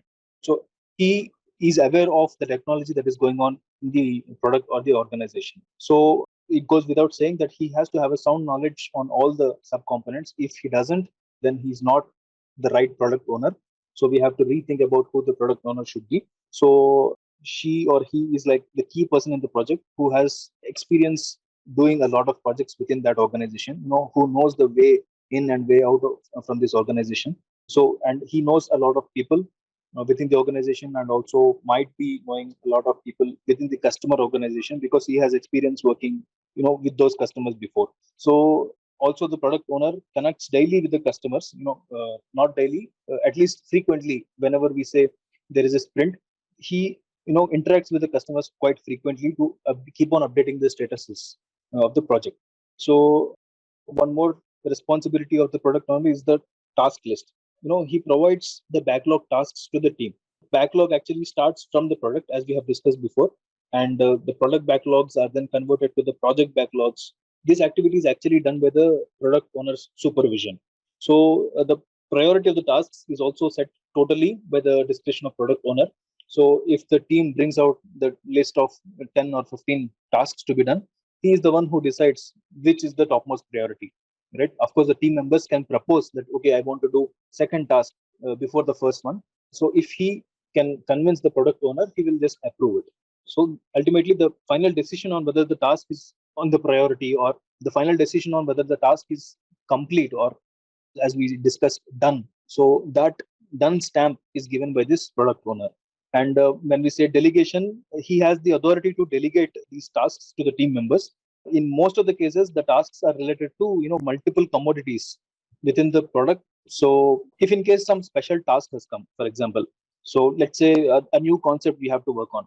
So the product owner, he has the authority of assigning who has to do this task. We have, let's say, 9 key team members. Out of these 9 key team members, although the responsibilities are defined, product owner can decide out of these 9 key team members who can take up this task, right? So he has the power of delegation.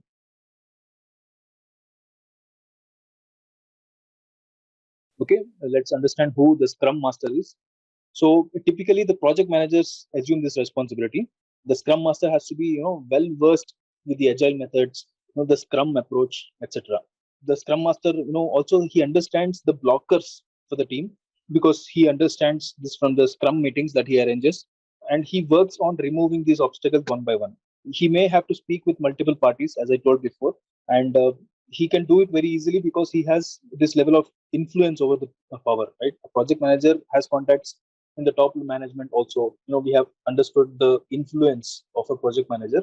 So because he's quite influential, he can, he is capable of removing these impediments and moving the tasks ahead. So we have learned how he facilitates multiple meetings here. So different 3 or 4 meetings that we discussed, the Scrum Master is the owner of those meetings, or the facilitator, or the host of these meetings. The product owner, he is also responsible to answer the Scrum Master. So although we know that product owner is a expert in his own field, but when it comes to project updates, even product owner has to answer to the Scrum Master. So Scrum Master is basically the project owner. So he will be questioned if something goes wrong in the project. And when we talk about questioning, when Scrum Master takes a decision, even a CEO cannot, alter it.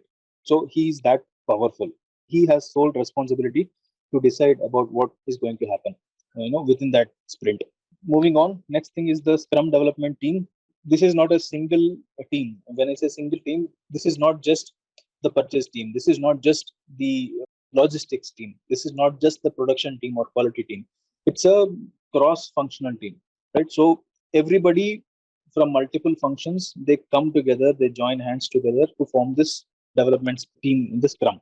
So we have seen so far in the examples that we have quoted before, stating how some of the stakeholders get quite busy. So in this Scrum methodology, this is not so much encouraged, right? So the multiple projects handled by one single stakeholder, that still happens in the organizations, but preferably not, right? So the Scrum recommends that the stakeholder has to work only on one project and not on the second one. So what is this Bruce Tuckman model? I have included only this model because in every exam that we see, we will get at least one question about this Bruce Tuckman model, a very important model for the exam. So at least one question, please expect even in the exam to come. So what happens here? We have 5 stages of a team because we are talking about the development team here. We have 5 stages of a team in this Bruce Tuckman model. What are those 5 stages? First stage is the forming stage. I will just use the initials. So what happens in the forming stage is this is a very early stage of the team, right? So this is a stage of formation where people are very new to each other. There may not be so many disputes between each team. So that is the forming stage, and then comes the storming stage. What happens in the storming stage? People are fighting for power. So because the leadership within the team, who has to listen to whom? The fight for the power, that is actually seen here about different working differences, some decision differences because of different cultures, or maybe R&D team tries to influence the purchase team, or the purchase team tries to influence the R&D team. So such storms keep happening in this stage. So this is called the storming stage. And then there is norming stage. I'm representing it with N. Norming stage, this is when the things start to settle down. What happens here is after the storming, the people within the team, they start understanding each other. The differences are cleared out, and then they understand each other's working styles. So the fights are all calmed down, and then there is a harmony, growing. It is still not found, but it is growing within the team. And then the next stage is a performing stage. So what happens here? This is like the peak stage of the project where there is nice harmony between the team members. So everybody is happy or understanding about the decisions about each other. If a production team says something, the quality team totally accepts this because they understand that the production team has said something with a prior experience, because they know each other now. So that stage of the team is performing stage. So if in case one of the key members here is no longer in the project, so or a new team member has been added, or somebody has left the organization and there is a void, so in these cases the cycle is again repeated back to the storming stage. So any disturbance in the performing stage, this is very, very important. This you might also attract some questions here. So if any disturbance happens within the performing team, then this performing team is immediately converted to the storming team, not the norming team. Keep that in mind. So again, from the storming team, it will again become norming and then performing. So is this all? No. We have one more stage called adjourning. So what is this adjourning? It's like a stage where the project is closed for XYZ reasons. It could be also a successful closure or unsuccessful closure. So in this case, whatever the team that we have decided here at the stage of forming, that gets totally dissolved, right? So the team no longer exists anymore. So that is called the adjourning stage. So this is this Bruce Tuckman model. So there will definitely be so many questions about this. Like they will quote an example about the behavior of a team. Like they say, so many people in the team are frequently fighting. What stage of the team is this. So we all understand that it is the storming stage of the team. So similarly, a question might come that everybody is in great harmony. What is the stage of this team? So that is a performing team. So such questions are very, very common. So just understand this. Moving, managing team and other roles. We have discussed about who the higher management is. So she is somebody who has authority over the decisions. So a manager who can approve the project or who can stop the project sponsor, they are all within this managing team. They are basically the approving authority. Even the scrum master and the product owner, they are answerable to this managing team. They are not directly contributing to the scrum. Of course, they are out of this scrum sprint, but they have interest in the project because they are investing a lot of money in this. So the product owner and the scrum master, they report to the managing team.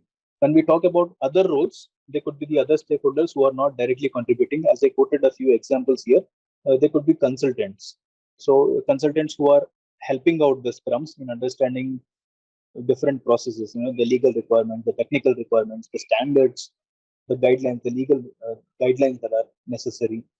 Those stakeholders are also there in the other roles who support the scrum in one way. And secondly, the customers is included in the other roles because whatever the sprints that we are achieving here, by the product owner and the scrum master, multiple meetings that are going to happen today, there is going to be frequent meetings with the customers. Earlier in the waterfall methodology, this was not the case, right? So when an agile meeting is going on, or the agile approach is being followed by an organization, the customer is aware that my supplier is following this agile methodology and I am allowed to ask them these questions, right? So that is the reason why customers are also preferring for this agile methodology. So the customer is in one way also involved in the agile methodology or the scrum method. And I think it is not written on the board here, but other roles, we could also include the virtual stakeholders, the stakeholders who are not physically present in that location, but they are remotely located. So the consultants could be remotely located. Even the team members can be remotely located. We cannot disregard the virtual team members now with the work from home becoming more and more prominent.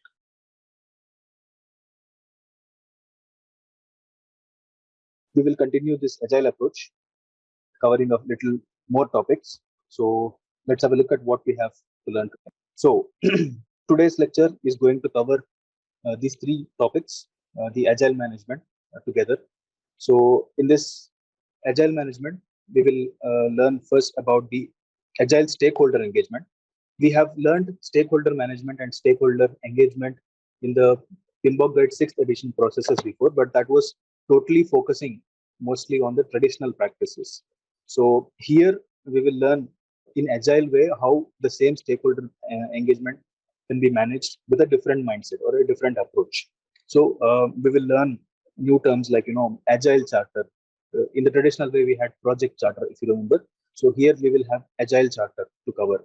So and in addition to that, some agile methods to keep people engaged, like how we can engage the people, and a little bit also we will touch about conflict management in this area. The first area, agile stakeholder engagement. This will be our biggest topic for the day, and then we will cover with the planning part. In agile planning, what we will learn is some techniques, like time boxing technique, estimation, such things we will get to learn in the planning section. And the lastly, we will cover or conclude today's session with the problem solving section. So in this section, we will first understand what different types of problems are there, the risks when they are converted to issues, right? So what costs do we have to take care of, how to provide the solutions to these problems. All these things we will learn in the problem solving. All right. So without much delay, shall we move ahead? Agile stakeholder engagement. We have learned the details about stakeholder engagement in the stakeholder management processes, as I told you before. In this section, we will learn, the focus will be not to learn all those processes or the associated ITTOs again, but we will be focusing our approach to this stakeholder engagement. So instead of repeating the same processes, the techniques, outputs, inputs, tools and techniques that we need. If we just repeat the same thing, it's no fun, right? And we need not to. Here, what is expected of us in the PMP exam is whether we are able to answer these questions in this agile approach, agile methodology, or agile way of thinking or not. Right? That is what we will be tested at. We were told that we will be having 50% of the questionnaire in the agile way. So, what does that mean? The same question, of course, they'll not ask the same question, but if PMP wants or the if PMI wants, the same question can be asked in both ways. What will you do in a traditional way? What will you do in an agile way? So, in this section, let us go a little bit deeper and understand how we can answer a particular type of question in an agile way. So, when we do the same thing in agile way, the traditional soul of this topic is still going to stay the same, right? So, all the processes that we have learned, that is not obsolete. Don't worry about it. The processes still are valid, but the way we think, our mindset is going to be agile way. Like for example, the change is not so welcome in the traditional way. So in the agile way, we always welcome the change. So let's have a look in depth about what we can learn in this section.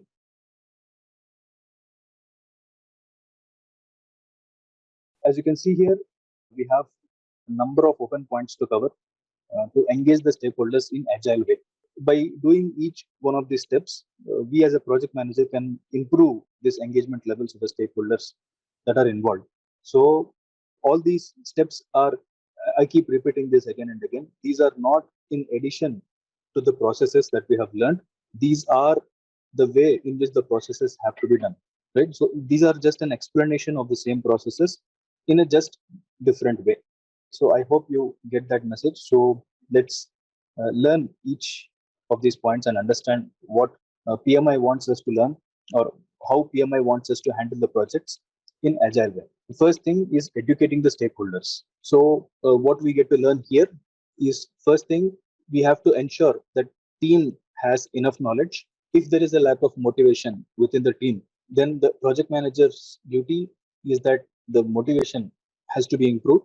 The risk of falling back, that means the project development team, whenever they face any problem, they tend to go back to the traditional way, right? So that is called the risk of falling back. So how the project manager can stop it, how the project manager can improve the awareness of the agile methodology, and how we can boost the performance of the team. And lastly, how we will, or when we say we, it is the project manager, how the project manager engages the team a lot. Right? So these points we will learn. So the agile or the Scrum method, no, it's a comparatively new concept. So most people, they do not have enough knowledge about this process actually. So all these things that we learned yesterday, the sprints, the daily meetings, for example, working in the task-based environment, all of these activities, they might look too heavy and restrictive. So if you are from a manufacturing background, these task-based activities, they are actually not so fire friendly. In manufacturing sector, what usually happens is there is always a fire somewhere, and every stakeholder works on putting that fire off. When I say fire, there is a burning issue or a burning problem everywhere, and everybody is running here and there. Let us solve this problem. Let us solve that problem. So there is an issue there. We have to solve that. We have a production loss. We have to increase our production. These things keep on running over and over, and everybody is busy doing something. Now, if you go to such a team and then tell you have to do only this 10 number of tasks for next 2 weeks to come, it's very difficult for them to digest it. So there might be some people or some resistance thinking that this agile process is too restrictive, right? So, and they may think that in addition to the processes that I already have, in addition to all this firefighting, or in addition to all this ad hoc tasks that I have, you are giving me additional tasks, right? So people might think like this. So we have to, when I say we, it's the project manager. The project manager has to educate them that they are actually trying to streamline their processes. They are actually trying to move the stakeholders from firefighting to a very organized way of working, right? So the agile way of working is going to stop this firefighting one day, right? So it cannot happen on the same day that we start thinking, well, okay, from tomorrow I'll start the agile way. Right? The things doesn't happen like this. So what happens is the stakeholders from the development, let's take an example, they are not so motivated to follow this agile way. For example, take the case of a product owner. What should a product owner do? He should first list down all the product backlogs, and then from the product backlogs, each backlog, he has to create a project backlog. From this list of backlogs from the project, he has to prioritize the tasks, right? So it's a heavy job, it's a time taking job. And if the product owner is quite busy with the same project but doing some other activity and not doing this prioritization, then the things that should happen in the sprint, they will never happen. So that's just an example, but all the activities, for example, the scrum master, if he doesn't organize the daily meetings, if he doesn't organize the sprint review meetings or retrospective meetings, the sprint will never happen. So all this is happening because there is a lack of knowledge within the team. So if this continues for a longer time, what happens is that people lose the motivation to work, right? After a certain time, they will just think, okay, the agile method was just another type of new approach which the organization has tried. The things are not working out. So let us also not spend much energy in attending these daily meetings or giving regular updates or creating the lessons learned. All this seems too much for them, so they will lose the motivation. So that's talking about this lack of motivation here. So if this motivation also gets lack of motivation also keeps on continuing, what happens is that the people will start going back to the traditional way of working. They will automatically go towards the waterfall methodology, where they are totally against the change. The planning will be done for next 2 3 years to come, right? So there will not be any frequent reviews or updates, or continuous feedback mechanism will not be there. So that is this risk of falling back. So the people will tend to go back to the traditional way. So as a project manager, we have to stop this by educating the stakeholders. So the Scrum Master or we as the project manager have to use certain methodologies or awarenesses to avoid this risk of falling back. And we are all telling that, okay, we should do it, we should create the awareness, we should stop the risk of falling back. But how to actually do it? How to, in reality, how to actually bring the people to come forward to go to this agile way? So there are some benefit or some of the steps that any project manager could follow. First thing is that we have to show them the benefits of agile management. What are these? The agile processes actually they target to reduce the overheads, the ad hoc task, whatever we told, the firefighting that happens after 1 or 2 sprints. You have to make sure, when I say you as a scrum master or the project manager, you have to make sure that the ad hoc tasks are slowly coming down and the streamlined, regular tasks are building up. So if you convince the team that, see, your backlog tasks are slowly reducing, your ad hoc tasks are slowly reducing, the firefighting has reduced slowly, that means all these trivial things that we are that the team is doing, they are not going to disturb your sprints to come. So it goes to and fro. If you are doing the agile way, the ad hoc tasks will not be there. If you are doing ad hoc tasks, the sprint will not be there. So this you have to convince them by actually showing them the results. So and secondly, the project manager should never lose track of an open issue. As the sprint goes, there will be so many open issues, right? So everything that comes up to our table, as the work, it gets converted to a task, and then it straight away goes to the list of backlogs, right? If you don't list this open item in the backlogs, that means it is an ad hoc. So every problem that the stakeholder or the development team is facing, you should encourage the people to list it as a backlog. Then what happens is that they will actually start seeing things more clearly, right? Okay, this is the same backlog that my project manager or the scrum master is talking about. So if I finish the same ad hoc tasks for this sprint as a priority task, then I don't have to redo it again, right? So that kind of confidence the project manager has to give to the stakeholders. And then the project manager has to show them the weekly progress of the project. What happens is, if they are doing this ad hoc tasks or the firefighting every day, the things like they run every day but they move nowhere. So But the agile way is not like that, because in every sprint we have progressive steps or the progressive feedbacks. Even the prioritization is done that way. What happens is the project keeps moving forward in that rhythm, right? So every 2 weeks, some certain number of tasks are completed. The work slowly starts going down. The scope gets more and more clear, right? So all these benefits, the little benefits, the quick wins, we have to, we as a project manager have to show to the development team or any other stakeholder that, see, because of your agile way of working, 30% of the work is already complete, or 40%, 50% of the work is complete. Such statuses the scrum master has to regularly keep on updating to the stakeholders, right? So if you do these activities, stakeholders are going to get educated, and they'll be motivated for, they'll come forward to work in this agile way.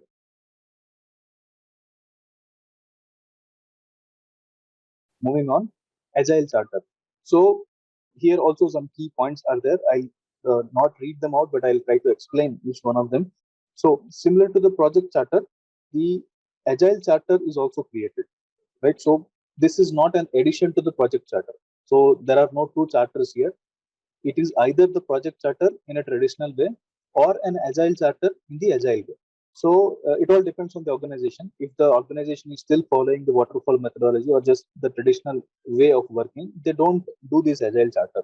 So the project charter is just a name, or agile charter is just a name. Don't get confused. The content within the charter is still the same. So what is the little change that we can see is the authorization to work in the agile way, right? So in the traditional project charter, there is no specification that you have to work in the agile way or not.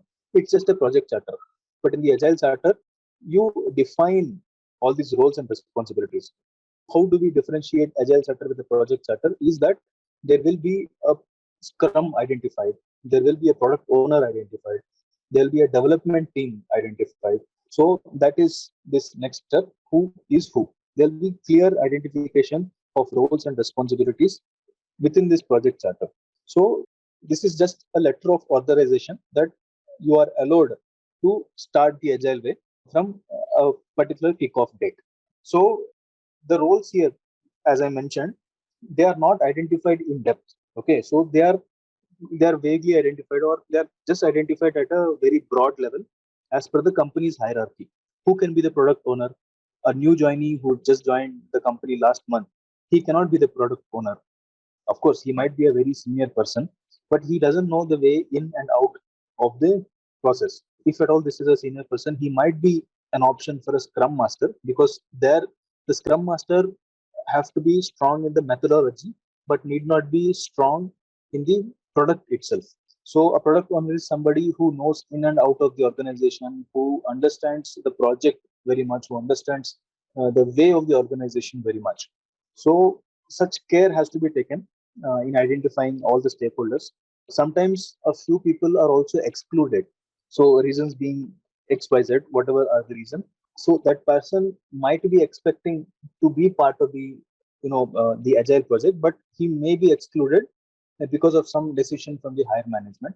So once the agile charter is created with who is who identified, it is only these people who are considered as the core team. We have learned about what a core team is yesterday. Who are the core team? First, the scrum master. Second, the product owner. Third, the development team. That's it. Only these three characters, or these three persons are the core team. Only they run the scrum, or they run the agile project. So project is also outlined. We skip that part. So what happens here is this document basically it outlines the total project goals, and the responsible stakeholders are also identified here. What is expected of the project, that is given. You have learned the project charter, right? There is nothing much detail there. It is just a single document, which is a letter of authorization. Right? So only basic and broad and vague things are mentioned here. But of course, who is the most important part that we should focus on. Moving on, agile models to understand the definition of done. We have understood what DOD is yesterday, right? DOD is nothing but definition of done, right? So we learned, or we touched upon this a bit very briefly yesterday. So what is this? This definition of done, it's a clear definition or explanation of what the seller or buyer mean by the word done, or in other words, complete. But we don't use the word complete.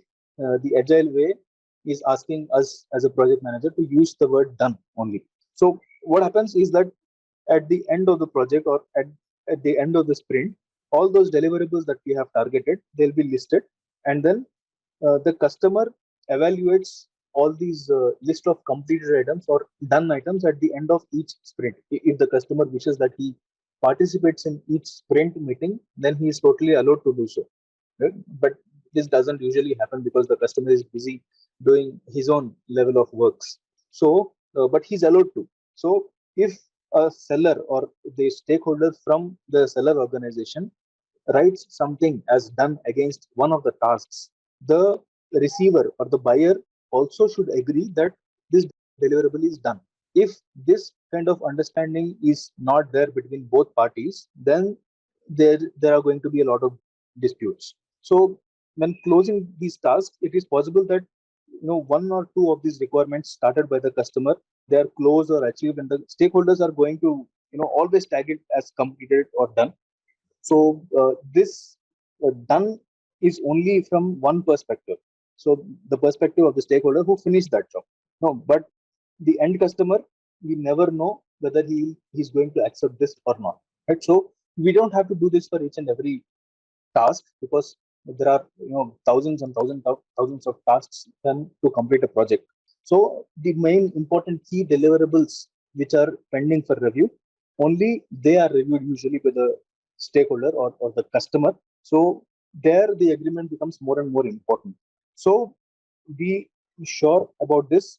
There will be a formal agreement between both the parties. This is pre-decided actually, right? So the seller and the buyer, much before the task or the bigger deliverable is actually executed or delivered, there will be a formal agreement about how the output of the project should be there, how it is going to be there. So if the customer agrees for this proposal, right? So you might ask a question: when the task is not complete, how do we know how it is going to look like? Right? So, for example, we are building a house, right? So we never know what is the final shape of the house, but we can do a plan of the house, right? A drawing of the house. The drawing need not be detailed, or at least how the shape is going to look like, right? So this kind of vague idea has to be given to them, and then as and when the project progresses, the vague idea starts to become slowly detailed. Even these detailed expressions have to be, keep on. We as a project manager, we have to keep on sending it to the customer, and then keep on taking continuous feedback from the customer. That's what we mean by continuous feedback.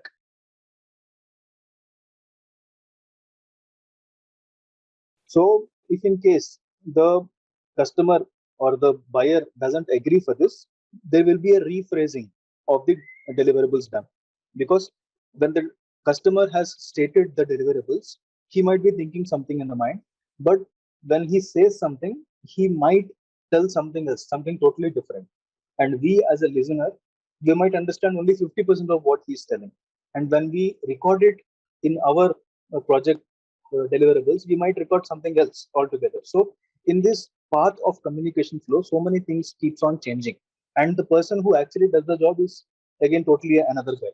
So there is a total loss of connect between what is expected and what is delivered. So there is going to be a difference between both.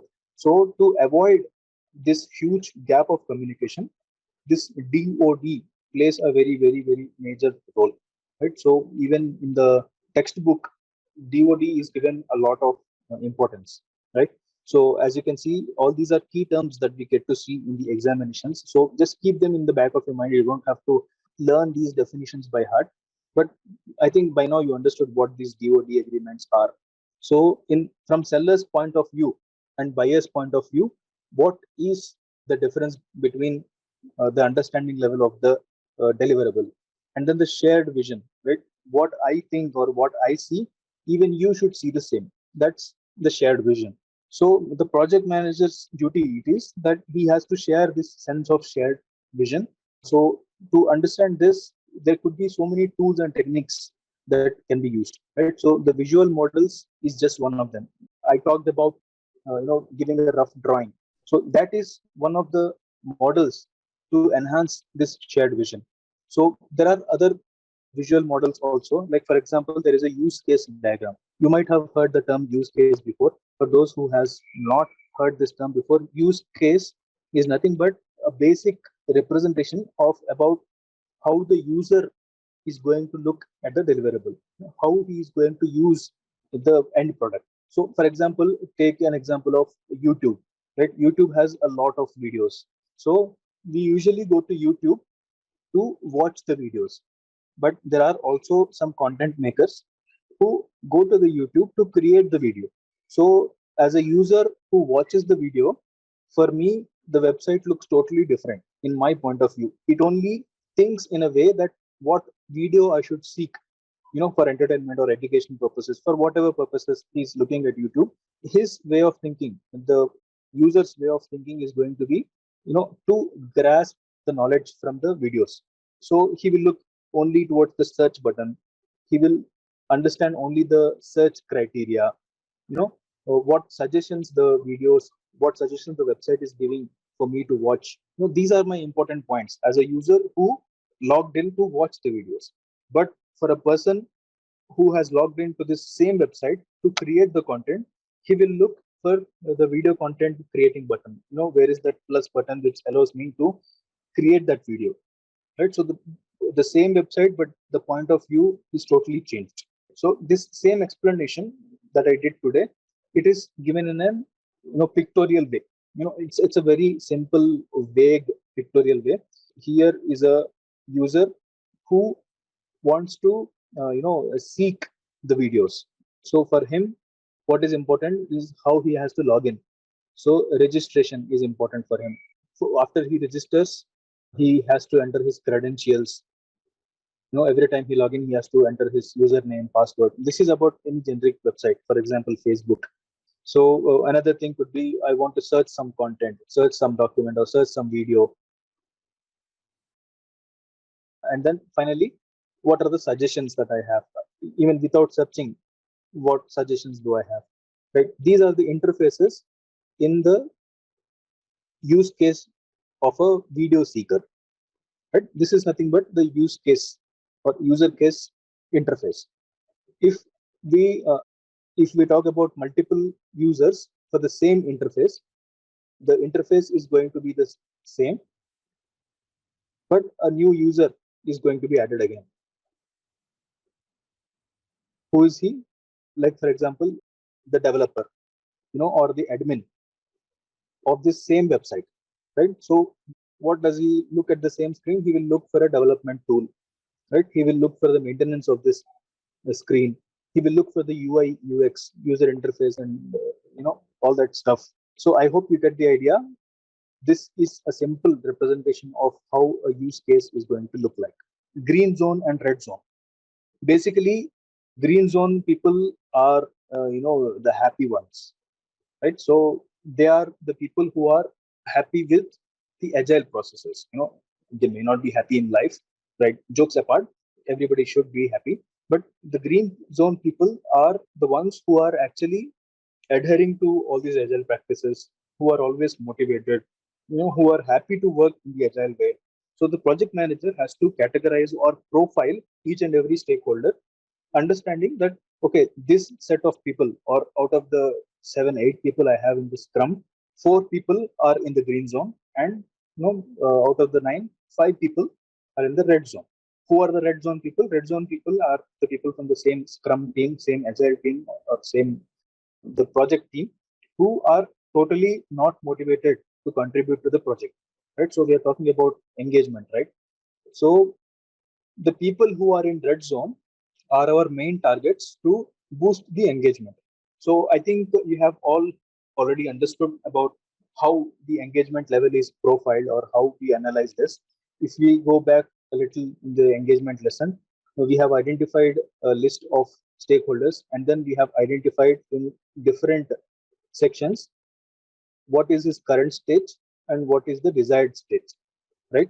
So for every current stage and the desired state, there is a gap, and we as a project manager, we have to bridge to bring a person who is in the current state to a desired state, right? So that is what used to happen, and the same thing happens also here. But who is in the current state is the red zone guy, right? So the red zone people have to now go to the green zone people. Of course, with the addition of all the steps that we have learned so far, and we are going to learn from here. So, and secondly, the most important thing is you have to protect the green zone people also, right? As I told in the example, 4 people out of 9 are green zone, and 5 people, the rest people are in the red zone. So the people who are in the green zone also have risk of going towards the red zone. So it is the project manager's duty also to stop this transition from green zone to red zone. So we have to encourage people from red to come to green, and similarly we have to stop this transition of green people turning red. So if we focus more on the agile way of working, what red zone actually is defined is like red zone people. Of course, I mentioned here that they are not motivated and unhappy, but these are not just the two attributes that the red zone people has. So if we read it out from the textbook, the red zone people blame others for everything. They respond quite defensively every time. They feel threatened. Red zone people, they always trigger the defensiveness. They don't focus on the long term advantage, they just focus on the short term advantage. They don't listen quite effectively. They always communicate high level of in disapproval mode. And so all these things are attributes for the red zone people. Similarly, for the green zone people, who are these are the people who take the responsibility. They come forward to take the responsibility. They don't defend when a new task is assigned to them. They are always thinking about long term goals and short term goals both. They always welcome feedback. They listen to everybody. Always, they are good listeners. They use persuasion rather than force to get things done. So these are the few attributes that you should keep it in the back of your mind when we say green zone people or red zone people. These are just profiling that the stakeholder or the Scrum Master is doing to boost the stakeholder engagement.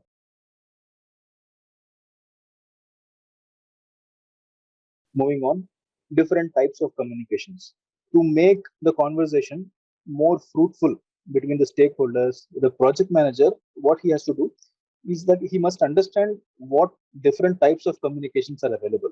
So, as we see on the screen here, there are just 3 types of communication. First thing is the one-way communication, second is the two-way communication, and third is the information radiators.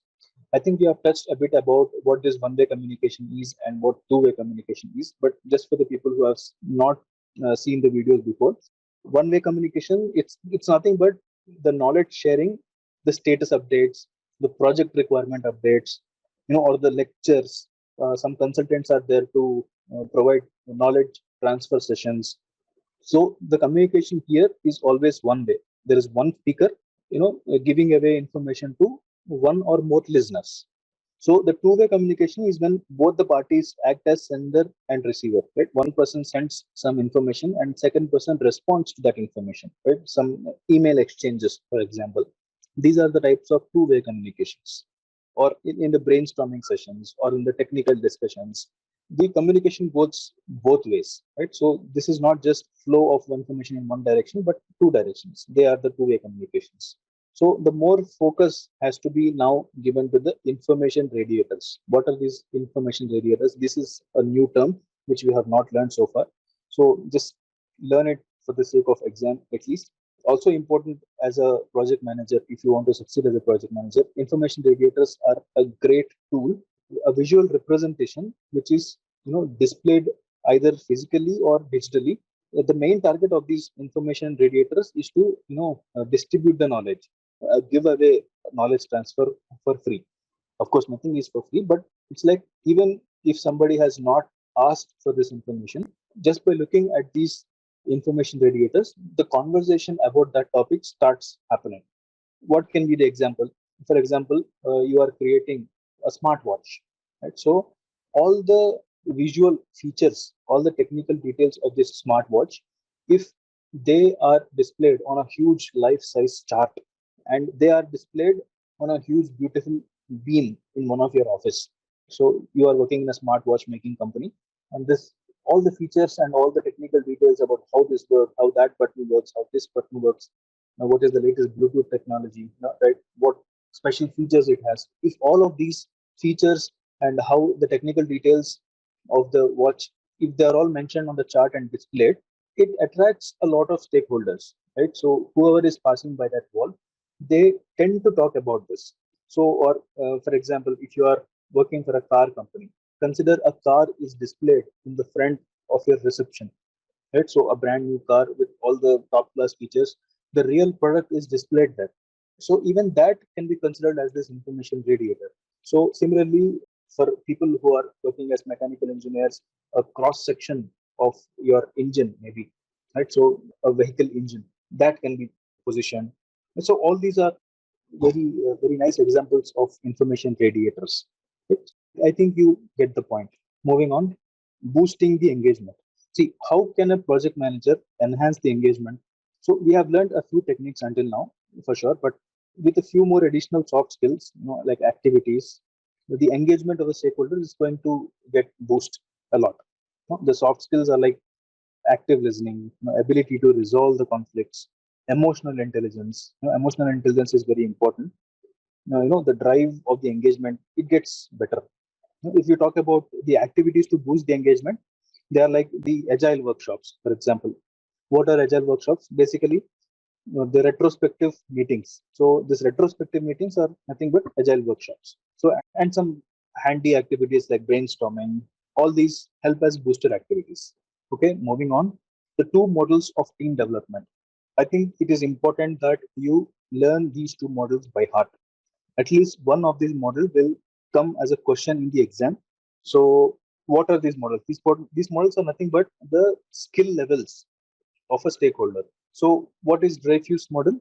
Dreyfus model talks nothing about what is your skill level right now. If I use the pen, if a person is a novice, like he's a very beginner, he doesn't understand anything, he just came to learn that new skill, he is called the novice. So the engagement level of the stakeholder, or the skill level of that stakeholder, is currently novice. What is the next best level? He is a advanced beginner. Now he understands the things, so he's no more a beginner. And then he becomes competent. Next stage of skill level is he is competent, right? So he is trying to compete with his knowledge with his fellow stakeholders. He is the competent guy. He is already aware of all the things that are happening. Now he's competent enough to do his job. And then comes the next level, that is proficient, right? So he's aware of all the knowledge. He's aware of the way of the organization. He's understanding the history of the product, how it has, how the feature is seen there. And finally, the expert.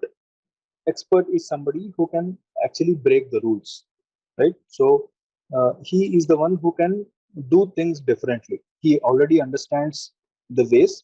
Now he is also capable to give an alternate solution to the problem, right? So he is the expert. So this levels, the incremental levels, is nothing but the Dreyfus model, right? So the question might be like, okay, you are currently here, what is the next step? So you can tell the next step of skill level is going to be proficient. So just an example, if we talk about Shu Ha Ri model, what is it? Shu means a person who is always obeying the rules, right? So he's a new guy, he's always obedient, and he always obeys everybody around him, and he obeys the rules of the game. Ha is a stage where he slowly starts to move away from all these rules and guidelines, because he is now expert.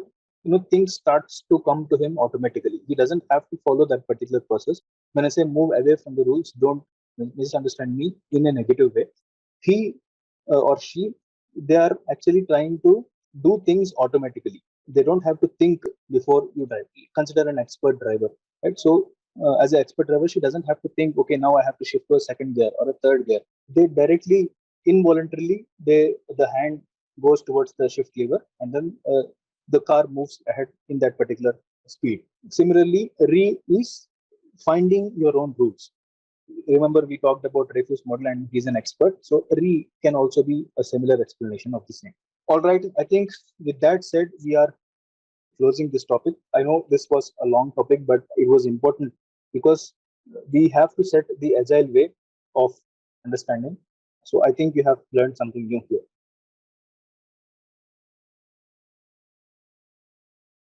Moving on, the planning. So in this section, what happens is let's understand how the planning is done in the agile approach. So we all know the key difference between the traditional planning and the agile planning. The main difference is that the traditional waterfall method, they plan for very long durations, which cannot be easily envisioned. So Agile doesn't do that. What it does is it does the planning multiple times, in increments based on the feedback that it gets from the sprints. It plans again and then it plans again. All these things happen in small improving steps. So let's get in depth and understand what we are going to learn here. So formally, how to define a plan in the Agile approach. So first is that the Agile plan is usually trail and error, right? So we don't know what happens after 4 weeks of sprint. So we go ahead and do the plan. We finish the set of activities, and then if this set of activities is not actually helping or actually not moving forward to complete the bigger goal, then the plan is corrected again, and then the reprioritization of the tasks is done. Right? So that is nothing but the trial and error. When we attribute the same to the iterative method, we all know that it is a rolling wave, right? So we have a first wave and then a small wave which talks about daily scrum, right? So and again this cycle repeats after 2 weeks, right? So this is first week, and then a second week scrum happens, and then the third week another scrum happens, right? So all these are iterative items, right? So that is how we have to plan. So and again it has to be progressive or incremental. Whenever we plan, it should not be the same thing we are repeating over and over. We should not run in cycles. So the plan has to be a progressive plan and an incremental plan. The next step is what we should have for the next sprint, right? So don't repeat the same step. And most important thing is that it has to be for shorter duration, because we humans are not capable to envision what happens after 5 years or after 6 years, right? So only great people can do that. Of course, we can hope for the best, but what actually or exactly happens after 3 years or 4 years, nobody can actually predict. Right? We cannot even predict what happens in the next 1 hour. So a lot of uncertainty is there. So as short as possible, the plan has to be in a shorter duration. I think you get the point. And then adaptive based on customer feedback. What it means is that when a customer gives a feedback that something is not defined properly or something is not as per his expectation, the project manager or the complete agile team has to be ready to adapt to that new deliverable. And that is basically all the sprint is about, right? So we do a little progress about the complete project, and then we show it to the customer, and then he says, no, this is not what I was expecting, please change it, right? So if this feedback is received at the very beginning of the stage, only these 2 weeks work is affected. So imagine the complete project being affected versus only the 2 weeks work getting affected. So this is an important feature of the planning. So it has to be always adaptive, uh, and it has to be based on the customer feedback. Moving on, salient features. So these are something which are very important items to consider for planning of the agile sprint. Now, what happens here is the sprint tasks or the backlog tasks, they are considered for to do, right, based on the priority of the project. We discussed this many times. Now, how does the project manager know that a particular item is a priority? So only when she or he can relate these tasks to the final end results, or the so-called salient features. So these are nothing but the broken down values that were given to the organization as targets. So it is important that the features of the end product, they are displayed to the customer, so that the customer gets a fair idea about what he is going to get at the end of a hustle. So sometimes the customer might reject the final result of the project because of his expectations were something else. So during the planning itself, if we envision the values of the product that and what they are going to offer, if we share it with the customer, much in advance, much ahead, the expectations will be set between both the parties. So that's what this is all about. I think we discussed this in the DOD. So now how and what to put in the plan, right? So let's understand this a bit. The agile estimation theory, right? So estimation of work. So what does it talk about? This is nothing but we have to define who should estimate the work, right? So is it the product owner? Is it the project sponsor? Is it the customer? who should actually estimate the total amount of work. That is the estimation plan. That is one of the component of this estimate. And what methods are there to help with the estimation? Are we working in incremental method or are we working in iterative method? Remember, these both are agile methods, right? So what is the rationale behind this estimate? We have given the work estimate that okay, these are the tasks that we have to do and why we have to do it. So the rationale behind the estimates have to be mentioned. When should we actually estimate this, right? So should we do it today for the coming sprint, or should we do it after 4 or 5 sprints are done? Right? So that sort of planning has to be there. So when we talk about time limit, we need to define the time limit in a sectors or sections only. We discussed that a sprint is going to last from 2 to 4 weeks, right? 4 weeks is the maximum we can do.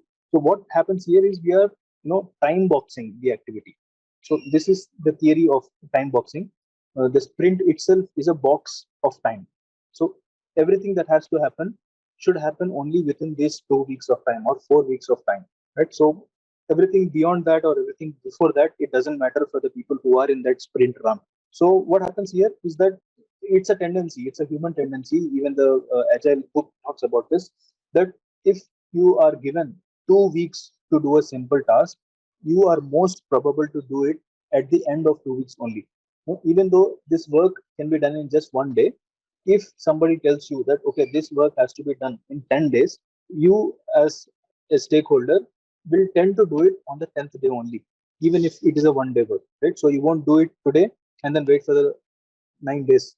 So it's very rare to happen because we have other priorities all the time, right? So nobody is free, at least not in the organizations. So the main thing here is that if you define that time, if you block that particular time, your mind automatically sets itself that okay, I have to complete this activity, right? So it also happens in the opposite way. Consider a work can be done in 16 days and then you have given only 2 weeks of time. So your mind automatically starts to calculate itself. You might force yourself to work extra hours, and then you will automatically force yourself to finish the work in 14 days only. Or for example, the 14 all 14 days are not there. 2 weeks means 10 working days. So I think you get the point.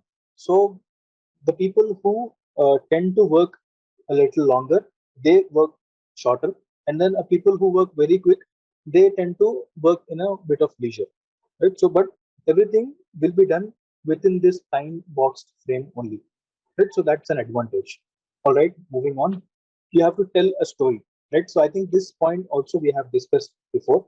What happens is at the end of each sprint, you have to write the comments or how the story has evolved, right? How the task has been closed, starting from the day that was assigned to you to the day that you have closed it. You keep on adding the comments, whatever value you add to the task, you keep on adding. Okay, today I have talked with my counterpart, right? So today this impediment was removed by my Scrum, right? So today there was a budget requirement and then it was approved by somebody, and then that is how I am able to achieve this task, right? So this kind of small steps keeps on getting added to these tasks, and that's how a story is formed, right? So and these stories are or should be recorded for both closed tasks and also blocked tasks, right? So that a person who looks at the task, a blocked task, understands what is the main reason behind the task getting blocked. So when we talk about lessons learned, everything that we tell as a story, that becomes a lessons learned for the future generations, or even for you. If you are working in the organization long enough and you want to refer to a task that was done 5 years before, if you followed this storytelling method of the task, if you record everything that you do in the task, that means you get an easy reference to this task, right? And this is recorded and available for us to revisit for any amount of time to come. So things gone wrong and things gone right. TGW means things gone wrong and things gone right. They are recorded and understood with this lessons learned. And of course, project management information system (PMIS) it helps us a lot, in recording all these stories, right? So if you are writing all these things in a physical pen, in a book with the help of a pen, these are probably going to get lost, right? So it is better to use the electronic media to write all these stories. So who does this planning actually? The product owner. He is the one who actually grabs all the backlog tasks. Development team, they contribute in bringing the backlogs, right? So they have so many ad hoc tasks. So every ad hoc task comes in the sprint meeting, and then it will be discussed in the sprint meeting, and then the scrum master approves these backlogs to be to do tasks. So that's all about planning.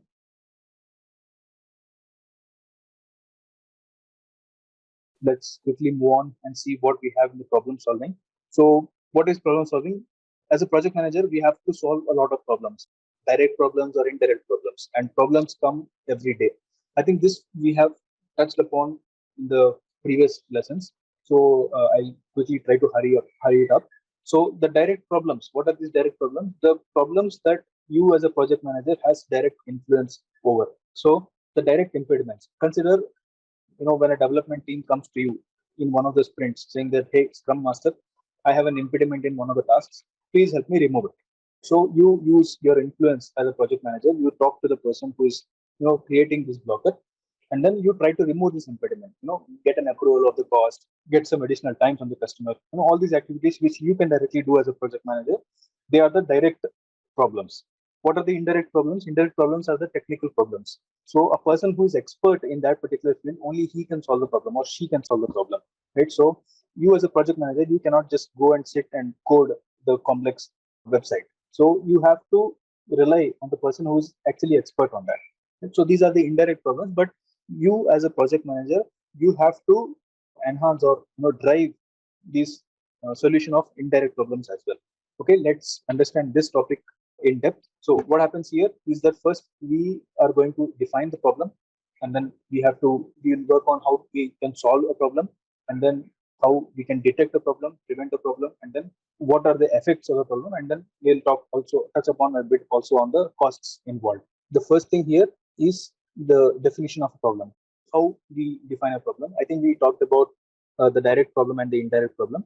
We also differentiate the problem with the level of impact that it has. Right? So whether it is impacting the project at a high level, whether it is impacting the project at a very low level. When we say impact, it could be also to the level of stopping the project. So if a problem comes that is directly related to the regulation or directly related to the safety of a person, or if that is contaminating the closest environment. But so all these are very high impact problems, and it might be very costlier for us to solve. And then the ease of fixation. Right? So we can define or differentiate the problems at the level of ease of fixation, whether it is easy to solve, can be solved in just one day with using minimum resources. Right? So there are easy problems, there are difficult problems to fix. And then the number of problems, right? So if in case of a mass production, there might be a problem which is seen in most of the production lot. So, or there might be a problem which is just seen in one or two of the parts, right? So that is about the high frequency and the low frequency. Here we are talking about the solving of the problem. So what happens here is that we have multiple QC tools. So these are nothing but the quality correction tools or quality check tools about how we can identify the problem, or how we can solve the problem. And there is a checklist, there is a Pareto chart, there is a histogram, so there is a scatter diagram. All these are the tools with which you can understand the level of the problem, the frequency of the problem, everything that we have defined in the problem, we understand using these QC tools. Kaizen, I think we have touched upon this topic also a bit. Kaizen is nothing but a small step or a small progressive step towards solving that problem. Kappa is nothing but corrective action and preventive action, right? So what happens is you have a problem, and you do not give a permanent solution, or you cannot give a permanent solution at that instant. So what they do is first they do a corrective action, right? So immediate corrective action. Sometimes they also call it ICA. That is the immediate corrective action. So what happens here is that first you give a contingency plan to stop the problem from repeating again. So we do not solve the root cause of the problem, but at least we have to give a solution that it does not get repeated, so that the further damage is not done for the next lot to come. So that is the corrective action. PCA, sometimes it is also called PCA, permanent corrective action, or permanent action here in this case. So permanent action, it's like you are actually solving the root cause of the problem using this. So that's all about kappa. Design of experiments. So this is done usually in case of a very complex problems. You have a problem that you cannot identify the root cause to. Here we already know the root cause in kappa, but here if in case you are not able to find out the root cause very easily, you make use of many complex methodologies which are called DOE. DOE nothing but design of experiments. There are many different tools, like for example shine in DOE. So there is a green belt, there is a green there is a black belt, there is a Six Sigma. All these are design of experiments where you do multiple trials and errors using many different rules defined by the experts, and then you design these experiments to find the root cause of the problem, and then after you find the root cause you will also give a solution to the problem. So that's DOE, that's highest or top level of solving the problem. And then to avoid the repetition, every solution that you give, you have to make sure that is the correct solution, and it happens only when you identify the right root cause. So if in case the problem is getting repeated even after you do the kappa, that means the root cause of the problem was not identified properly. So you have to make sure that the repetition is avoided, right? So just taking any random action is not important. You have to make sure that you have avoided the repetition. Moving on, we are at detecting the problem. So here what happens is detection at different stages. I think we have touched upon this in the previous class. Whether are we detecting this problem at the customer end? Are we detecting this at the final dispatch inspection stage? Are we detecting it at the process stage only? Right. So these are different stages at which we can detect a problem. We have to be aware of this. And then multiple detection techniques can be used. So detection techniques is like, are you only displaying something and you are not warning the end user? So that is a level of detection. So it's like when you install a mechanism, is it only giving you a warning which the end user is never seeing? Like for example, again you are driving the car and your radiator is not working properly, and then your engine starts heating up, right? So this heating has to be understood to the user.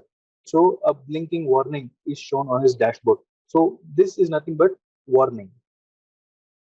Feedback could be something a little more than a warning. It's like you are given tone, right? A beeping tone that the radiator has heated up. So again, alarm is usually given at the manufacturing level. So on a production line, if something goes wrong, a fire alarm breaks out. So that is also one of the detection levels.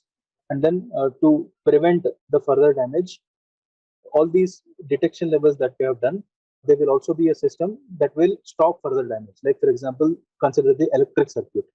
If something goes wrong, first thing is that it shows that something is wrong by tripping the main, right? So the main trips whenever there is a short circuit. So this is to stop the further damage. So this kind of feedback mechanism, it stops or prevents the further damage. So next thing is prevention, preventing the problem. So at the time of quality check, if you are preventing a problem, that is one level. And then if you are preventing the problem at the process stage by using some POK-IOK methods, that is one problem, one level of prevention. And then the best level of prevention is the prevention at the design level itself. Right? So in the design itself, you design the product so strongly that the problem is never going to occur. Right? So these are the three levels in which you can prevent the problem. So, and next step is the effect analysis. So what is this? It's like the problem when it arrived, what is it going to affect? Is it going to, this is nothing but the impact. I think we have learned that in the defining the problem, the impact, the level of impact. It's like, is my problem going to affect my next step only? If a problem arises on my production line at one particular stage, is it affecting the complete product or is it only affecting my next process to happen? Like for example, you are bolting two mechanical components, and then the thread of one of the component is not working properly. That means in the next step you cannot bolt it, right? So it is only affecting the next step, and then the next steps to come further, of course. So second level of effect could be the function, right? So if my feature is problematic, is it going to affect my complete performance or not? So that is the performance level.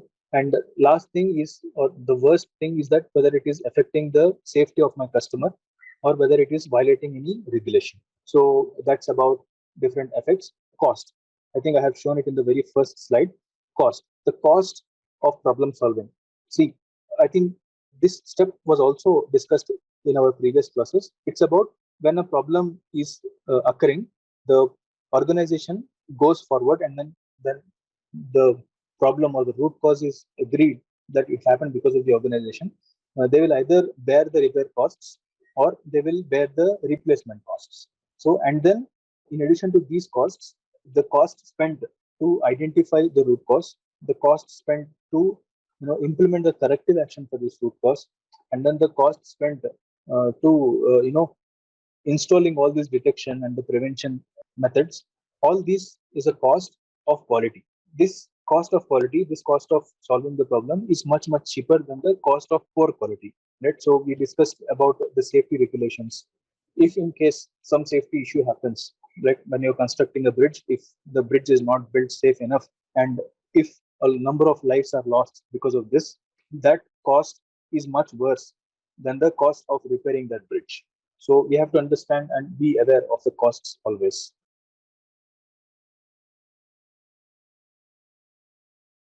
Hi and hello everyone. Welcome back to this PMP exam preparation course.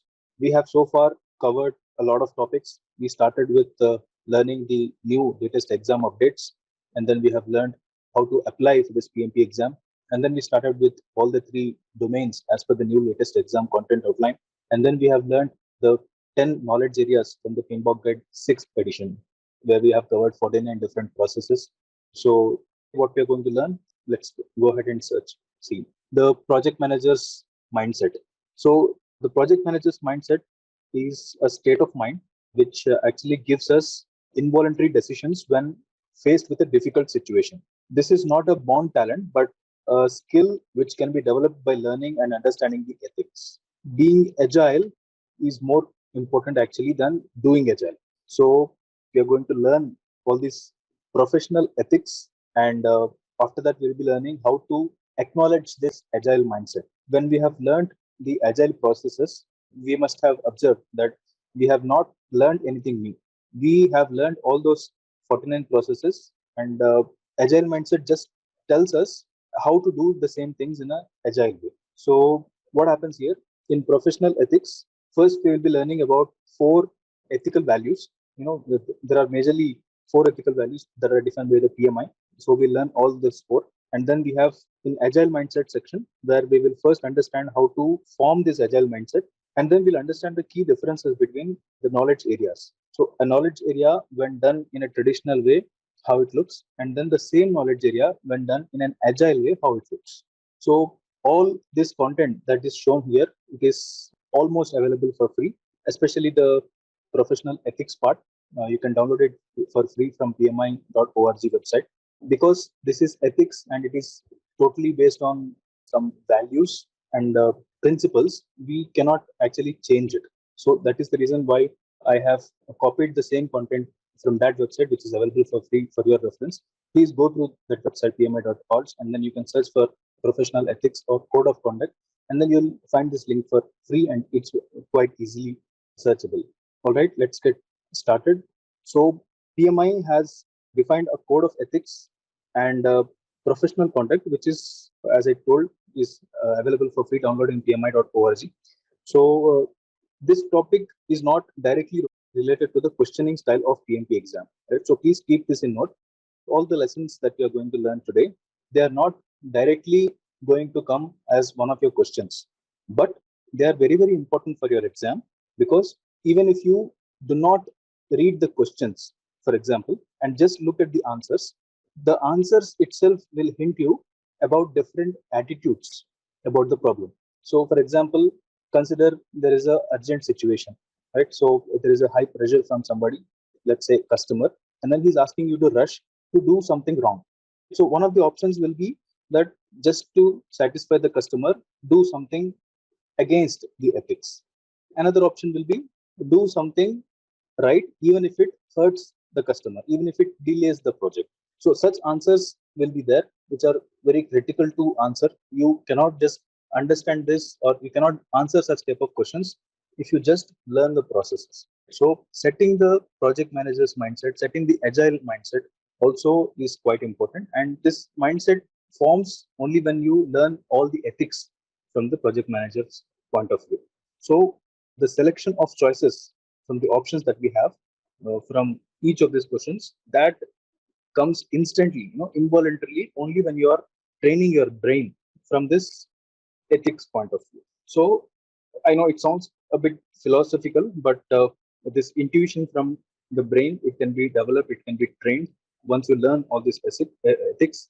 So once you are well versed with these ethics, and even if somebody is trying to influence you, you will not go in that pressure mode. So let us quickly go ahead and understand what these ethics are one by one. So let's started with this professional ethics. Right? Ethics, always promotes to do what is right and to do what is honorable. You have to keep all these key points also in mind. You don't have to learn these by heart, and because why I'm stressing is these words are also mentioned in the PMI website. So the being ethical means being right and being honorable, right, as per the PMI's wordings. Ethics, these are not something which are restricted just to our work. If we aspire to reach higher standards in life, we need to adhere to these ethics at every place, right? We have to follow ethics at home, we have to follow ethics at supermarket, we have to follow ethics at gym, at profession, basically everywhere. So similarly, PMI has also defined such ethics to all the PMI members, and not just for the PMI members, of course, but everybody who has any one of its certification. PMI has a lot of certifications, right? ACP, CAPM, PMP. Everybody who is certified by PMI is bound by these ethics. So the main purpose of defining these goals or these ethics is to target, the evolution of this profession of project management.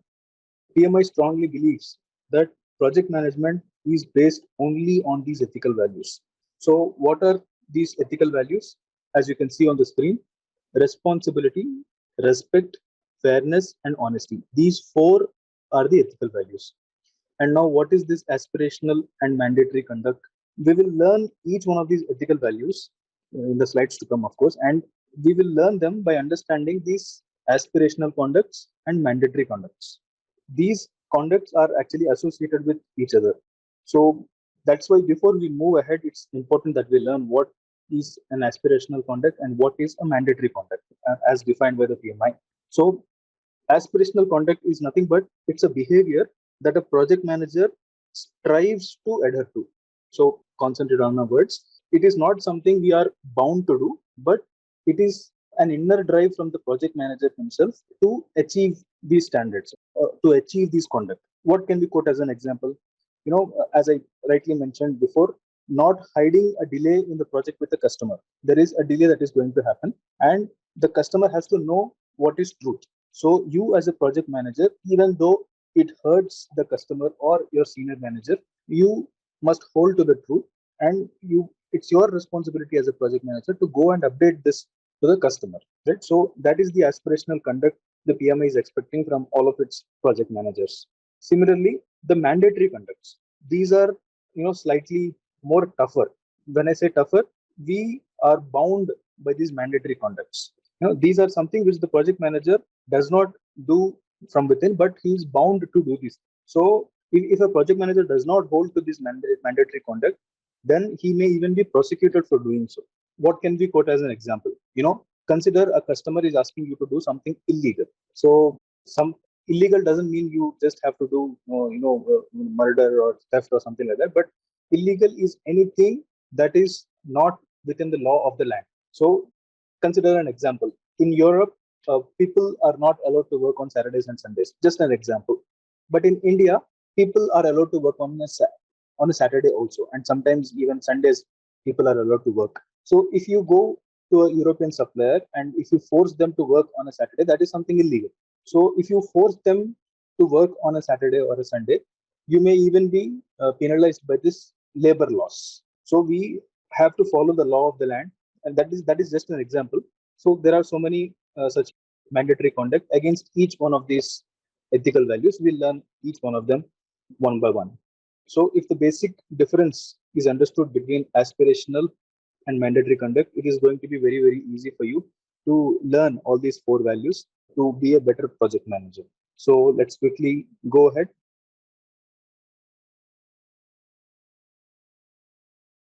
Responsibility. As you can see here, these are the aspirational conducts that are referred by the PMI in its website in the Professional Code of Conduct. You can download it for free, as I mentioned. And similarly, these are all the mandatory conducts. So when I read out each and everything, it will be too lame for you to understand. But I had to paste this because these are something which I cannot modify. So it is important that you learn this as they are. So, but the explanation wise, you can understand some random points. Like for example, this one, aspirational conduct for the responsibility. Let's choose some random value. Let's choose this. That is, we accept only those assignments that are consistent with our background, experience, skills, and qualifications.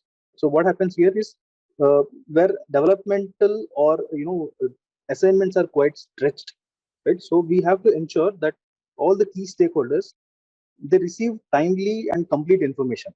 So if there are any gaps, we should tell them. If there is any delay, we should tell them. So every stakeholder must be informed well in the decisions. So that's about this point.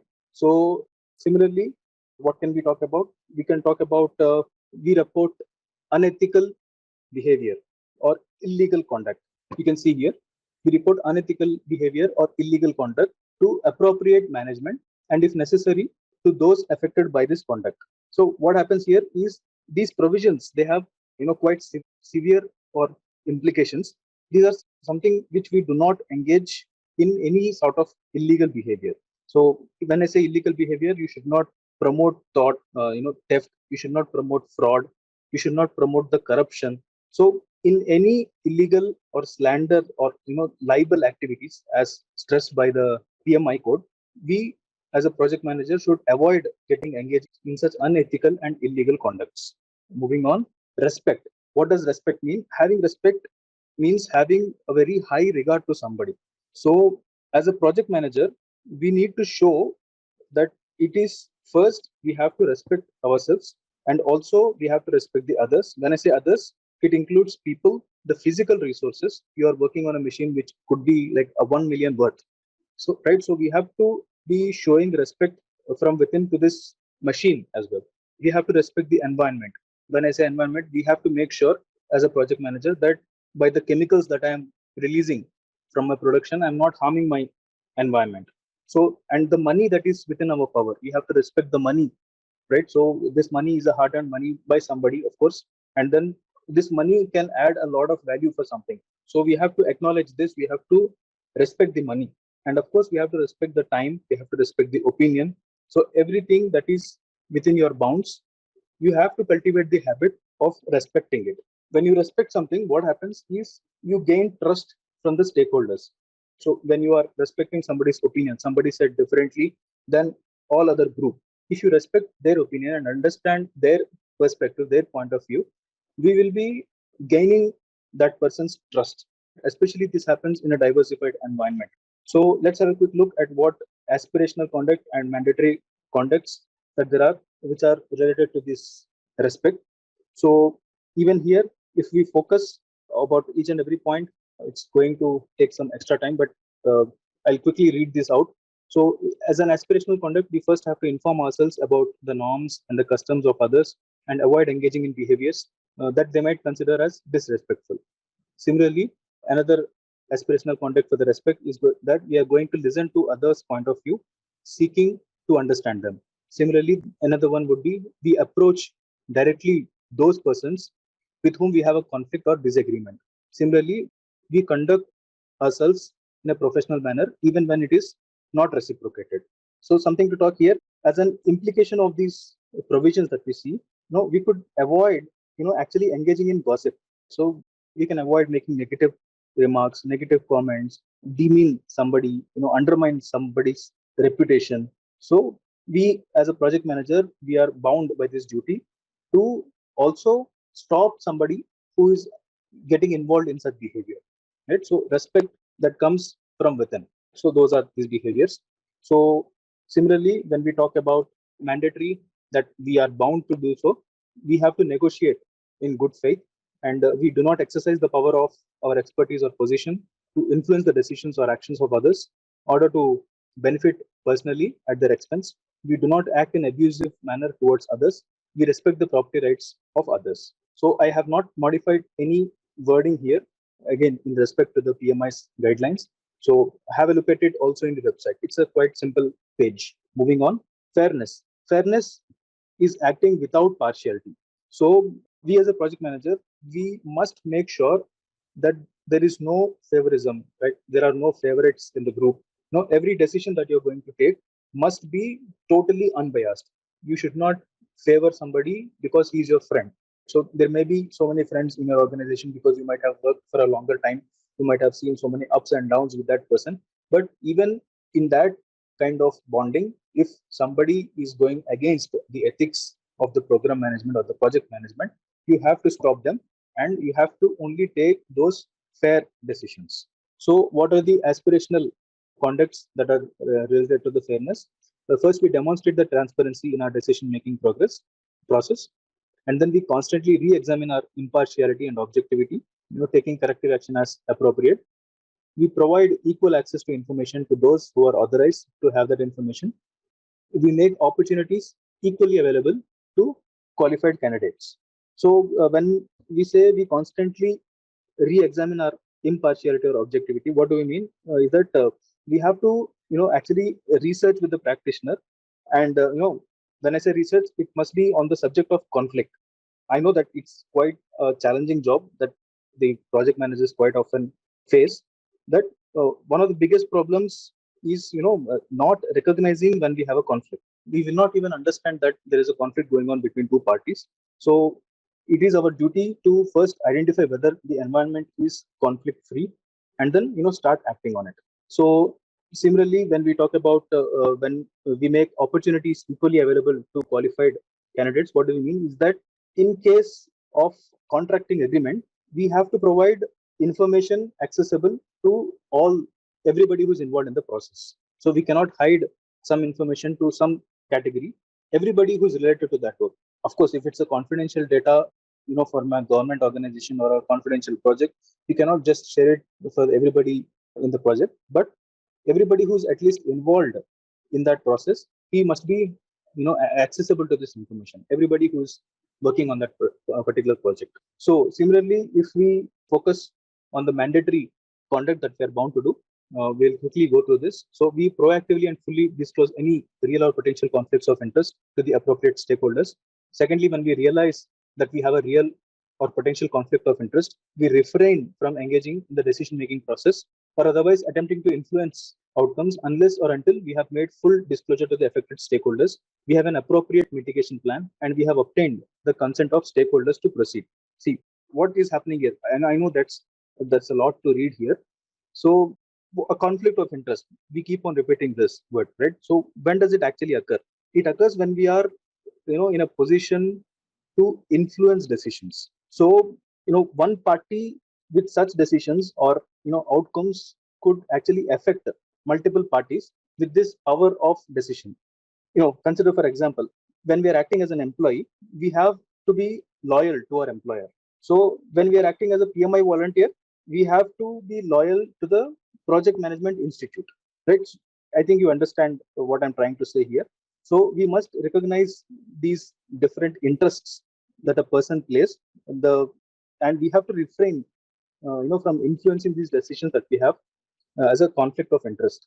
So similarly, we do not hire or fire, reward or punish or award or deny contracts based on some personal considerations. They include, but of course, they are not limited to favoritism, nepotism, or bribery. Similarly, we do not discriminate against others based on, but again, not limited to gender, race, age, religion, disability, nationality, or sexual orientation. And the last point here is that we apply the rules of the organization, employer, project management institute, or other group without favoritism or prejudice.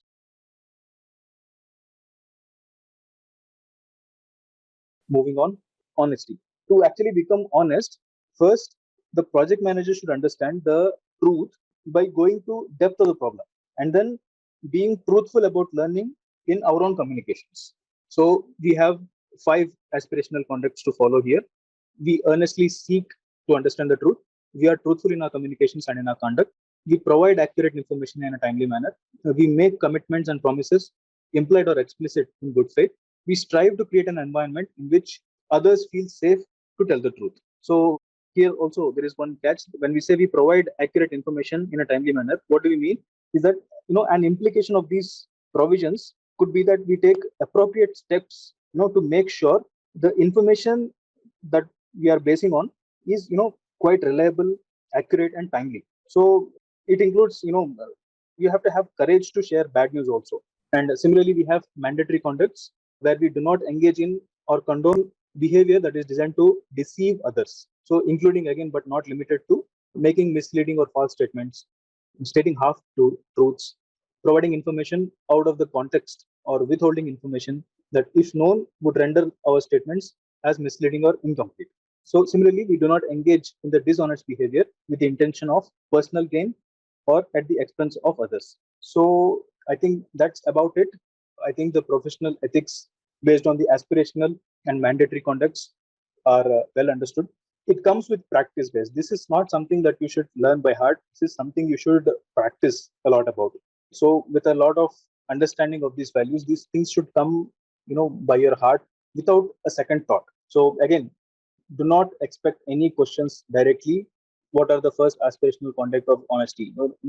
No such questions is going to come here. These are only to set your mindset. So learn these things and then answer your exam with the help of these mindsets. Moving on, agile mindset. Let's see what we have to learn here. The agile mindset, it's broadly based on these 12 guiding principles first, based on which we have 4 agile values designed, which we will learn in the coming slides. And then our agile mindset is properly formed.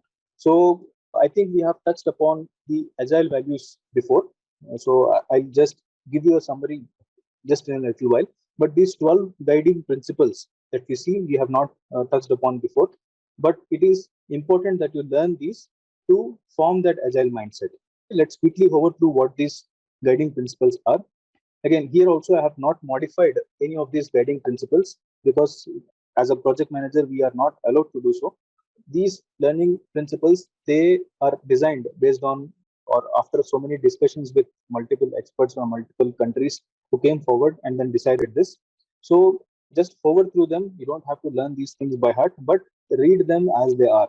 Right? Do not modify these things because these are the principles upon which many values are based.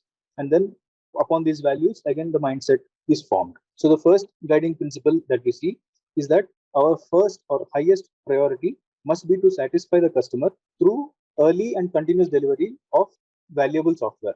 Here, do not get confused with the software. These guiding principles, I think I have told you about this before. In 2001, the Agile practice has started and it was designed focusing on the IT sector only. And then slowly it got started getting absorbed and getting adopted by some other companies as well. So that is the reason why we see the word software here. You can replace this word in your understanding by any product or any result that comes as an output from your organization. So moving on, the second guiding principle is that welcome changing requirements even when we are late in the development process. Agile processes harness change for the customer's competitive advantage. So I think this is self-understanding. When you use agile processes, this adds up to the advantage in the competition. Right? So that is the guiding principle that we must hold on to. Moving on, deliver working software frequently from a couple of weeks to couple of months with a preference to the shorter time scale. So always have to give preference to the shorter time scale. The longer process is good to have the, envision something, aspire something to become 5 years from now or 10 years from now, that's good. But it's not that good for planning because it's not so accurate, right? So all those things are imaginary things that we aspire to do, that we wish to do. But when we talk about the project, we have to be short, we have to be concise, and we have to be very accurate. And accuracy comes when you plan for a shorter period of time. And again, another catch, please do not confuse yourself with the software here. Here you can replace this with deliver working output. any output. When I say output, it could be product, result, or a process.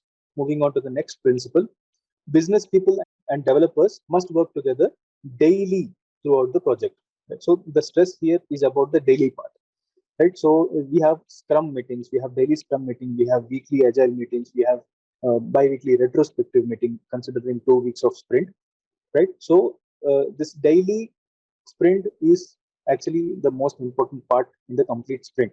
So I think talked about somebody complaining about this daily work, and the Master might be able to modify the frequency from daily to 3 times in a week. So that is all understood and agreed. But whatever frequency that we decide to, if not daily, if it is 3 times a week, you attend this meeting all the 3 times a week, because you have proposed it to be 3 times a week. So whatever is that frequency that you come across, daily updating, daily attending that process, giving or taking these daily updates is important for the agile way of working. Moving on, build projects around motivated individuals. Right? So we have learned about green zone, red zone. So green zone candidates come under this motivated individuals. So that is the reason why we have to encourage more and more people, getting transferred from red zone to the green zone. So we have to give them the environment and support that they need, and trust them to get the job done. Remember, don't let the green zone people fall towards red zone people. Moving on, the sixth principle, that is the most efficient and effective method of conveying information to and within a development team is a face-to-face conversation.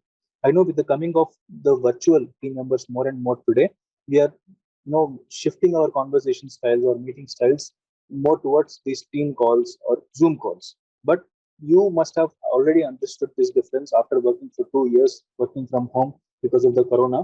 The virtual way of working actually slows things down, especially when you are working in a collaborative type of environment. When I say collaborative, your work has to be done only when somebody else has finished his work.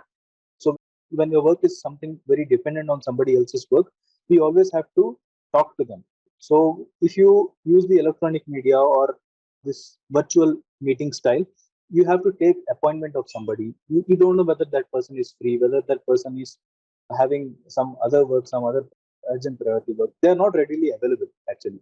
So face-to-face conversation, not just based on the availability, but also gives us a sense of personal touch. When we look at them and we talk to them, we understand their facial expressions, we understand their body language. We can set ourselves to their own comfort and then get things done quite easily. So this agile mindset prefers that there is this face-to-face conversation a lot. Okay, moving on. Working software is the primary measure of progress. So again, do not confuse yourself with the working software. Here, what the PMI actually is trying to say is we have to show the progress in the project. So working software, that actually means that we have a working progress shown in the project. So that is our primary source of measure, not the documentation, not the emails, not the beautiful PPT, which says which shows a lot of things, but then at the end of the presentation, it just gives us no progressive status, right? So we don't want such documents. The ultimate measure of progress is going to be a working result. Moving on, eighth principle, agile processes promote sustainable development. The sponsors, the developers, and the users should be able to maintain a constant pace indefinitely. The stress here is about the constant pace. Sprint after sprint after sprint, we have a lot of sprints coming for 2 weeks, for 4 weeks, for 3 weeks, whatever was the frequency. The sprints happen continuously. Why? Because the number of tasks that we decide on a one particular sprint are to be closed in that particular sprint only. So we cannot just take away all of those tasks to the next sprint. Of course, when there is some backlog, we can constantly move that one or two backlog tasks to the next sprint. But the main target is this time boxing effect and then moving at a constant pace forward, right? And usually there is no gap between these sprints. Sprint one and sprint two, they are not 5 weeks apart or 4 weeks apart. As soon as the sprint one ends, sprint two begins. As soon as the sprint two begins, sprint three starts. As soon as the sprint two ends, sprint three starts, right? So this is a constant pace that we maintain through this agile way of working on the rolling wave methodology. But I think you get the point. Moving on,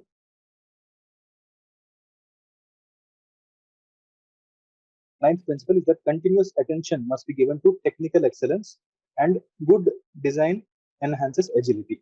So this continuous attention, again, how do we get it? The stress here is on the continuous, that every day when we are meeting in the Scrum meetings, we are giving continuous details to the statuses. Imagine you are meeting with the team once in a month, or twice in a month, and then you take the statuses from each individual at that point of time, and now compare the same two persons meeting every day, discussing every day little progresses to that little task, whatever they are handling. So everybody is aware of everything that is happening from every stakeholder, right? So this attention goes to those tasks every day by each and every one of the team who is contributing to the project. So this helps the project move in the right direction a lot.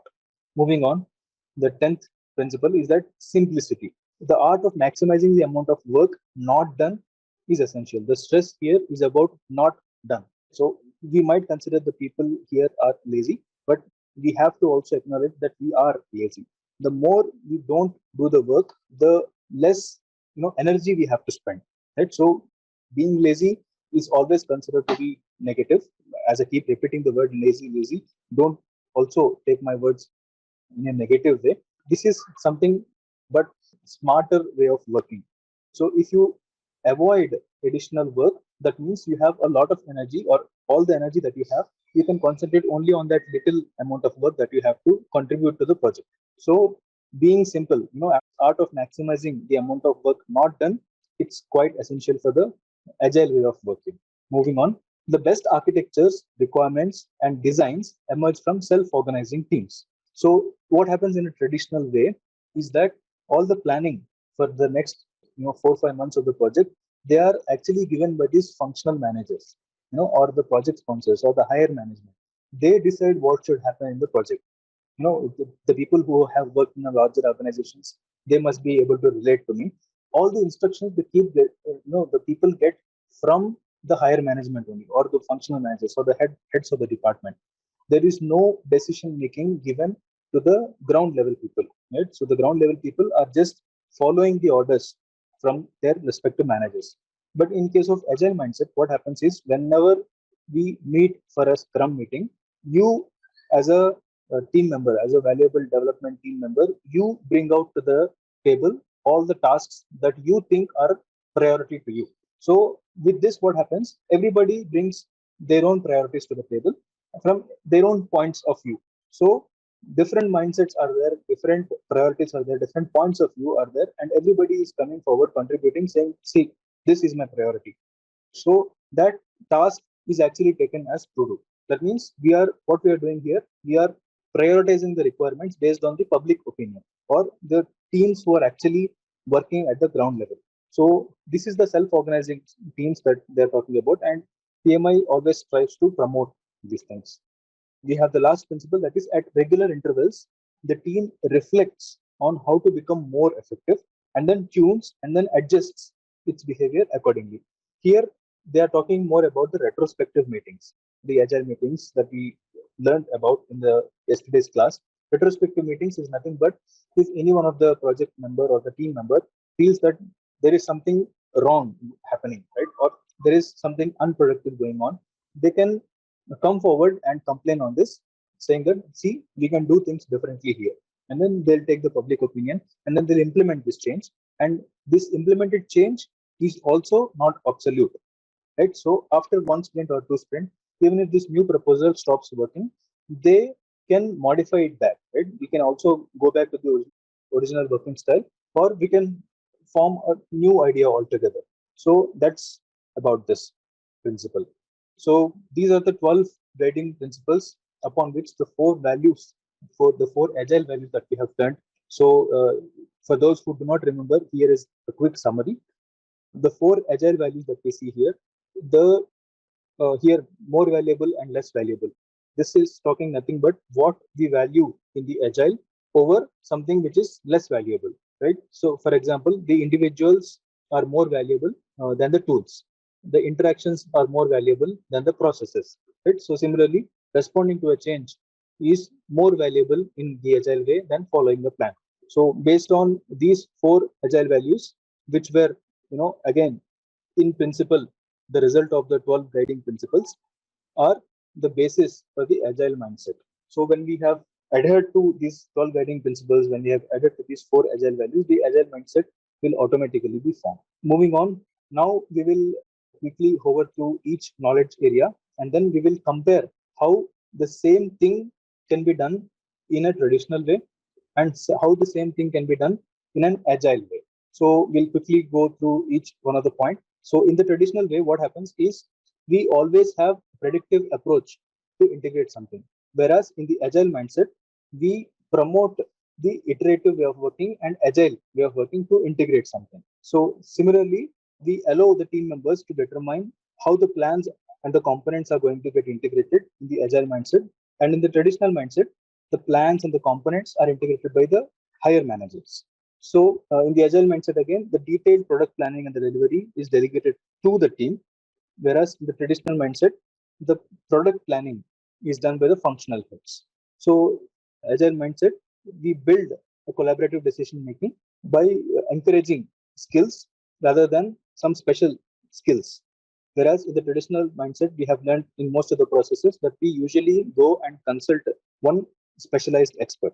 So before we move on to the next processes or knowledge areas, you please do not consider whatever is written on the left is wrong and whatever we have written on the right is the correct one. No, it's not like this. This is just a way of working, and this is just another approach to the same thing. So both are good for the project, but this is how some people prefer to do things. So and agile mindset is growing more and more popularity because some section of people think agile way of thinking is better than this traditional mindset. So do not confuse yourself with whatever is on the left or traditional is wrong and only the agile mindset is right. No, it's not like that. There are situations where sometimes agile doesn't work. So like for example, consider the operations management. In operations management, all the processes are quite set. So if you go and add some change to it, you might probably hit on the head by the production leader because you are changing something quite frequently. Just for the sake of laughs.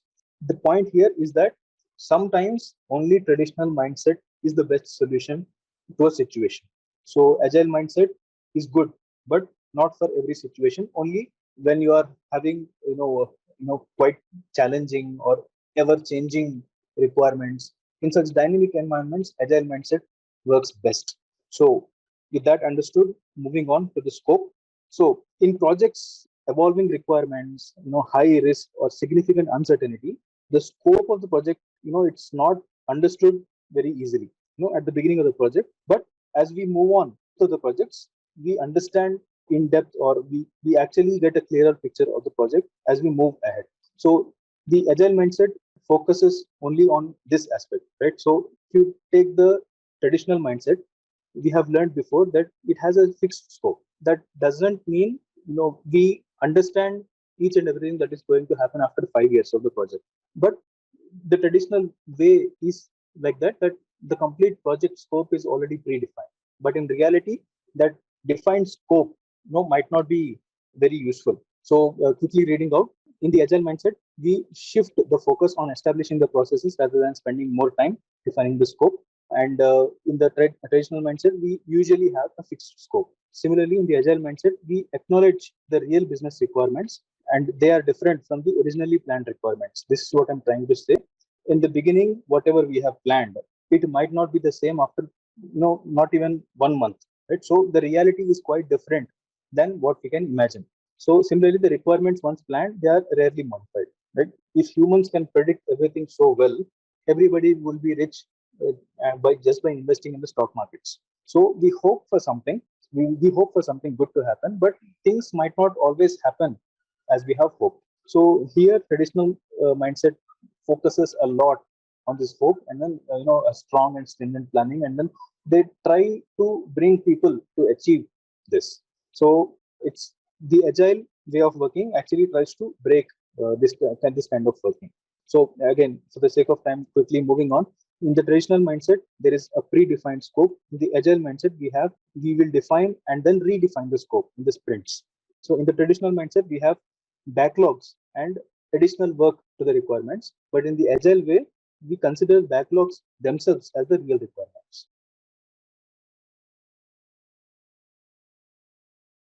Schedule management, adaptive approaches. When we say adaptive, the agile approaches, they use shorter cycles. So we don't use in agile a very long cycles. When we say shorter cycle, it could be 2 weeks sprint, 3 weeks sprint, or 4 weeks sprint. 4 weeks is just maximum 1 month.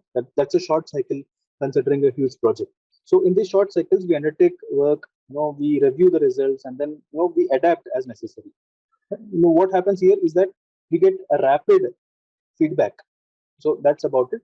So we seek rapid feedback from short cycles to adapt as necessary. But what happens in the traditional mindset?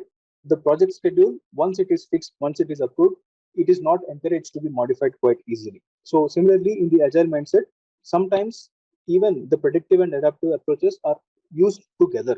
So just because you are adaptive, that doesn't mean you should not use any pre-planned activities. So it's a mix of predictive plus adaptive. But in case of traditional mindset, only the predictive approaches are chosen. So here the adaptation rarely happens. Similarly, in the agile mindset, we combine traditional techniques with agile methods. Almost same point that we have seen here, but focuses more on the techniques. So here the scheduling techniques, whatever we have done in the processes, they are strictly followed, without any addition of the tolerances and all. Right, so the trends are slowly shifting towards modifying those traditional techniques by adding more and more variables to it. So similarly, effective application of tools and techniques happen here. The tools and techniques, whatever rules or whatever results that we get, we simply have to adhere or accept those results. Moving on, cost management. Projects with very high degree of uncertainty. What we have talked, the projects which has high variability, or the projects for which the scope is not fully defined, or maybe the benefits or the requirements are not very clearly understood. In this case, agile mindset works perfectly. So as I keep on repeating from the previous knowledge areas as well, acknowledging a large scale planning, it's quite not practical.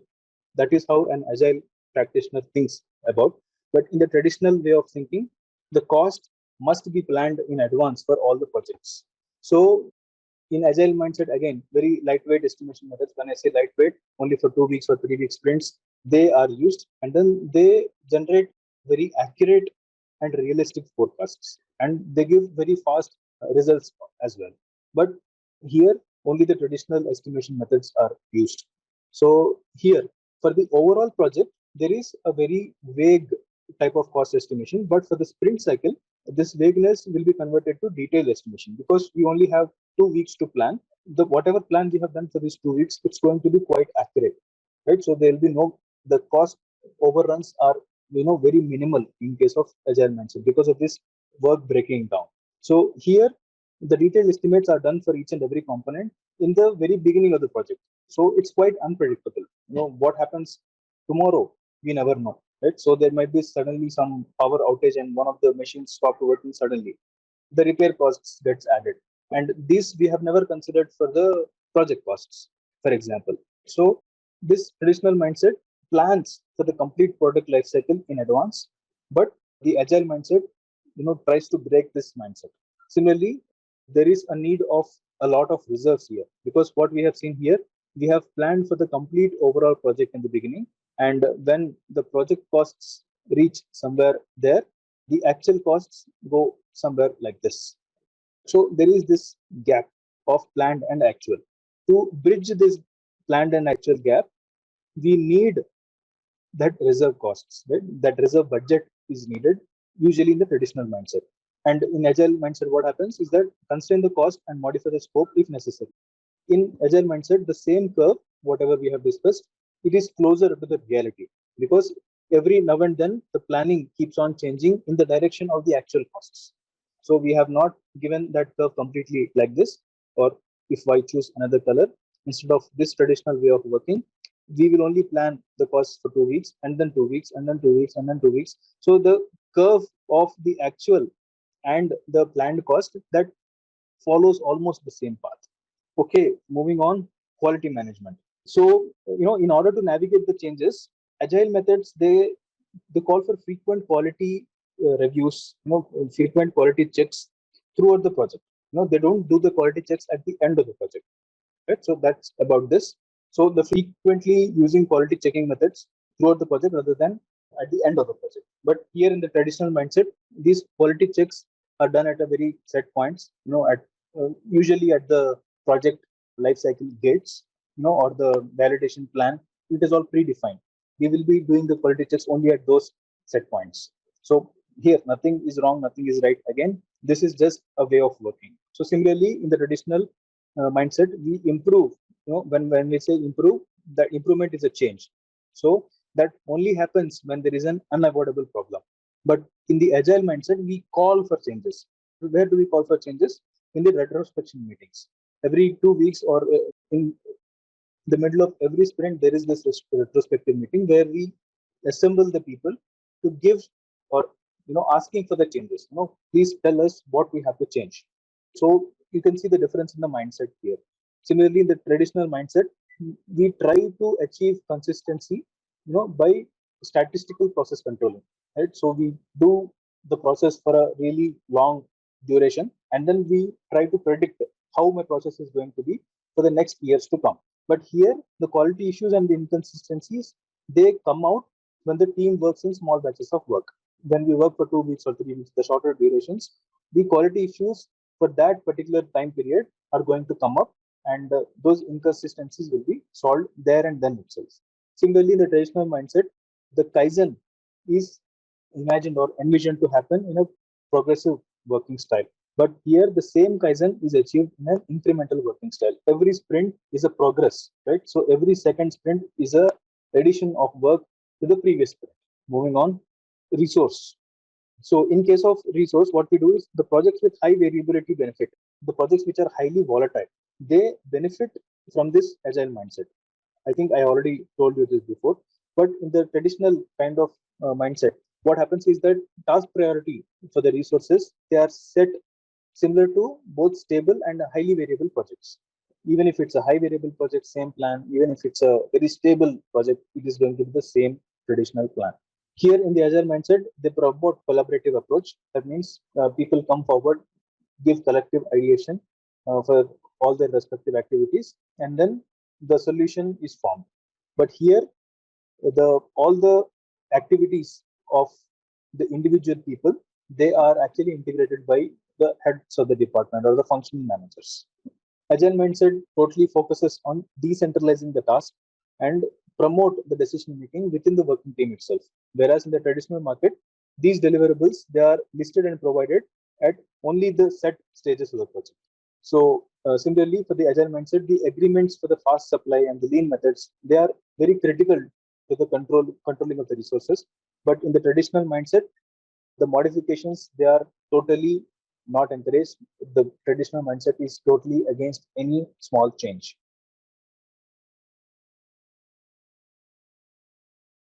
Moving on, communications. So what happens here is the frequency of the communication. We have a lot of feedback coming from the customers in case of agile mindset. So in this case, what happens? The people are motivated to come forward to listen to what my customer has to say. But here in the traditional mindset, communication is predefined in one particular forum only. Right? So the people learn about the project status only in the project status meetings or in the high level review meetings, which involves a lot of people. There is only one way communication encouraged a lot here.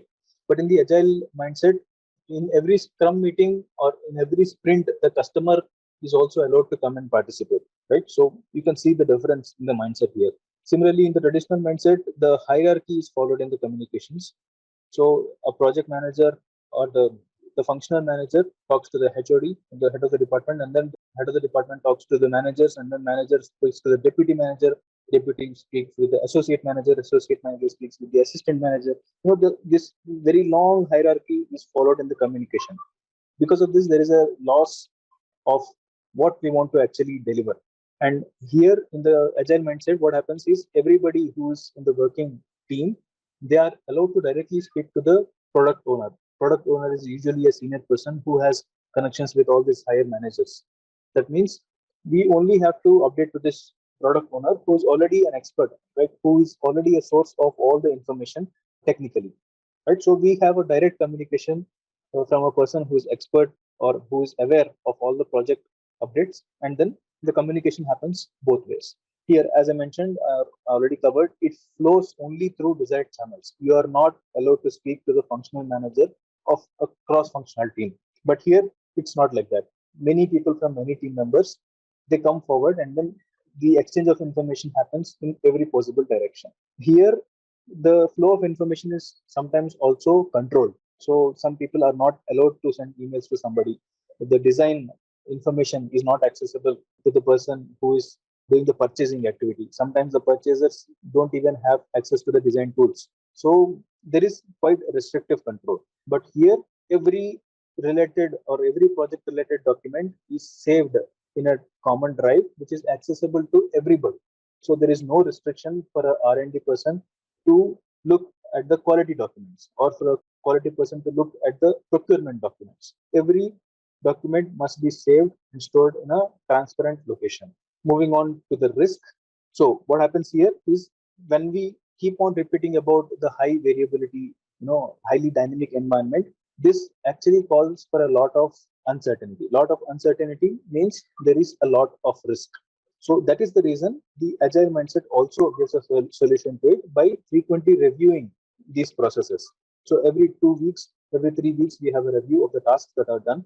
But in case of traditional mindset, these reviews are not quite often seen, right? So whatever is the task that the person is assigned to, he is doing that for his lifetime, right? So there is no review mechanism happening. Of course, the review happens when we have salary hikes or something like that.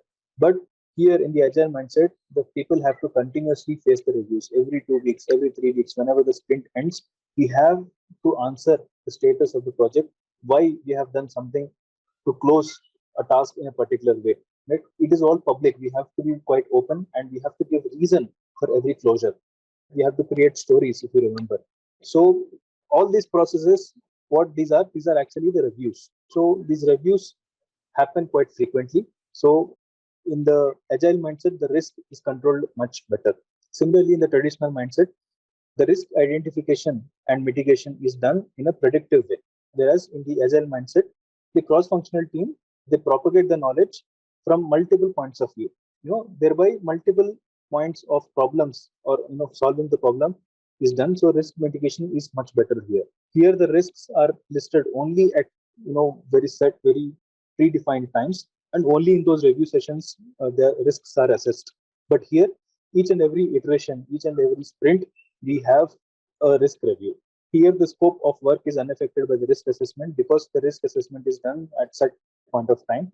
But here, if we see a potential risk, all our priorities of the next sprint are going to change. We are going to adapt to the complete working style to address that risk first. So here we keep on working with that risk. Some risks keep turning into issues, but still our way of working continues to be in that direction. But in agile mindset, it's not like that. We completely change and adapt our working styles based on the risks that we identify. Moving on, procurement. So what happens here is that in agile environments, specific sellers may be used to extend the team, right? So in the agile team meetings, the sellers are also part of the project. So they are also considered as one of the stakeholders. When I say sellers, the suppliers, the vendors, the service providers, everybody.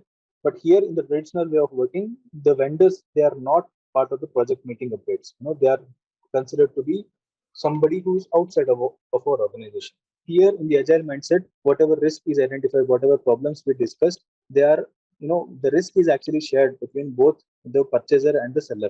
But here, when there is a problem that is related to the part, even though the buyer company is responsible for the problem, the vendors are penalized, right? When I say penalized, even when we as a buying organization accept the problem, the part sorting techniques or the correction activities, all these activities, they are thrown towards the vendor to be done. So here it's not like that. The risk and the work is shared equally between buyers and sellers. Here in the traditional way, the vendors working methods, the organization doesn't give much importance to. But in the agile way of working, the agile sprints and all, they are propagated or they are shared with the vendors as well. So the inclusion of adaptive working styles happens also with the vendors. In the traditional way, the complete procurement process happens purely in traditional approach, but here a mix of traditional plus agile approach happens. Moving on, stakeholder management. Here, the direct engagement with the stakeholders happens with multiple functions in multiple Scrum meetings, right?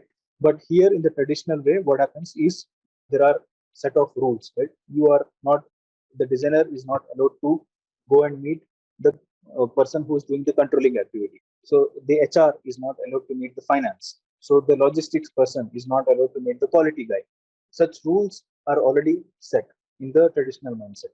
In the traditional mindset, again, restrictive updates only to certain group of people. The updates, whatever are given, they are targeted only to certain set of people. But what happens in the agile mindset, we have already learned this a lot of times. The communication happens in the cross-functional way. So the information is available irrespective of the function there. In that meeting, whoever speaks, everybody else listens to it. So again, in the traditional mindset, we have independent working styles and independent working way of stakeholders.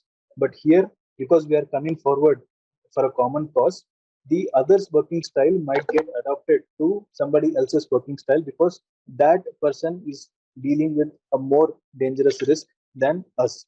So everybody's working style gets adapted to that one serious problem that the company is dealing with.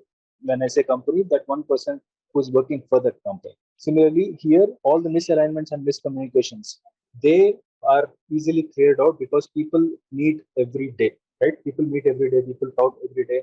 Any sort of miscommunication, even if somebody has not listened to that update one day, the next day when he pays some attention to that same topic, he will understand, okay, that there is something moving in one particular direction only.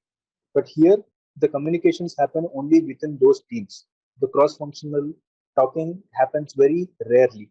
Right? So separate communication is given, separate updates are given to each and every stakeholders. That is why there is a separation of information in the traditional mindset.